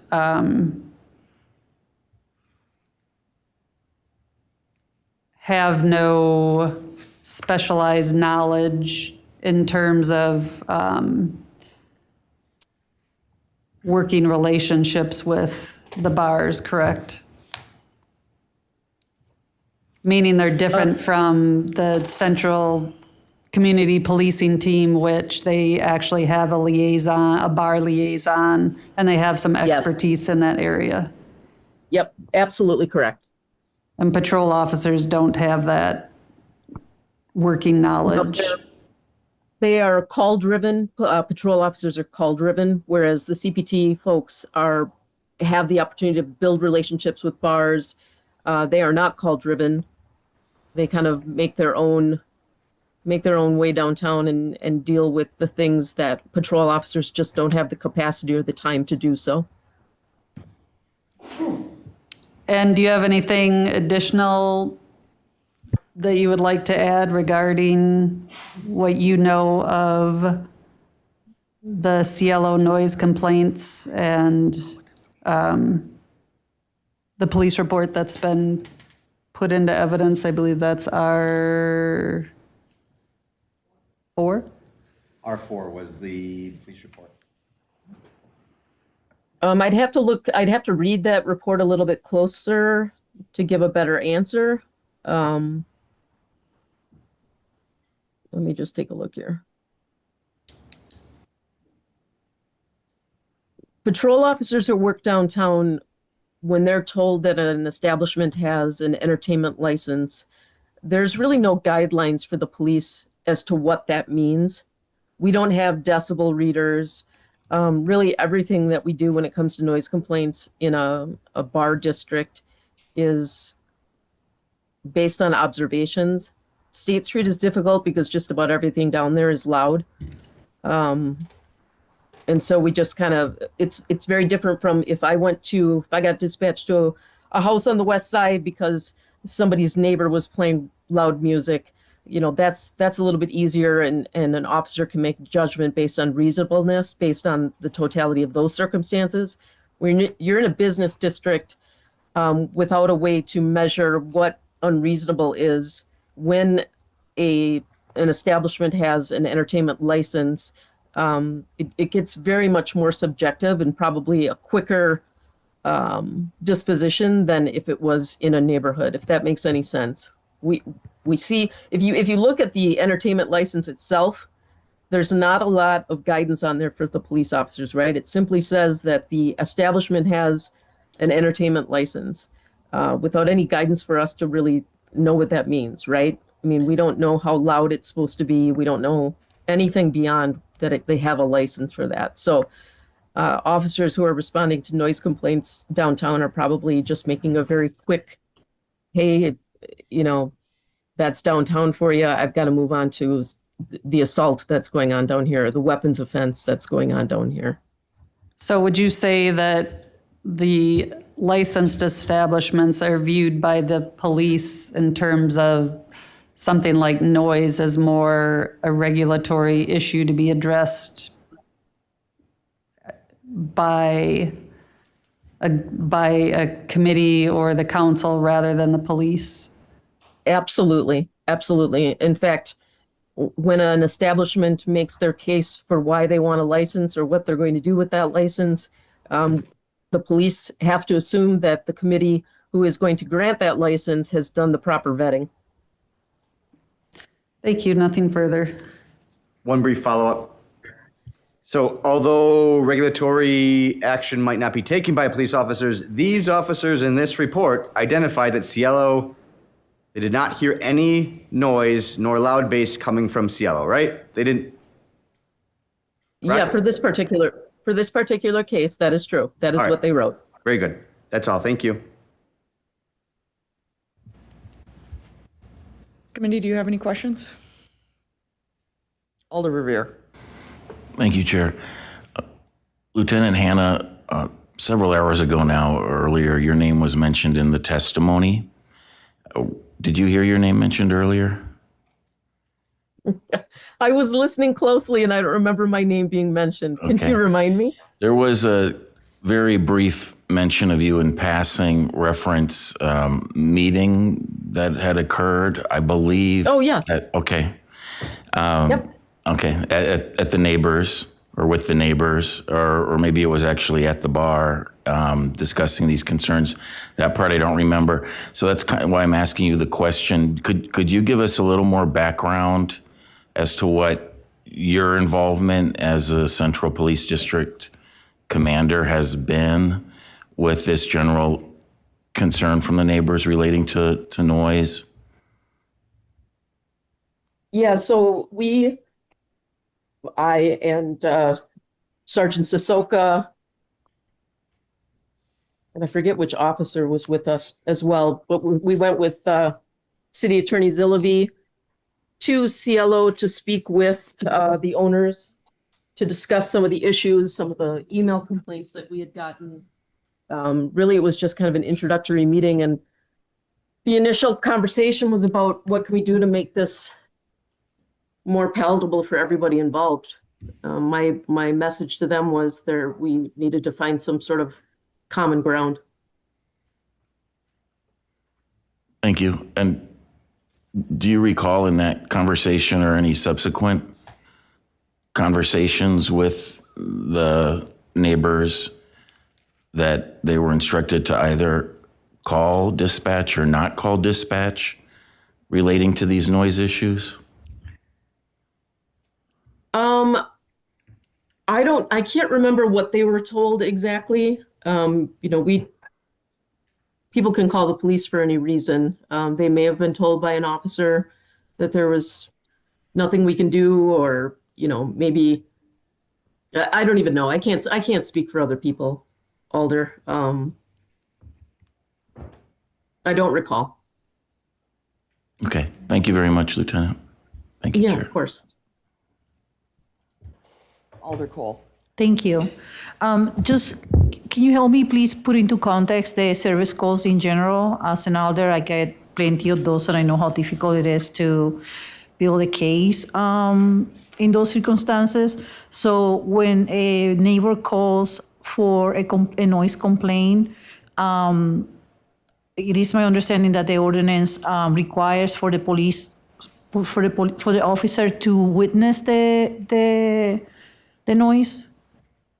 Is that accurate? That is correct. That is correct. We would want to be able to observe that and hear it for ourselves. I mean, it's, we need to have proof. Right. Do you have any cases where someone calls, you show up, and there's a party happening, but there's no noise? There's no noise? Like if let me, because I just want to really clarify. I understand what the attorney is trying to go with this, and I appreciate it, but I also want to put into context. Someone calls the police on me for a noise complaint. I see the lights coming, and I turn my radio off. Are you going to be able to give me a ticket? Or are you going to know that I didn't, that I purposely or I avoided you from how will you handle that? Like, sure. You know what I mean? Like I know all that, I get these all the time, and they're so hard to manage. How do you manage that on a regular basis for service calls outside of downtown, which they seem to be which they are deprioritized? I would want to hear that for myself. Now, I might not write a ticket. I certainly have the discretion to write a ticket or not write a ticket, but I want to base that on my own observations. And so probably for an incident like that where the music has gone down, I'm probably having a conversation with those folks, just saying, hey, we got a noise complaint. Please, if there was loud music being played, please keep your neighbors in mind and be respectful. Right. But I would want to hear it. Yeah, thank you. That's usually what I hear every single time, that they do have the conversation with the person and they move on. But in this report, do we know if that conversation happened with the staff from Cielo, do we know if the officer actually had the conversation with the Cielo staff, regardless if they couldn't hear the noise? It appears based on this report and what is in this report, they probably did not make contact with Cielo. Again, a bar in an entertainment zone is a difficult, that's a difficult case to make when somebody has an entertainment license, what's reasonable and what's not reasonable. So if they didn't hear anything, to be honest, at that time of night, they're probably moving on to the next call because it's just the reality of downtown right now. Thank you.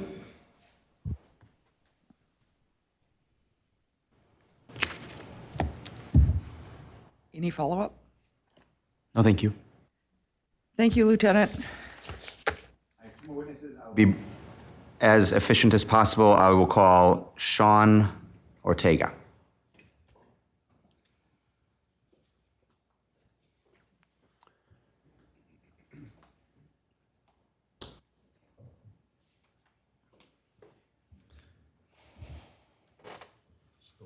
Yeah. Sean, you're still sworn in. Oh, yeah, you were called earlier. That's right.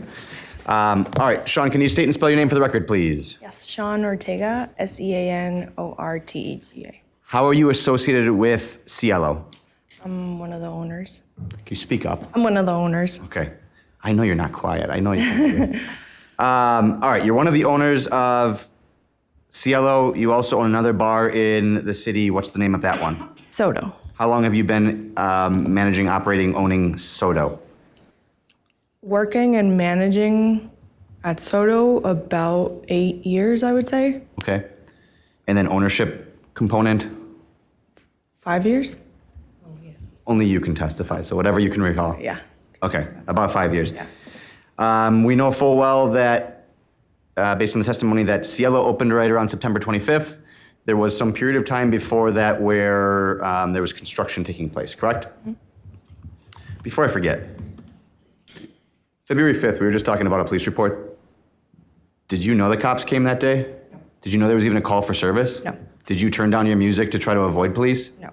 Was it just your normal operating? Yes. Okay. All right. Stepping back from that now. During the construction phase and remodel of Cielo, did you have any contact with property owners from the adjacent properties? Yes. All right, what happened? I went into Michelangelo's a couple times and had very pleasant conversations with Tony, asking if we were kind of banging on the walls to knock down. The fire department wanted us to add another stairwell, so we were knocking down the structure that the previous construction messed up anyway. So I went in a couple times asking if the banging on the walls was affecting them, and no. He helped me figure out some stuff about some of our pipes downstairs. But do you have shared piping? No. No, okay. I was just trying to think of how sound could move. Okay. All right. Did you have any contact with residential property owners or the tenants? I had 2 encounters with Ellen before opening. Okay, what were those 2 encounters with Ellen before opening? I was in Cielo having a meeting with construction when Ellen came in to the building and, in my opinion, came in a little bit aggressive and asked us what we were thinking of doing with the place and if we were going to be a rowdy place. Do you remember that word specifically, rowdy? Yes. Okay. What was your response? I was very nice to her. I showed her around. I showed her where everything was going to be, and she said, "It's a beautiful place, but what are you going to do about this space?" So they were concerned right off the bat? Mm-hmm. Before music even played? Yes. All right. And you said there was 2 interactions with Ellen before it started. What was the second one? The second one, she came in, opened the back door again, came in, and I was there with my sister and one of our DJs and someone from Bachman, and we had plans on the table, and she came in and again asked us what our plans were for Cielo and started looking through the papers that were on the table, our construction papers, and at that point, is when my sister said, well, if you think there's going to be a problem here, maybe we could rent the apartment for you. Okay, so that's when that conversation started coming up with Carla potentially renting. Yes. Okay. There's all this like reference to like talk to my lawyer or something along those, or this attorney Falcone, who I don't think works for Fund Breeze anymore. It's not me. When did that start taking place? About October. October, okay. So October or November. after opening. Yes. Okay. And I'm sure there's text messages along those lines that we already seen. All right, so those are the two interactions with Ellen before anything even starts up. Did you have any interactions? So you talked with Tony, you talked with Ellen. Anything with Greg or Kim at this point? Not before opening. Not before opening, okay. Opening night happens, September 25th, 2025. Do you have any interactions with any of those four people? Yes. Who? Ellen. Ellen, what happened with Ellen? I had one of our managers run up to me. She was pretty upset. She said that there was somebody there wanted to speak to me, Carla, or my mom. So I ran over and it was Ellen, and she was yelling at me that the noise was really loud and that she needed us to turn it down and that she needed to speak to my mom immediately. So I went upstairs with her to the DJ booth, and because my mom was upstairs. And at that point, this is the DJ booth, kind of lunged toward this way, and she said, "You have to turn it down." And I said, I just stood in front of her. I said, we gotta go downstairs. At that point, we went down. She followed me downstairs. She still was getting very close to me. I found my mom, and we kind of went outside so we could talk. And she was yelling at us. It was tense. She was upset. It was tense. It was a tense situation, yes. All right. Relationship a little more difficult after that point? Yes, may I add Sure. something? She asked us if we wanted to go into the tenant's apartment and hear their dishes rattle, and we said no, we're Why'd not. you say no at that point? Because we were not gonna enter somebody's apartment where they're probably up there sleeping, trying to sleep. What was, about what time was it? That was about 12:30 a.m. Okay, so 12:30, just after midnight. And that's when she offers to go up and check it out. You say, I think better than this, we're not gonna go right now, correct? Yes. Okay. So you don't take her up on that offer at that point in time. How did things resolve on opening night? How did you get it to stop, like the issue? We turned the music way down. Okay. And that satisfies the issue, and Ellen leaves. Okay. Now we know, because there's been testimony, that there's been other complaints. There's been a few. I think Ellen had testified there was maybe 2 or 3, one maybe being from like an online portal that she had called police the day after. And then we know that there's been other calls for service. We saw those calls for service. Are you becoming aware of these noise complaints as they're coming in? No. No, okay. When, or I guess after opening night, what is the next information you get about a noise issue? A text from Greg. Okay. No, I'm sorry, not a text from Greg. And it doesn't, I'm trying to ask it sequentially, but to the best of your knowledge. Yes, I'm sorry, not a text. Somebody on staff texted me, and I was working at Soto, that the neighbor was at the front door demanding to speak to one of us. So I ran up from Soto and was speaking to Greg. I kind of told him, you want to come inside, you want to look around, and we had a really nice conversation. He asked me if we could please consider moving the speakers on Thursday, because Thursday he, gets up to work on Friday.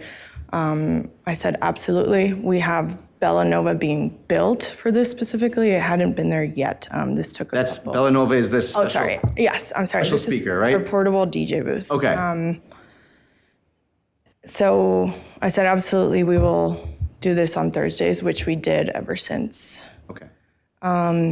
Based on the request from Greg? Yes. Okay. So Greg's first interaction with you is pretty functional, come up to solution. What about timeline was this, do you know?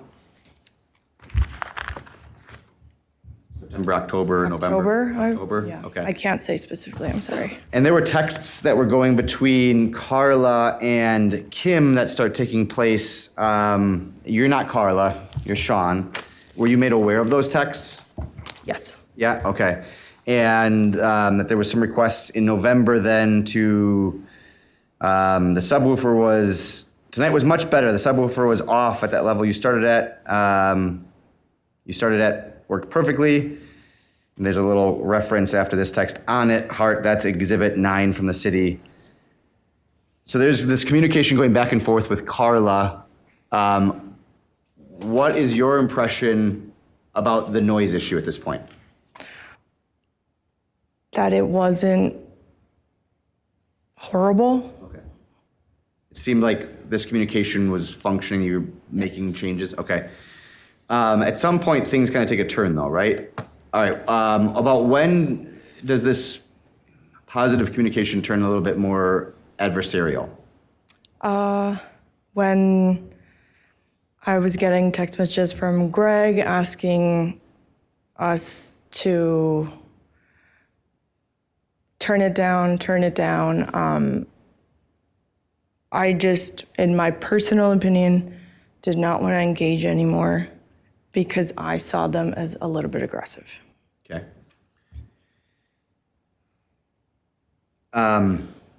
Was there any point in, or communication in particular that caused you to feel that way, or just the whole tone? The tone and the escalation of the text messages that I was getting. Yeah. Okay. What kind of text messages were you getting? Pictures of a decibel meter from his, and I don't have them specifically, but No, that's okay. And if you don't know, you don't know. I'm not trying to Yeah. press issues if you don't know. All right.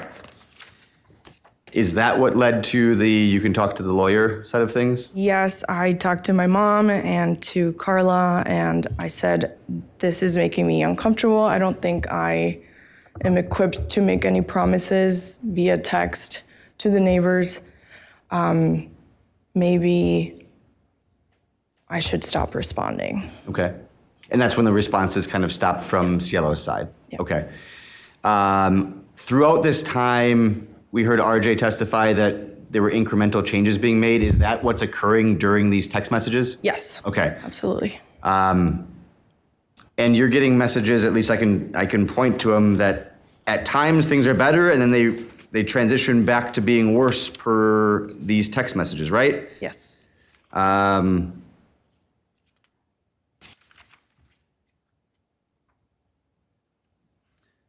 Exhibit 8 from the city from Ellen to Carla around November 1st or so, maybe a little bit before that, October. And it's been tolerable, not a great glowing review, but it sounds like some changes are being made or are effective. We have text messages that say we're on it, that it's helping. Kim is stating around November 13th, we really appreciate your commitment. November 19th, that's not the one. I highlighted it. But you have these text messages that are coming into you and Carla, yes, about some changes being effective, but then they go back and they're not helpful, right? Are you guys, once you learn that something is helpful, going back to where it had been at this time? Are you taking the limiters and changing it back to a different decibel amount? No. Okay. Up, like, for... Are you making it worse for them? No. Okay.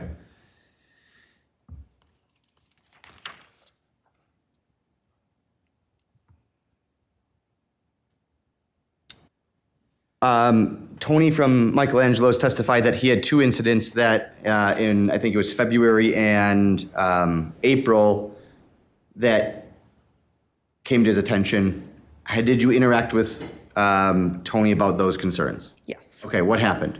He came in to Cielo during one of our coffee raves I can't tell you specifically a date, but he came in with somebody else and told me that the music could be heard a little bit where people were studying. I said, no problem, we'll turn it down. Texted him about 5 minutes later asking if it had helped, and he told me he had left. Okay. That was the February 15th Sunday, or is that Saturday? Saturday. Saturday the 18th. Yes. Okay. April 18th. But he was gone, so you thought it was fixed? I went into Michelangelo's Okay. to look for him. I could not find him. I asked one of his employees, she was a female, if this music was bothering them, and I told her, I don't see Tony, but if you guys need anything from me, I'm around the corner. And I asked Tony if this had helped at all, and I did not get a text back. Okay. And then there was a Sunday, February 15th as well. Did he talk to you about that day? It was a Sunday? No. No? Do you know what was happening on Sunday, February 15th? We had a staff party. A staff party. What happened at the staff party? We had a little get together for Soto and Cielo, and we were out of there probably around 8 p.m. Okay. No later. So it wouldn't have been noise that was going on super late on Sunday? No. Okay. If any. All right. Okay.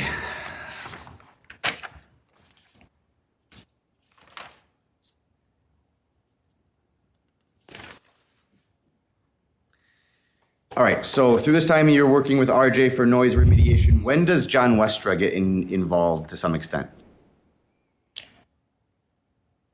April, I'm guessing. Okay. We met with him, Bachman, some of our managers, and RJ. And There was a letter that I had shown from Mr. Westra. Do you know a general timeline for when that was produced to you? I would say April. Around April? Yeah. Best guess, you're not trying to mislead, but just that's Yes, about what you best think you guess. got it? Okay. All right. Tell me about State Street area where you operate. What kind of area is it? Bars, I lived on State Street for many years. I lived on down the block above where Ashrawad is now. It was Tiki Shack. I lived there for 5 years. It's always been just lively and full of life, noisy. Are there other bars in your immediate vicinity, like on the same street or block as you? Yes. What other bars? The Piano Bar. Okay. There's Paul's Club, Cask and Ale, and another one I can't name right now. Where my friend Liam works, sorry. It's late. All right, and you saw the report from February 5th about referencing the piano bar. I guess, have you gone outside and listened for your bar? Yes, many times. Many times, okay. Do you hear noise from your bar? No. Do you hear noise from other bars? Yes. Have you gone walking around the area to see? Many times, yes. Okay. I'm gonna show just some videos, or I'm gonna have you show some videos, I'm sorry.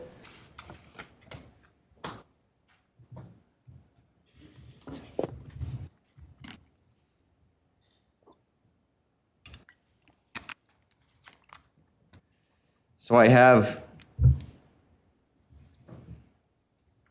I think number 13 first on my list. It'll be R6, I think now. Yeah.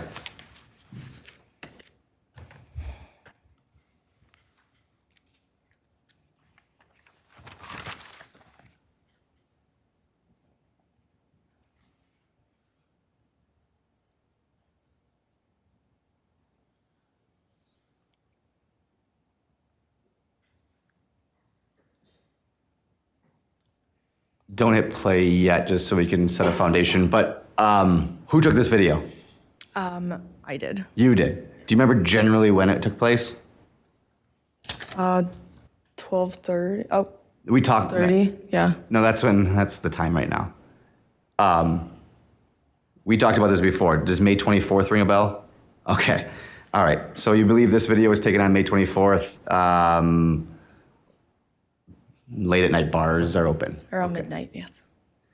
I'm not trying to throw any shade about anything, but is this in the State Street area? Not State Street, is this in like the downtown core area? Yes. Okay. Can we hit play?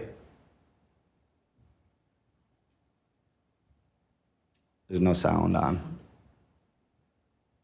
Kind of defeats the purpose without sound. I'll be honest. Is there a way to play with sound? I could play from my computer otherwise. That's the most silent bar we could find.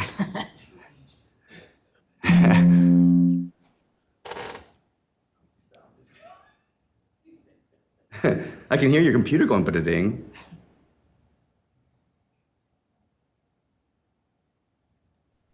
I believe you have to click include sound when you share. I went to more and did share computer sound and turned it to mono and stereo. Before you share. Oh, before I share? Okay. Stop sharing. That was God or something. Yeah. It is selected. Share sound. Let me try that before. All right.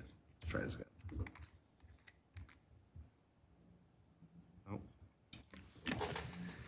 I can show it from my computer. It won't be the same fun effect, but I think we all be understanding.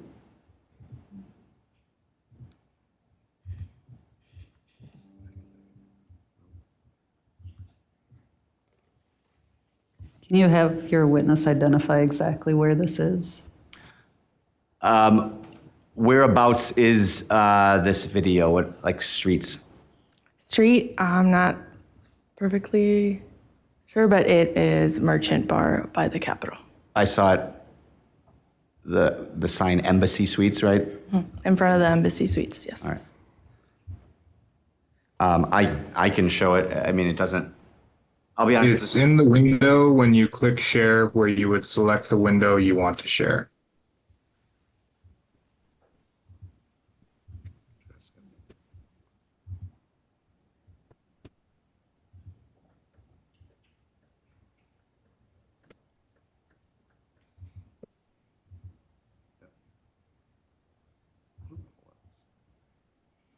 So I have the media player selected. The box check for share sound is in stereo. I could try switch to mono. Do I optimize for video sharing? I'll click that. Sure.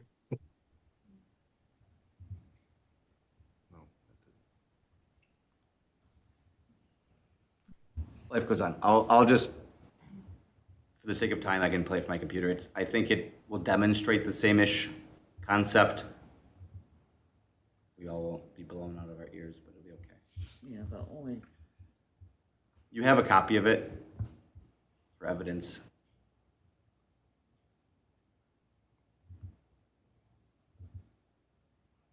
I sent you the link to maybe that plays different than the share drive for whatever reason. When did you send the link? I sent it this morning. Okay.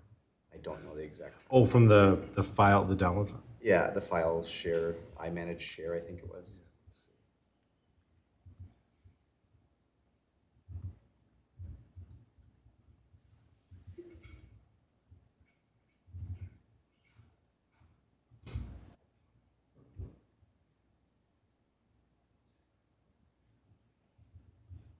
It just doesn't like it.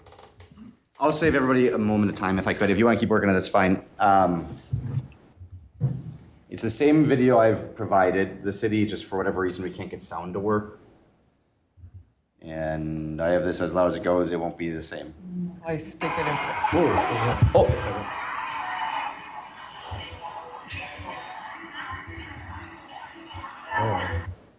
That sounds familiar.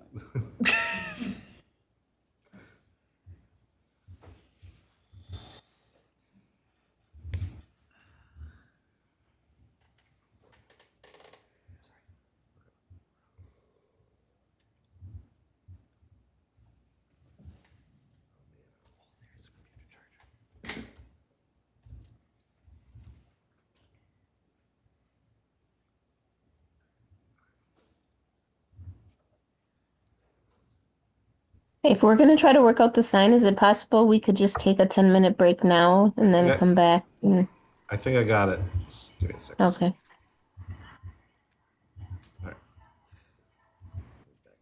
Okay. Let me try.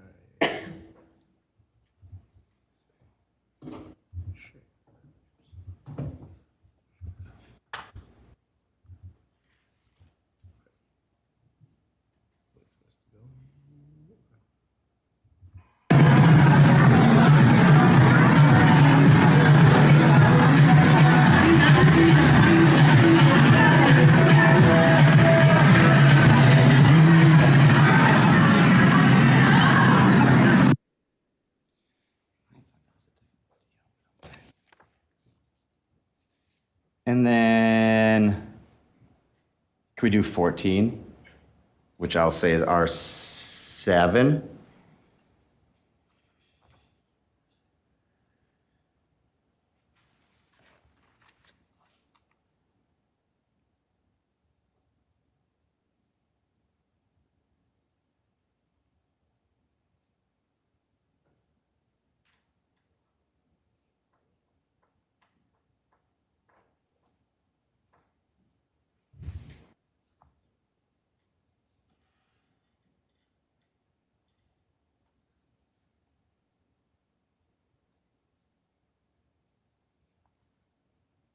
It should be titled something like Cielo Same Night or something like that.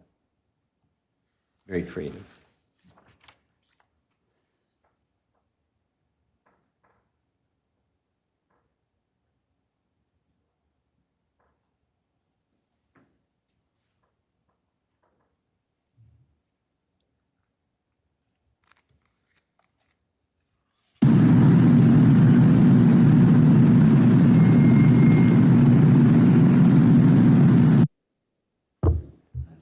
All right, R7, was it the same night as the place by Embassy Suites? Yes. Okay.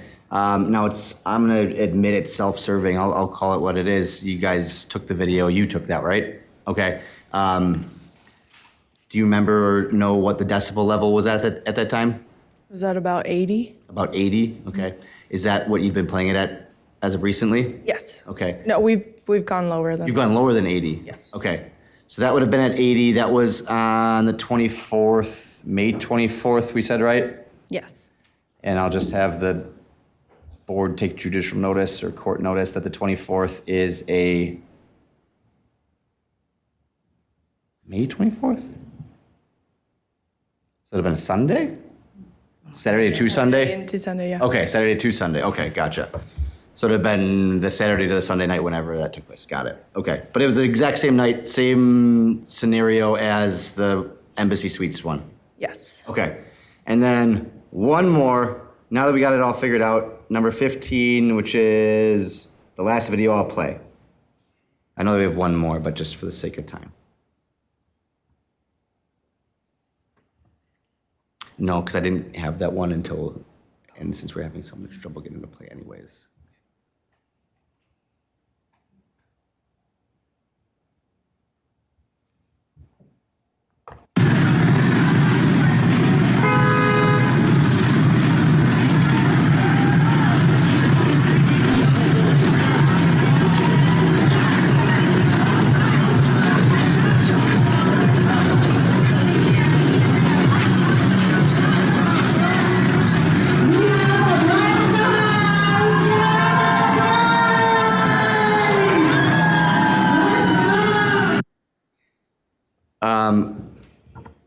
That was on May 24th again? Yes. Okay. The same night, yeah. Same night. All right.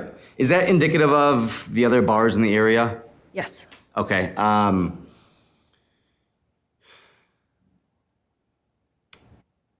not trying to get anybody in trouble. We're not trying to throw shade on any other bars, but that's the scene in this downtown core district. Yes. Okay. I'll move in all of those as well, 6, 7, and 8. Could you identify exactly where they are, though? The only Same one. things identified. Exhibit 7, R7, about approximately what street was that on? Was that State Street or Carroll? The video where we took our video, Carroll Street. Carroll Street, okay. That's the dead end street, okay. Yeah. And then, it's definitely not State Street, right? And then R8 was the video of, again, outside of Embassy Suites, the other side. Yes. That same spot. I'm not going to name the bar. Okay. All right.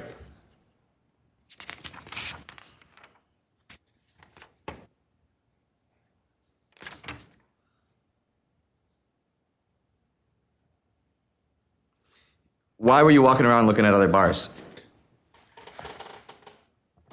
Basically, we wanted to show that the nightlife is what it is downtown.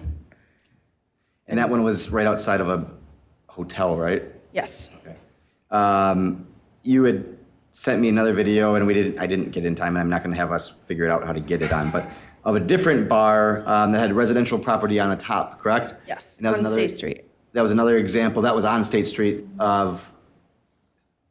Was there any distinction or difference from the noise level that you saw? No. No. Okay. Maybe even louder.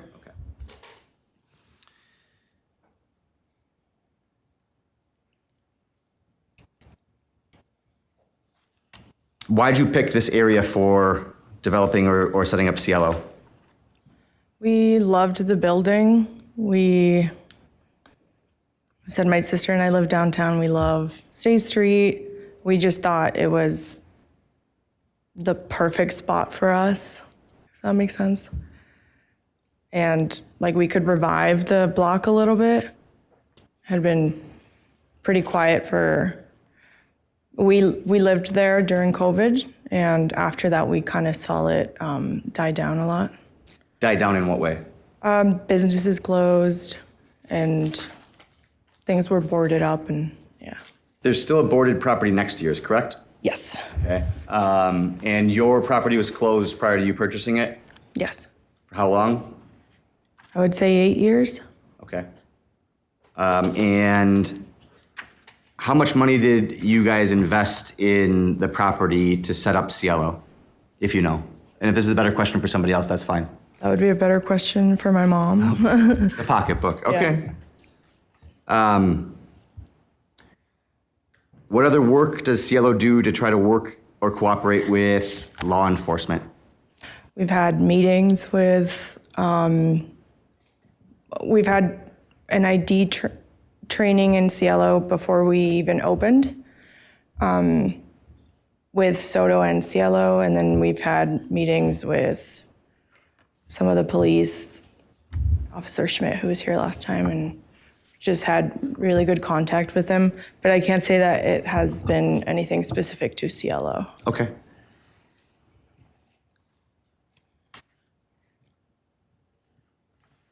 I think I'd asked you briefly, or maybe it was Susan, but you're the agent on the alcohol licensing, the alcohol license. Any conditions on that license? No. Any conditions on the entertainment license at this point? No. Okay. Would you be willing to cooperate with certain conditions in order to make sure you can stay operational? Of course. Okay. Are you willing to and committed to doing remediation work in order to make sure not only you thrive, but certainly the neighbors are happy and content? Absolutely. Okay. Do you have anything else you want to add? No, not at this moment. That's it. That's it for this one. I got one more. Sean, you testified that you're one of the owners of Cielo, is that correct? Yes. You are an owner? Well, no, I didn't put any money in, but it's just yeah. So you're not an owner? No, not technically. That's it. I'm so sorry. Thank you. So appreciate the videos, but I'm still a little bit confused. Earlier, you guys made the point that the decimal levels were not relevant. They're not. So isn't the videos kind of the same? are those considered like the decimal levels? Like how does that show me or helps me make a decision based on how does that noise impacts the rumbling on the next door apartment? What we wanted to show is that when we stand outside, the DJ booth is exactly right there where the wall is, where you see those mirrors, that it doesn't spill out in any way. So I guess, were not aware of it being able to transmit to a third floor, if that makes sense. I'm not a sound engineer, so. Okay. I had another question, but I cannot read my handwriting anymore. It's okay. So I guess I'm gonna have to pass. About the decibel meters, we did I don't know what it specifically does, but we agreed, talking to RJ, that we were gonna keep it at that just after speaking with officials from the city. Thank you. Any other questions? Alderman. Thank you, Chair. What was that? Oh, sorry, I literally cannot read my rule. Okay. Ms. Ortega McKinney, and it sounds like maybe your mom will be called back we called as a witness, so maybe some of these questions I don't mind if you want to refer them to her testimony. But one thing that it's hard for me to wrap my head around, and I asked the question earlier of your neighbor, is just the long history of your building having entertainment licenses granted by this committee, and how we've never, ever had problems with those before. And in fact, as you probably know, attached to the complaint for the revocation of the entertainment license are letters of intent that your family submitted for the alcohol license and the conditional use permit for a nightclub. And specifically, I'll just quote a couple lines with this question. It says, quote, according to the building's present owner, music has been played at the location for 20 years or more without offending neighbors or causing police calls. 118 State Street's brick wall interior helps contain music, and an appraiser recently noted the building's solid concrete construction also contributes to noise containment. I mean, obviously, you're there all the time. You've been there since day one. Why do you think you're different than Diego's or all the long list that I mentioned earlier that, I've licenses that I've been a part of granting all the last several decades next door to you? I never went into any of the businesses that were there before. I am not sure if they had specifically DJs. I know about a couple of them that had bands. That is the only thing I can think of that we're doing different. Yeah, in one sentence, that I skipped, or maybe I didn't. No, I guess I didn't. I did skip it. It says right above what I recited. It says again, this is your own application. 118 State Street formerly housed Diego's Bar and Restaurant, which, like your proposed use, offered DJ music, food and drinks. But you're just saying that. So I mean, what occurs to me is in the applications that were before this committee before did reference techno, so-called techno house music. Certainly, so it's not like that was a big surprise, I suppose. But do you think that it's all about the genre, perhaps, that the many other establishments that were in your building didn't cause noise issues next door for Ellen Dispens and her commercial and residential tenants because it's just the genre of your music is bass intensive? Could that be it, or do you think I'm getting that wrong? It's a possibility. I honestly could not say, because again, I'm not a sound engineer, I'm not a DJ, but it's a possibility, yes. Mm-hmm. And then the other thing, and again, as I said earlier, I don't mind if you'd rather have, and I could ask the same questions of your mother, but and it was referenced in the city's complaint that when the applications were originally before this committee, it was much more food focused. And I won't take the time to recite the percentage food alcohol that was originally proposed, and both to our committee and the Plan Commission. But could you speak to why since the business plan was developed, why there's been apparently much less of a focus on food and predominantly more music? Yeah, totally. We, like any small business that is starting, are not making a whole lot of money. That is a whole other staff that we would have to basically staff. I guess we were waiting to be a little bit more established to hire a whole kitchen staff. Is the information correct in the city's complaint that the only food you currently offer is charcuterie board? Yes. Okay, thank you. You'll come up. Thank you. I have nothing further. I'll just say I might ask the same questions of the next witness, it sounds like. Committee, any other questions for the witness? Seeing none, thank you, Sean. Thank you. Yeah.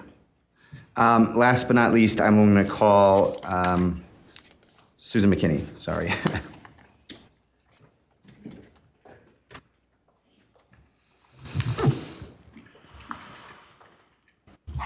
And Susan, you are still sworn in. Okay. Very good. Just to make a good record, can you state and spell your name for the record? Yes. Susan, S-U-S-A-N, McKinney, M-C-K-I-N-N-E-Y. All right. We'll cut to the chase. You own in particular, the financial side of things, both Soto and Cielo, correct? Correct. All right. Excuse me. And you started Cielo, which opened in September of 2025, correct? Correct. Prior to that point, there was some gap in time. In fact, there was some even licensing that you had applied for and had extended for a period of time, starting even in 2023, right? I'm not sure I applied for licensing in 23, but we were in the planning. We were trying to buy the building in 2023. Okay, got it. Maybe I did. And eventually you obtained both an alcohol license and a entertainment license, correct? Correct. There was questions about having this food component of the bar, and that does exist in the maybe full-on plan, or at least the original plan, correct? We put in, yeah, correct. We put in a kitchen. You had to install that yourself? It was part of the construction. Okay, so Yeah. you spent that money? Yes. Okay. We joined the Restaurant Association. We've been to the National Restaurant, convention in Chicago 2 years in a row. We have the intention, but yeah, starting a business from scratch, we hired all these new people. There's been a lot of training. We have been seeing what works with different events we've been doing and community kind of partnerships we've been making. And the food has gone to the back burner because, like Sean said, we're not making a lot of money yet. In fact, none of us are taking any salary or even tips when they work from Cielo yet. And so it week after week, it just felt like not quite yet. We're not quite ready to get our food going yet.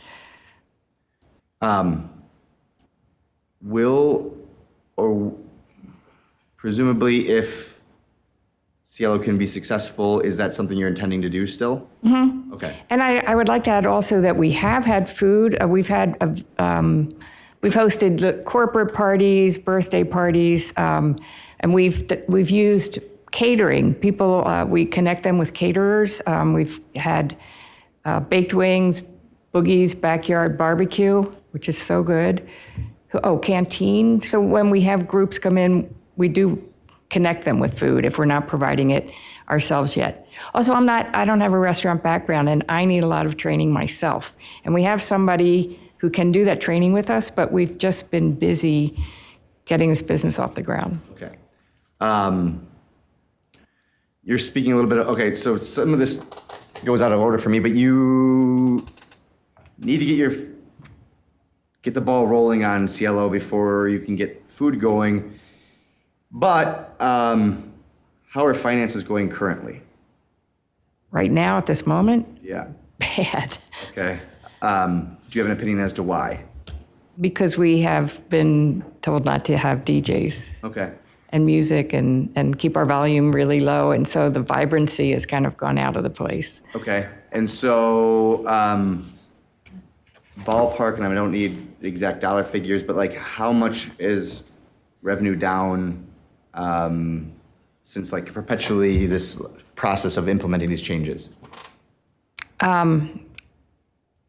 At first, it's close to 90%, but then just in this last week, we started showing World Cup games and people are coming in for that. So I think it's up a little bit. So it's only down about 80% right now. Okay. We'll just keep the World Cup going. Yeah. The World Cup bar now. Yeah, well, yeah. Okay.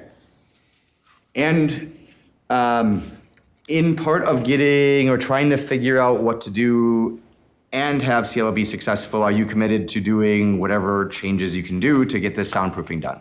I really want to get it done. I want to get it done as soon as possible. You have the financial means to do it right now? I'm going to take out another loan. I have it lined up pretty much, and I'll just do it. Because the reason is I don't want to bother the neighbors anymore. I don't want to continue to cause discomfort and pain and all of that. Now that I'm aware, and I mean, Ms. Despens and I, we own our buildings together. We're going to be neighbors for a long time. I want us to both be able to flourish. And so I want to make this commitment. And I want our business to have longevity. And so I feel like I'm investing in our longevity now. Now, I've done the construction, and now I realize I have to take this step. And that's fine. I'll do it. Taking this along this path, you've maybe not gotten it all the way yet, but you've set up this loan. We've talked about that. That's in the works. You also have had Bachman sitting here for a while, but Bachman's going to be able to do the work. Mm-hmm. Okay. Yep. John Westra is going to be able to do this study, presuming he can get into the other side. Yep. Okay. And so you have the pieces in place. It hasn't been able to happen yet because this process is going on, correct? Yes. Okay. Let's talk about some of the concerns the alderpersons have brought up is why haven't we done anything immediately when the complaints came to you? So the first concern you had was from Ellen when it was in construction, right? Mm-hmm. But nothing had happened yet. You hadn't even played music. Great. Okay. The next thing that happened was opening night, September 25th. Were you present during the interactions with Ellen?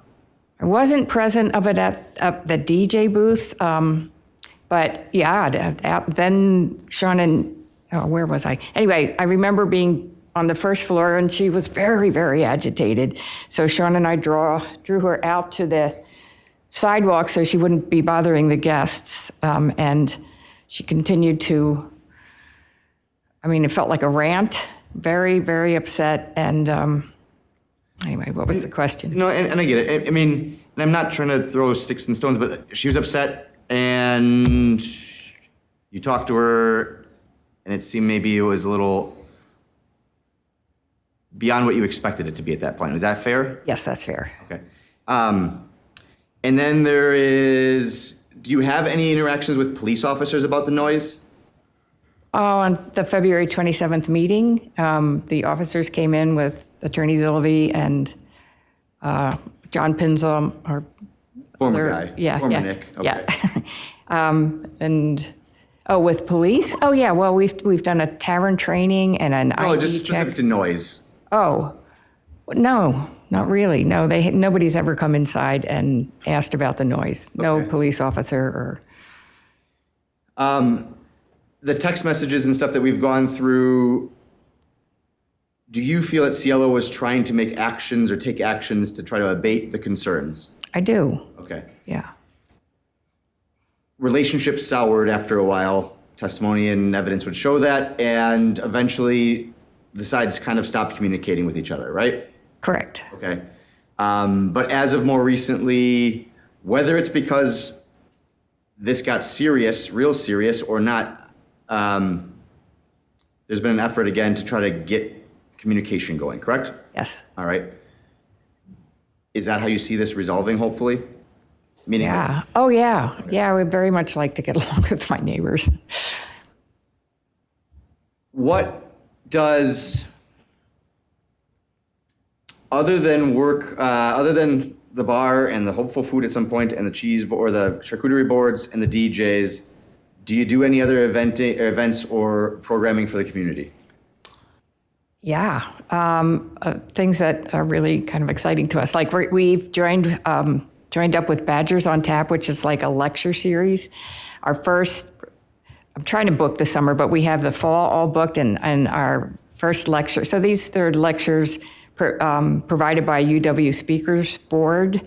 Like I'll say I'm really interested in this topic, or they have topics they recommend. So we're doing a microbiology, ice particles, and I just said yes to that. I can't wait to hear what I'm going to learn about that. Our first one in September is with Jorel, ¿cómo se llama? Bardillo, the guy who advised Bad Bunny on his last album because he's with the Caribbean Studies Department and he's an expert on the island of Puerto Rico. So I'm really excited to have him because we have the little Bad Bunny hook, but I also lived in Puerto Rico when I was a kid when my dad coached basketball down there. So we do Badgers on Tap. Just last week we started a new one, a POC mix and mingle, and that's people of color. A guy put out an Instagram saying, let's get together, people of color, and they ended up, they contacted me. I said, yes, certainly, come on in, we'll host you. So we had about 20, 25 people just chatting, getting to know each other, brand new people. So I hope to continue to do that every month. We've partnered with Destination Madison. They are now recommending Cielo as when conferences come into town, let's say realtors or something, and they have their workshops all day long, and then they want a reception. So we are, open, or on their list to be booked for after work reception kind of things. I'm excited about that. I have Chick Chat. It's a girls happy hour on Thursdays. I know. I've had a couple of those privately, just inviting my friends, and this Thursday is going to be the first open to the public.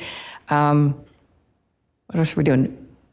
Madison Mingle is a group of young professionals from 21 to 40. I'm partnering with them for them to have happy hours with us with some mini lectures, perhaps about wine by a wine expert we have on staff who is connected with Botham Vineyards. Oh, his name is Mills Botham. So you do community events. The DJ component of your business, we heard one bar, but how do you differ from the other establishments?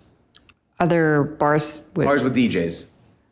How do we differ? Oh, well, we do open decks. We're really open to not just established. We loved our established DJs. I really like the mix of new and established, and how the veteran DJs are really helpful to the new ones. Like that was our open decks on Thursdays. You come in with your own little USB, play for 30 or 40 minutes, sign up and play. And these aspiring DJs really connected to that. And they come every week and they have sort of formed their own community. And I kind of miss that more than, a lot. How many employees do you have at Cielo? About 20. 20? Mm-hmm. What is their demographic? Who are they? Mostly UW students, some a little bit older than that. And I really like hiring students because, especially when they're plugged into athletics or organizations, you know already that they're going to come with work ethic, and you don't have to tell them to be on time. They're a great bunch. I really hold them in high esteem. With the viability kind of been difficult lately, have you had to cut some hours? Yeah, these kids have a hard time paying rent right now. Okay. And then, just because I asked before and I didn't get a good way to do it, I just gave that to you before. Yeah. Do you know what you're zoned particularly? Oh, downtown core, totally. Downtown core. Yeah. All right. I just gave you ordinance downtown core. What is the statement of purpose? Could you read that to me? Yes. The DC district is established to recognize the Capitol Square, the State Street corridor, and surrounding properties as the center of governmental, office, educational, cultural, specialty realty, retail, and recreational activities for the city and the region. Residential users are appropriate in some locations or in combination with other uses. This district is intended to allow intensive development with high-quality architecture and urban design. Thank you.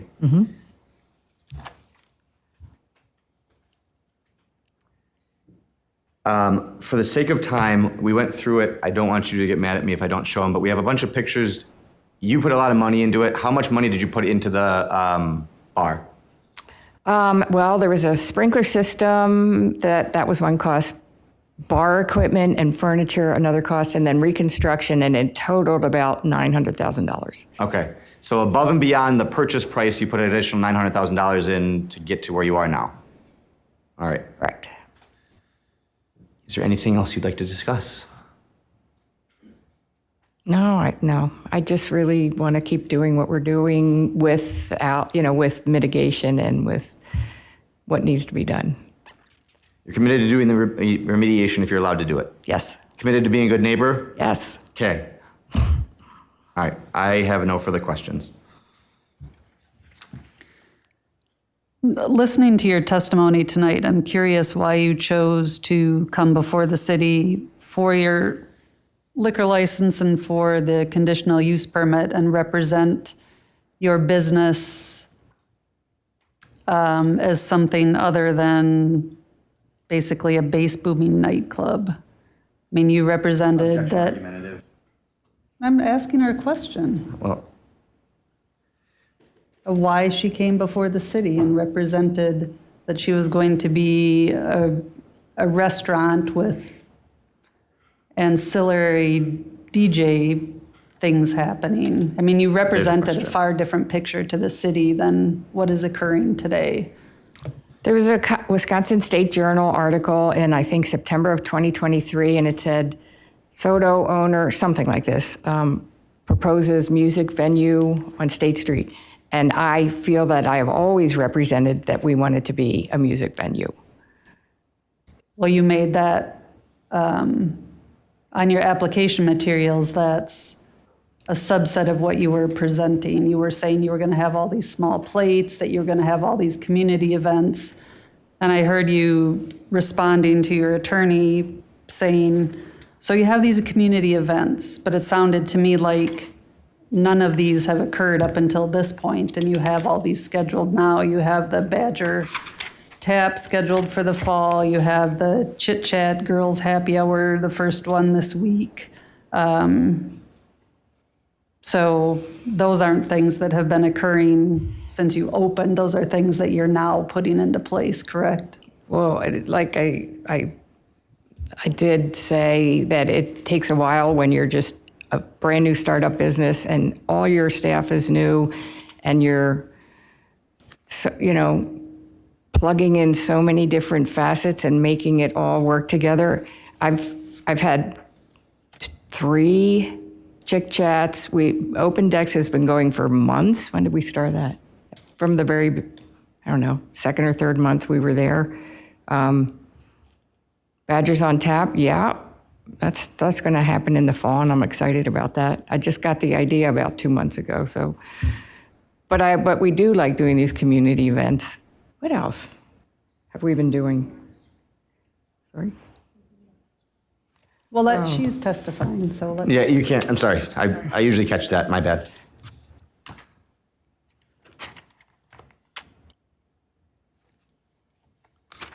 We did. And your attorney also made the comment that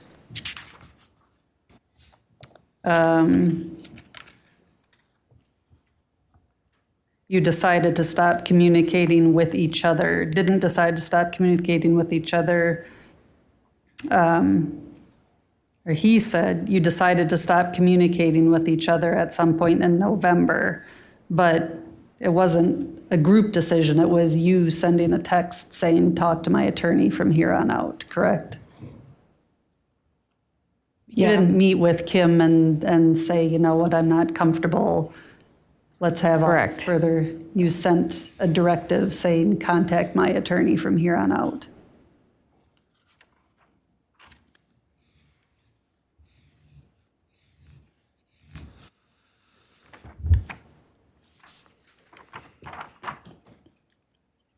I have nothing further. I think I have a follow-up just because it's trying to be a pain in the butt.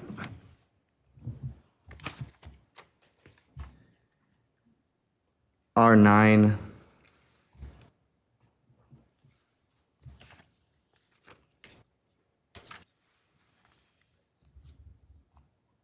Oops, that's my copy.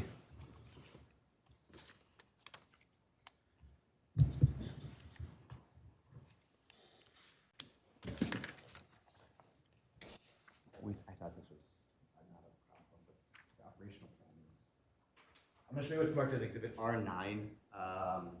It should be one of the emails that I had marked. It is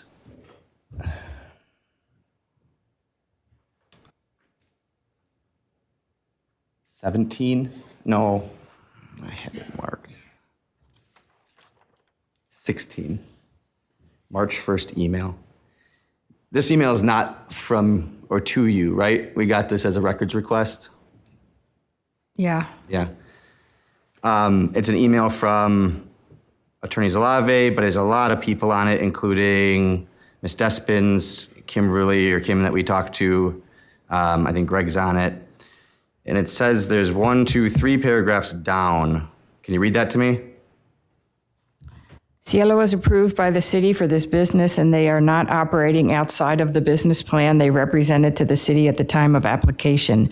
They participated in neighborhood meetings and completed all the necessary steps for obtaining their license. I think it is important to recognize that Cielo's operation is as they represented, and not a situation where they represented to the ALRC and Common Council that they were going to operate one way, and then once they received their license, pivoted operations. Is it your opinion that you were trying to be forthcoming the whole time and you're trying to get this business operational, but you do want to do this plan? Yeah. Okay. Yes. All right, I have no further questions. I won't even move that one in. You can if you want. I just have a question about the timing of this letter. You were aware of the communication with Ms. Attorney Pinzel related to the Plan Commission documents, correct? Your letter of intent?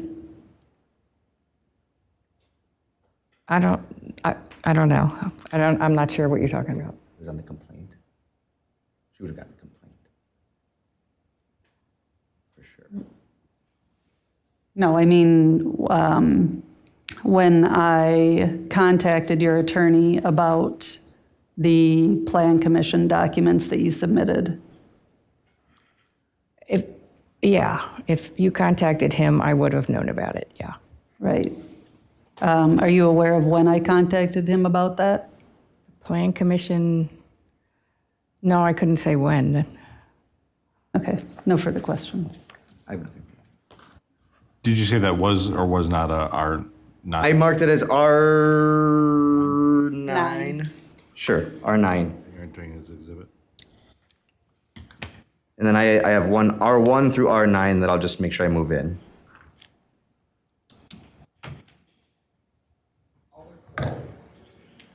Thank you. Getting there. What are your hours of operation today? Today? What are the hours of operation of the business? During the week? Yeah. Thursday, well, we had been opening at 8 for open decks, and that usually went till about midnight, and we would close. And then Friday, Saturday, 8 to bar time. Which is? 3:30. 2:30? I know Mike tells me that all the time, but I never remember. I'm too old to be out there on the bars at this point. So that's Friday and Saturday, 8 to 2:30? Correct. And also Sunday? No. Okay, so, and you're not open during the week? No, right now, a little bit for some World Cup games, but that's all. So we already established that the food or the restaurant part has taken a little bit longer to be established.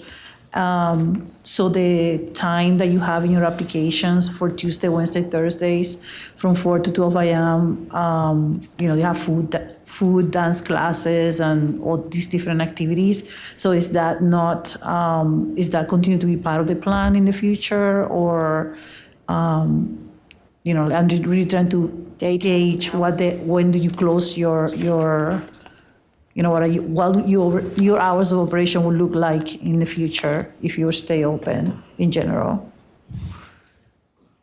Will you plan on having the whole week and go every day until 2 in the morning, 1:30 in the morning every day? No, we would only do that on weekends. Late nights, no.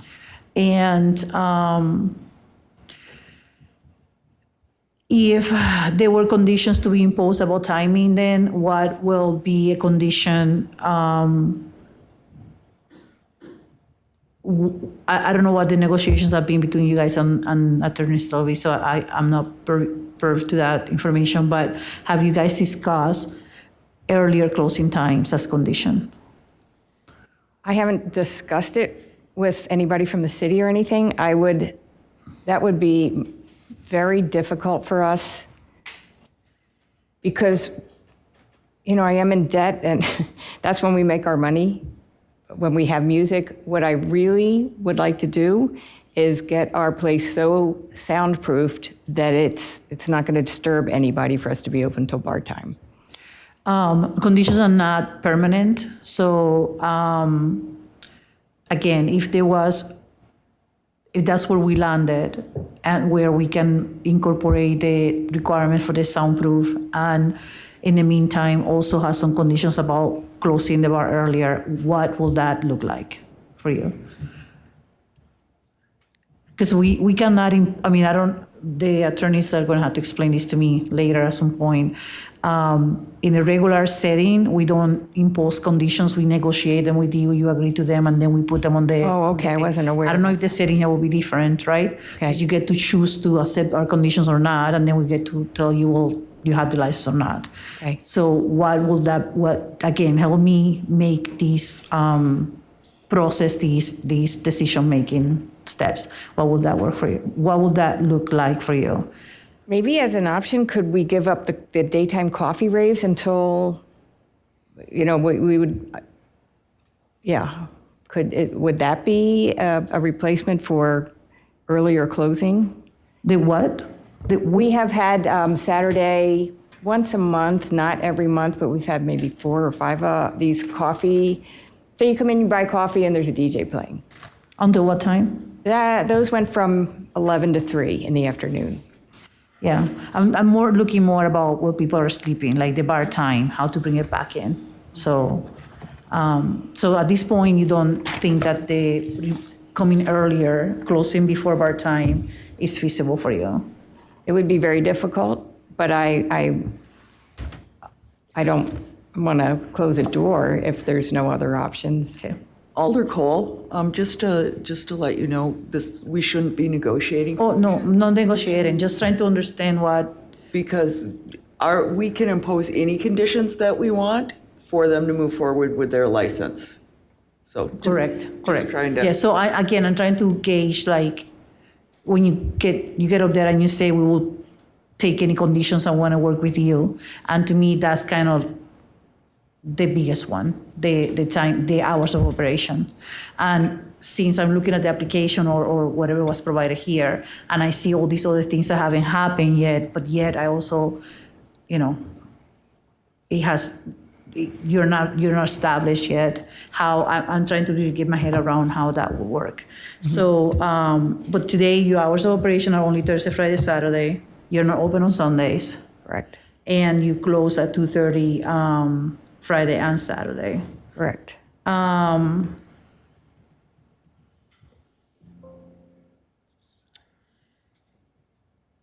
the food that you offer today, the charcuterie, is that offered all night until 3 in the morning, or is that on, does that close early?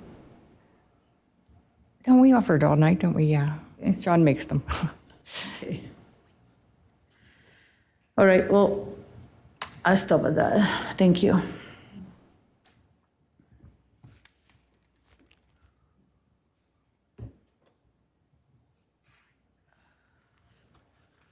Ms. Clemens. Thank you, Chair. Just one question. Just trying to gauge, and we're going back in time for a minute, and apologies if this is covered and I wasn't following exactly, just gauging the maturity of your plans with Bachman to do the noise remediation project. Is it in the land of like theoretical, but you're saying you'd like to pursue it, or is it like contracts signed, deposits made, it's official? It's not there, but we're all standing by, and what is holding up the process is we have to be able to get into 114 building to do a full assessment to be able to make a mitigation plan.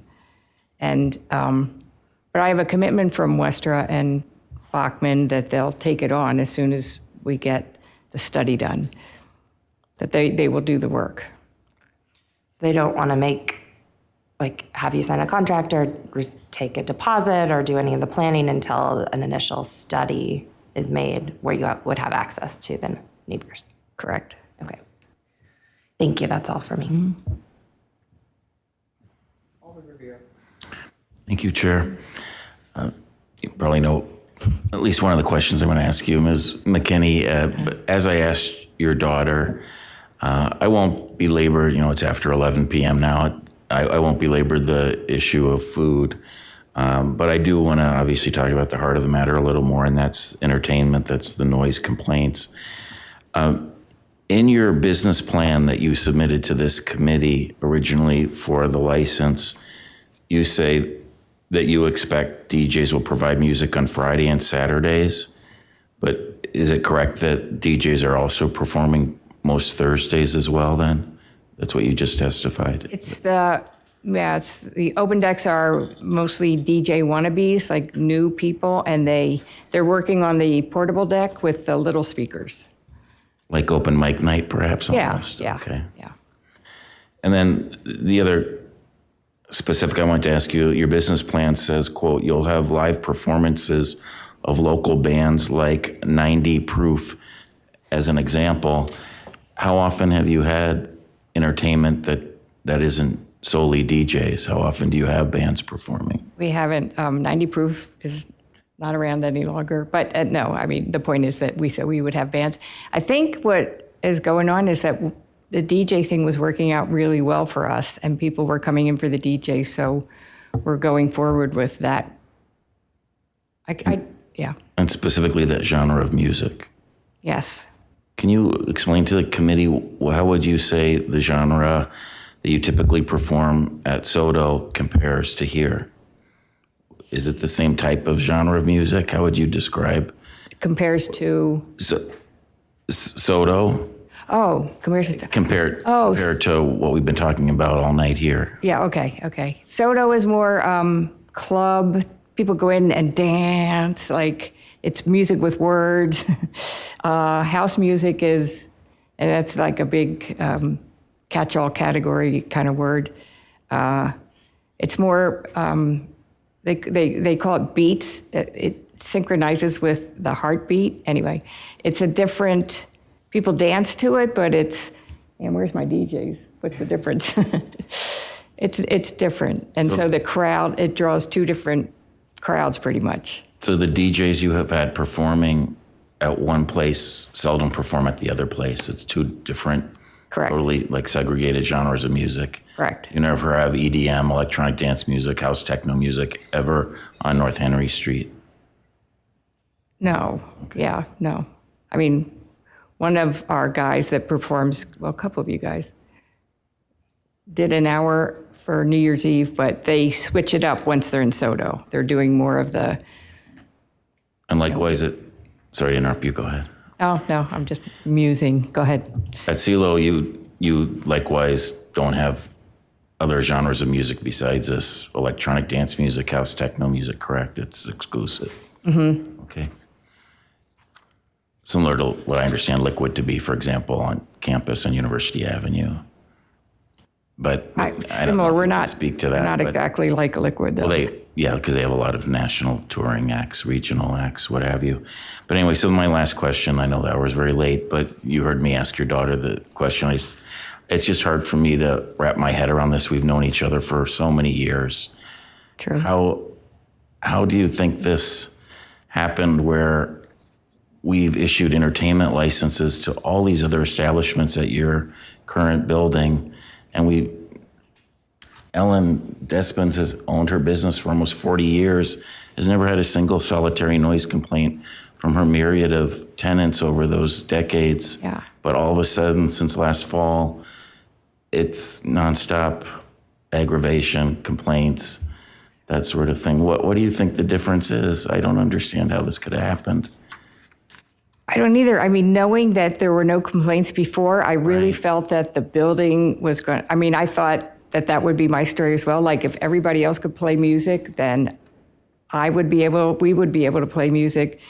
I just felt like if there hadn't been any complaints before, that the building was sound, that, the insulation in the ceiling, I felt like it was all covered, and that was going to be my, story with playing music in Cielo as well. And why it's different, I honestly don't know. I don't know. Diego's, what I understand is they had their deck. I don't know. No. Okay. Thank you very much. Appreciate it. Thank you, Chair. Alder Cole. One more quick question about the timing for the work that you guys are trying to get completed. Have you have access to next door being denied to you? Yes. Thank you. Mm-hmm.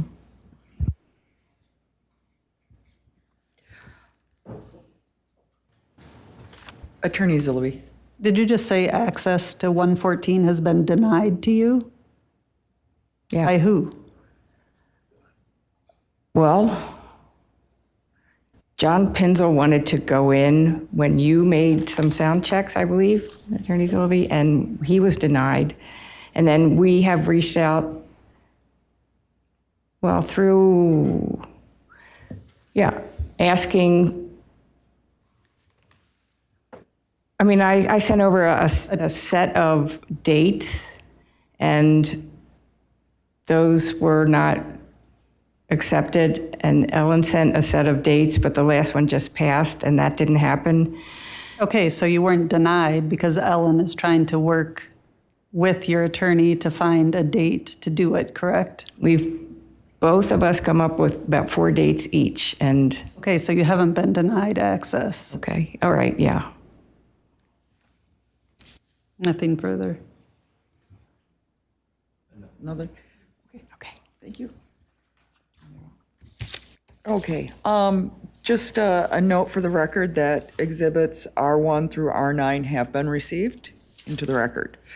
And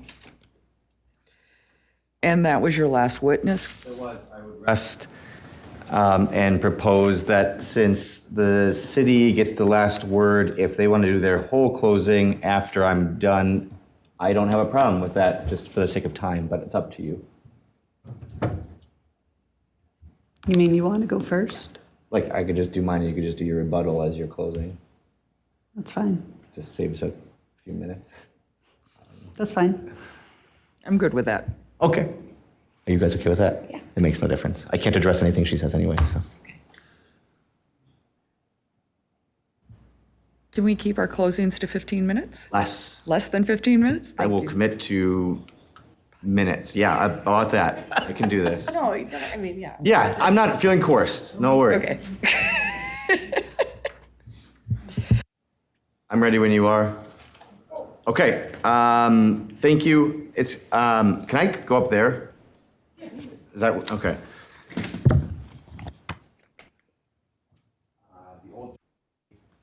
Has a problem sitting for so long.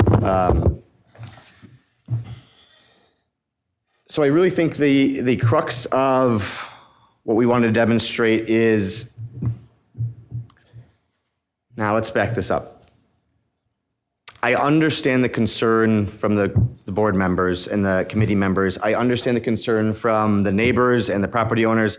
I think we all do at this point. I think part of the frustration or concern or misunderstanding originally is how much veracity to give the complaints as they are originating. And reasonable minds differ. I understand that completely. I think the Cielo side interpreted based on the information that they knew coming in when they purchased the property, that this was a structurally sound property, it's had music in the past, that they couldn't fathom how it was, even before opening, problematic, and then opening night seemed to create this scenario where maybe there's this disagreement about how much veracity to give to the complaints. And so they start, I don't want to say slow rolling it, but they're taking steps intentionally to abate this within the realm of what they think is reasonable. And I think it becomes very clear to them once the city starts getting involved more, probably even after that March 1st email, where it seems like the city is even agreeing that there's a component of this that they're not doing anything wrong. They're licensed. Cielo is licensed to do exactly what they're doing. They know they have a license. Cielo does. They think they can operate. They've moved their decks. They've moved their stuff. They've created a smaller sound system. They've changed the sound systems. And it just doesn't seem to track when they walk outside and don't hear anything. And that's what that video, and again, take it for what it is, but that's what that video kind of displays of outside Cielo, that it just doesn't seem to track that the noise might be permeating to the extent that Kim was talking about. And I believe her. I'm not saying there's anything wrong with what she's saying by any means. But I think early on, the concept was, boy, I think we're doing it right. And I think we're making steps to get in the right place and to make them happy. And it seems like maybe this isn't quite that reasonable because we're not observing what you're observing. And they walk around the community and they see bars that are operating from external much louder. And so I think comparatively you get to this issue where I think we're doing okay and maybe this isn't a reasonable concern. City gets involved. We try to get more uniformity in terms of where the complaints are coming from or what's happening. We'll take it at face value. Let's fix this and find a way to fix this. And unfortunately, I believe at this point maybe that the city feels that ship has failed or sailed. I would ask that it doesn't. And I would ask that it doesn't for some very specific, tangible reasons. One being that you know who these people are. It's the bar owners that own Soto, the people that I've heard from the police officers that came to a different meeting for this exact committee, find video of a guy in a cell phone and find that guy and help get the police officers what they need. These are the owners of this bar. They're the ones that are successful bar owners in the in Madison.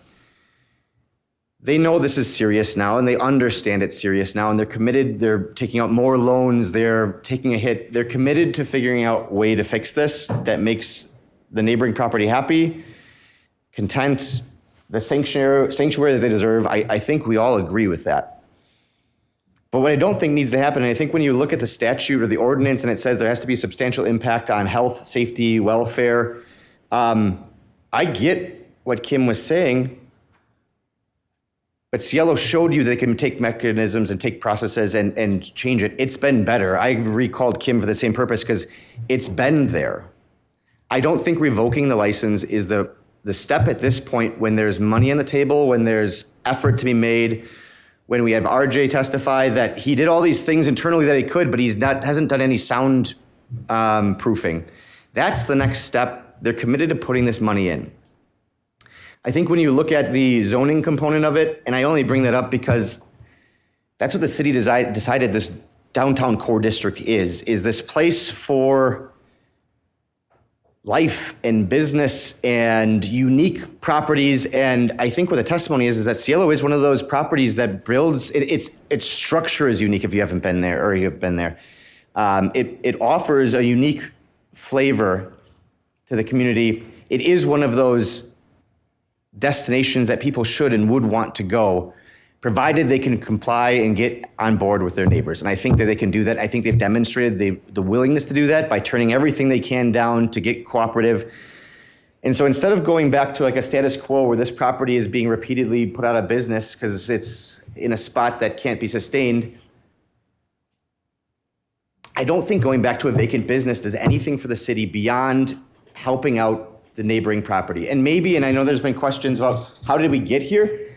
Honestly, these are 130-year-old buildings. I wonder if there's a structural issue that we could figure out that's a new problem by doing this next step. And that goes to the weight of the evidence. I don't think it's clear that it's overtly and only Cielo, although Cielo will certainly and absolutely do the work to make it right. So instead of going back to a spot where we have unhoused populations and that's more of the issue, give Cielo a chance. They can commit to continue to doing what they're doing right now until they figure out a way to get this soundproofing done. They don't want to make more problems. I've committed the whole time. You guys, you can't have any more calls for service. You can't do that because it's going to just submarine you. You have to do everything you can. They're committed to doing that. It's a woman-owned business. It's a culturally sensitive business. It's a place that promotes inclusion and friendship, and it's just it's one of those businesses that I'm going to ask that you allow to maintain, but put these conditions on. Let's let them get this figured out, and if it's not fixed, then I can't help you anymore. But give them a chance to fix it. That's all we're asking for at this point. So that's all I have. I hope that was less than 15 minutes. Thank you.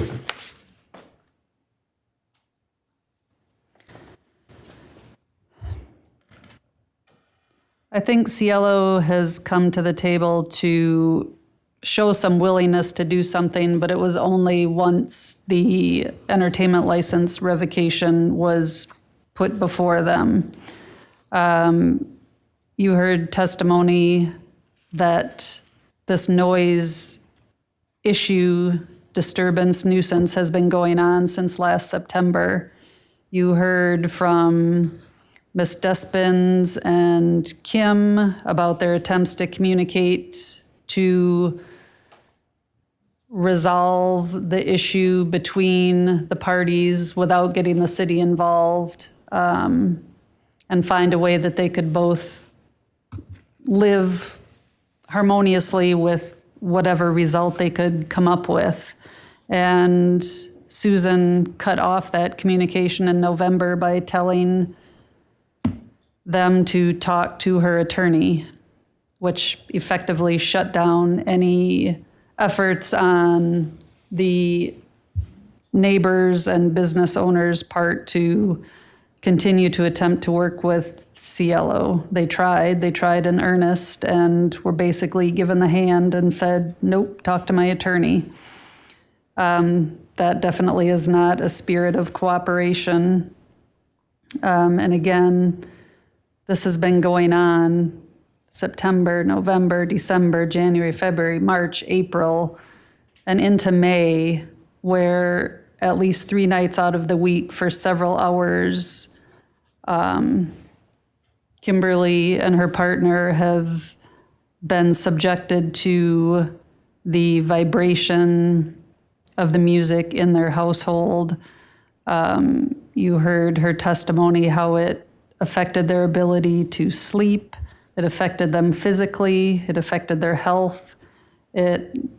She testified at one point that being in the apartment at those times that the music was playing made the apartment a torture chamber. I think you can't disregard that. I think you have to really take that seriously. And then Ellen, as the business owner, had difficulty being able to rent out her apartments because of the noise nuisance emanating from Cielo. The videos that we listened to, I don't think you put any weight to those. The one purporting to show Cielo is 100% self-serving, and we don't know the circumstances behind taking that video.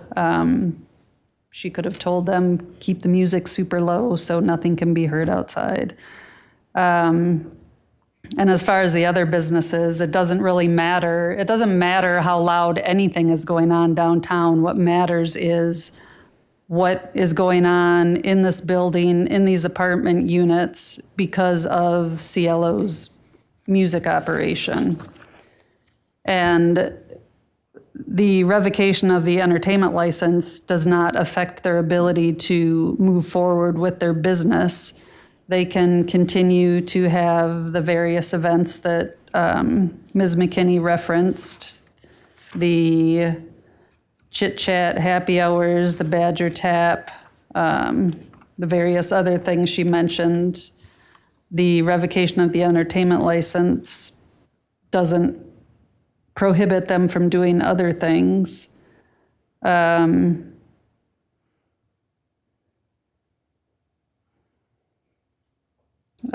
want to touch on the fact that no citations have been issued, and that I don't think is really relevant at all, because again, this is something that is going on in this apartment and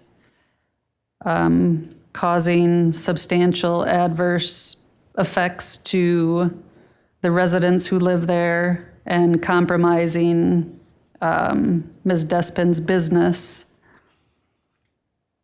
Our licensing process, I think, is intended to be preventative, not merely reactive.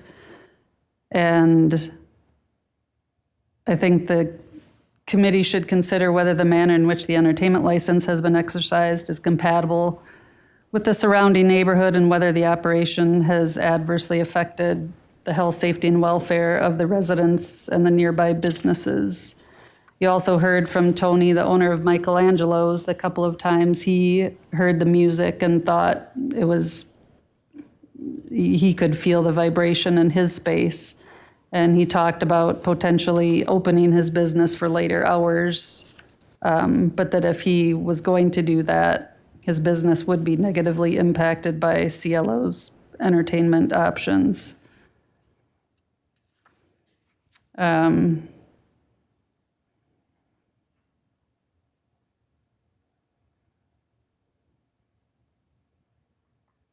I think more than anything, the fact that the parties have endured the noise nuisance for 8 months and that they tried to work with CLO but got nowhere. And once CLO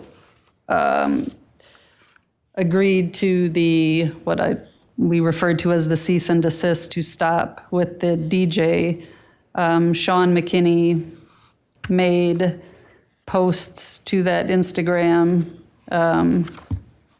that were derogatory to Kim and Gregory and really to Ellen, even though it didn't specifically reference her, but saying this is happening because of complaints of our super old neighbors who constantly call the city and complain, which isn't even true. And then made a comment saying they won't move. So apparently her solution is to have Kimberly and Greg move from their home that they have been in for almost 11 years. I think the city has shown that the license, the criteria to revoke the license has been met, and would ask the committee to revoke the entertainment license. Thank you. Okay, committee, at this time, we're moving on, we're going to move on to deliberation. How we're going to do that is we will move to closed session. We need to take a voice vote on that. After we take that voice vote, we're going to then take a 10-minute recess so we can go to the bathroom, clear out the room, do all of that fun stuff, and then we will reconvene in a closed session. So first committee, I need to make the announcement that we will be convening into a closed session for deliberating and concerning a case which was the subject of any judicial or quasi-judicial trial or hearing before a governmental body, considering licensing or discipline of any person licensed by the ALRC or investigation of charges against such person and taking formal action on such matter, and conferring with legal counsel for the ALRC who will be rendering the oral written advice concerning strategy to be adopted by the body with respect to litigation in which this is likely to become involved. And further take notice that if we go into a closed session, we may return to open session immediately without giving 12 hours notice under section 19.852 Wisconsin statutes. Committee, we need to vote on going to closed city, and this must be a roll call vote.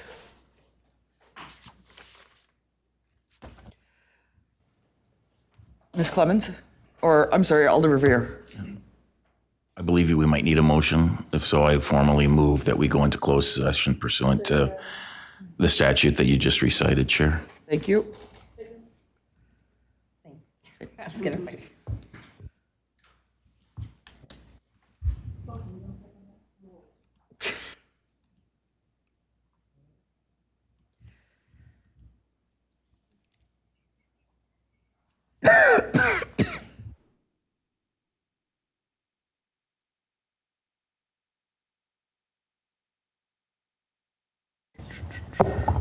Okay. Alder Glenn? Aye. Alder Glenn, aye. Alder Revere? Aye. Alder Revere, aye. Alder Farrell-Cole? Aye. Alder Farrell-Cole, aye. Ms. Harrington? Aye. Ms. Harrington, aye. Ms. Clemens? Aye. Ms. Clemens, aye. Chair, it is 5 ayes and no noes. Thank you. At that point, we will move to closed session. If the attorneys would like to give their number to Mr. Verbeck, we can give you a call when we are done, so you know when to come back. Otherwise, we'll be taking a 10-minute recess. Thank you.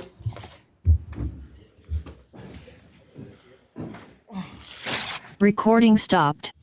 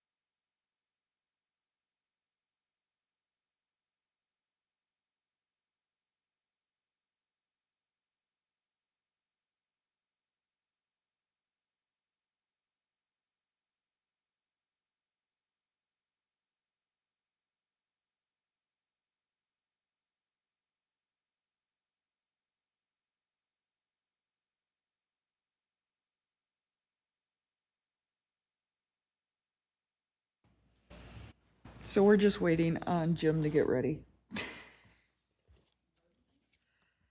We've got a few roll calls we have to do.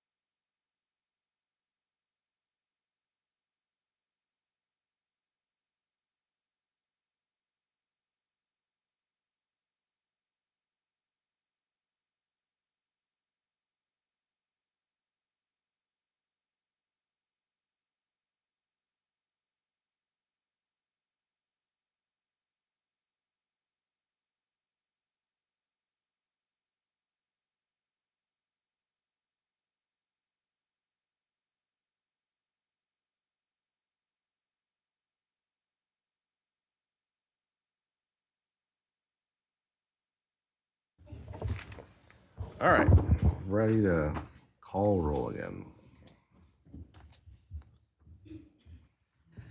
Just make sure city channel's up and going.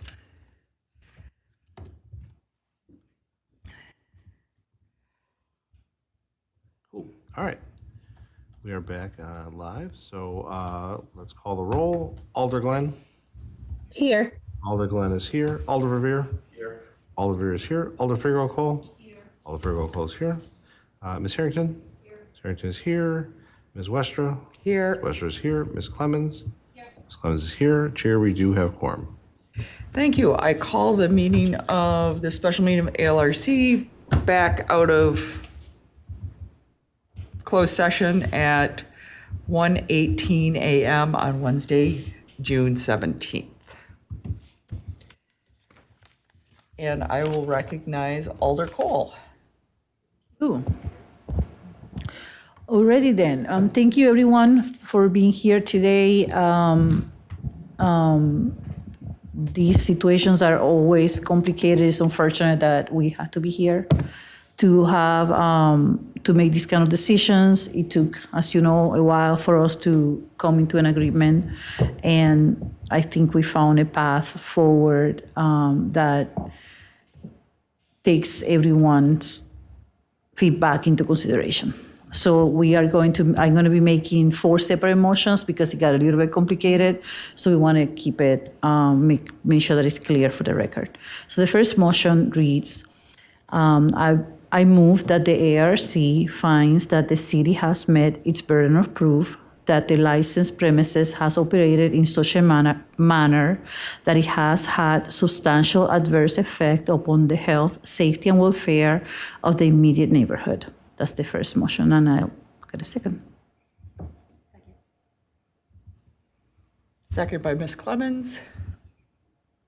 Jim, can we get a, we weren't playing, no, are we going to do any discussion? I don't think so. No. Jim, can we get a roll call vote, please? Sure. Alder Glenn. Yeah, aye. Alder Glenn, aye. Alder Revere. Aye.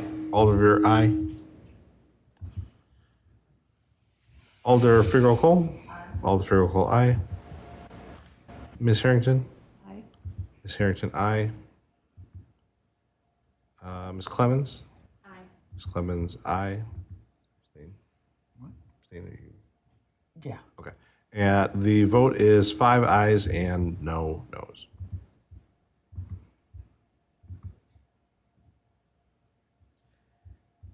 And that motion passes. Sorry. The chair doesn't usually vote unless there's a tie. Yep. In the second motion, I move to immediately suspend the current entertainment license, which expires on June 30th, 2026. Second. And Jim, can we have a roll call, please? Yes. Is Ms. Clemens is seconded? No, it's Ms. Harrington. Oh, Ms. Harrington, okay, sorry.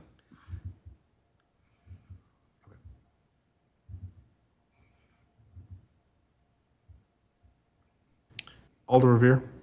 Aye. Alder Revere, aye. Alder Frigo Cole? Aye. Alder Frigo Cole, aye. Ms. Harrington? Aye. Ms. Harrington, aye. Ms. Clemens? Aye. Ms. Clemens, aye. And Alder Glenn? Aye. Alder Glenn, aye. Chair, the vote is 5 ayes and no noes. That motion passes. Alder Cole? On the matter of the entertainment license renewal application for the 2026-2027 licensing year, I move to renew the entertainment license starting with a 6-month suspension. Second. Second by Ms. Harrington. And Jim, if we could get a roll call, please? Yep.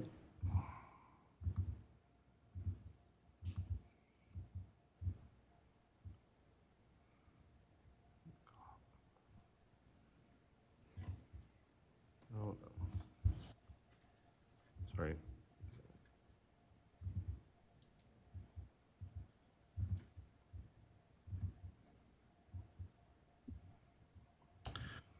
Alder Frigo Cole?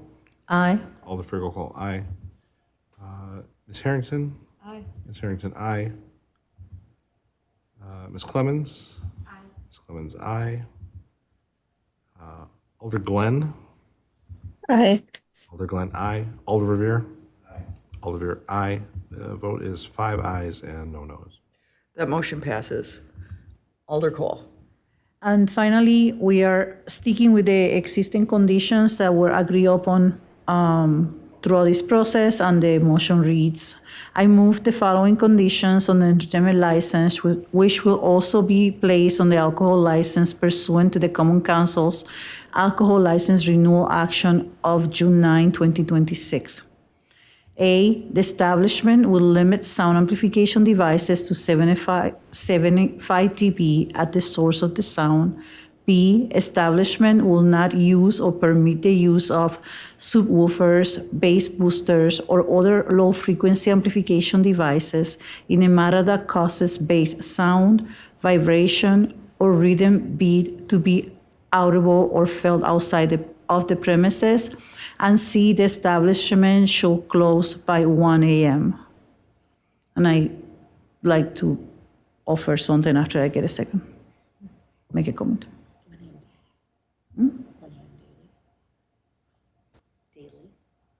1 a.m. daily. I didn't say that? I'm sorry. Okay. Second.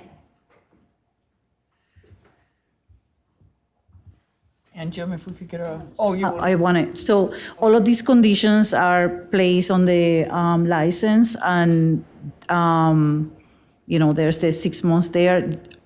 You guys can continue to do the work to make sure that you have the soundproofing that you need. And then once putting that on you guys to get that done, once you get that done and the 6 months, suspension comes up, you can come back to us with a request for the removal, and make sure to bring in, make your case with whatever necessary to prove that that was completed. Okay?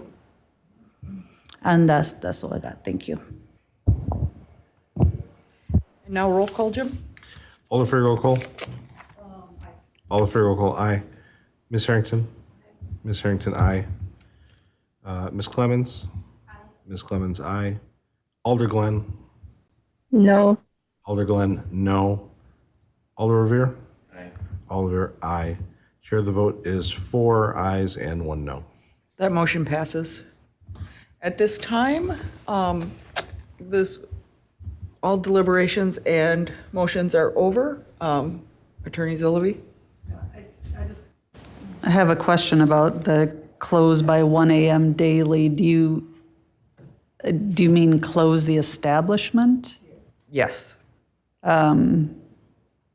Because if you're putting that condition also on the liquor license, that's I think, problematic. You don't think? I know it's late. Because if there's a liquor license when we grant the liquor license, unless somebody agrees to a condition that they close earlier, we can't impose a condition that they close earlier because of the statute. It's my understanding that during the renewal, license renewal process, that condition can be imposed, or is that not the case? I think in terms of hours of operation, we cannot unilaterally impose different hours than what the statute allows.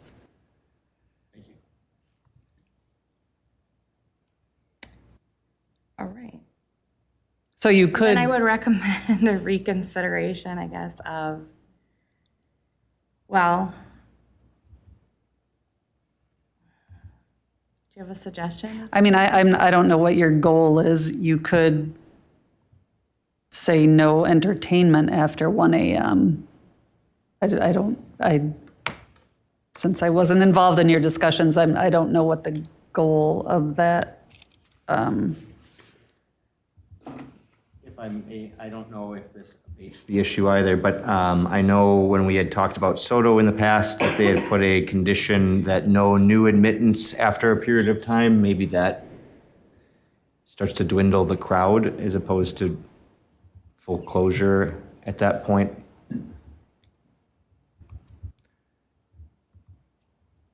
I had similar questions and was making a note to address that.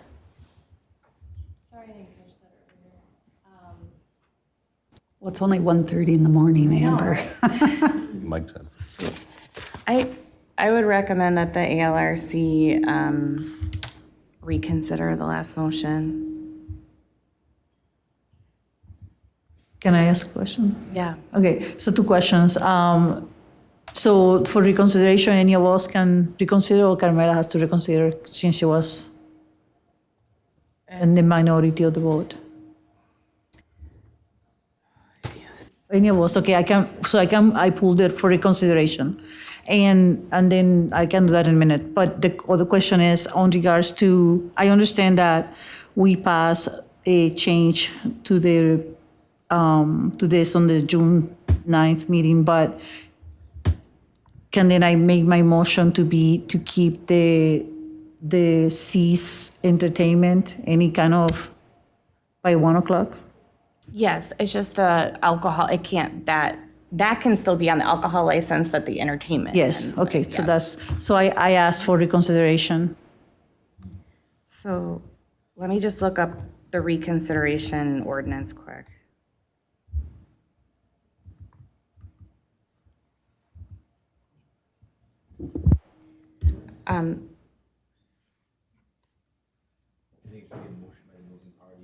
Yeah, so.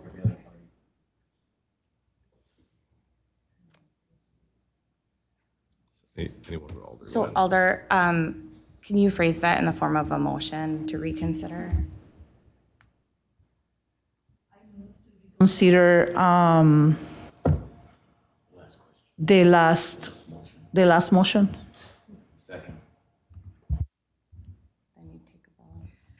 And we'll take a vote on reconsideration. Any objections to reconsidering the motion? I don't have any objection to reconsidering the motion. But can someone read it exactly how it will be? Yes. Are you just going to say the whole thing again? Yep. Figure out, or you are? Okay, thank you. Yep, she'll move the whole thing again with the changes. Seeing no objections, the reconsideration passes. Alder Cole.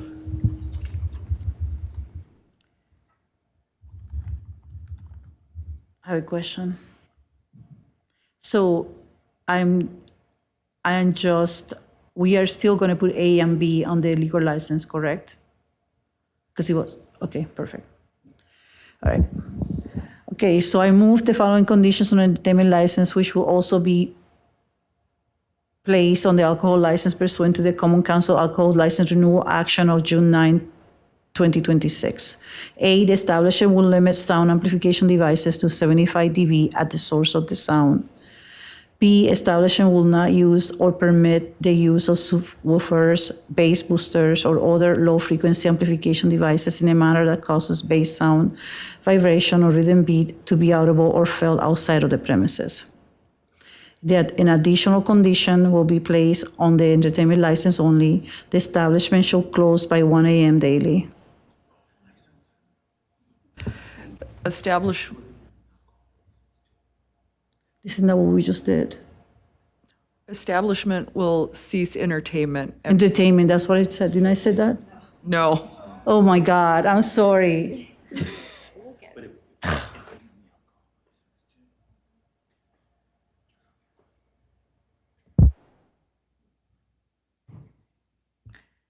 We apologize. It's very late. I know.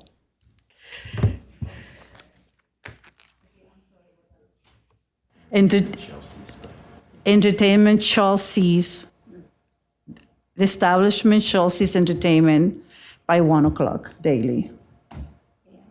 AM. Yes, thank you. I'm sorry, guys. It's a little early.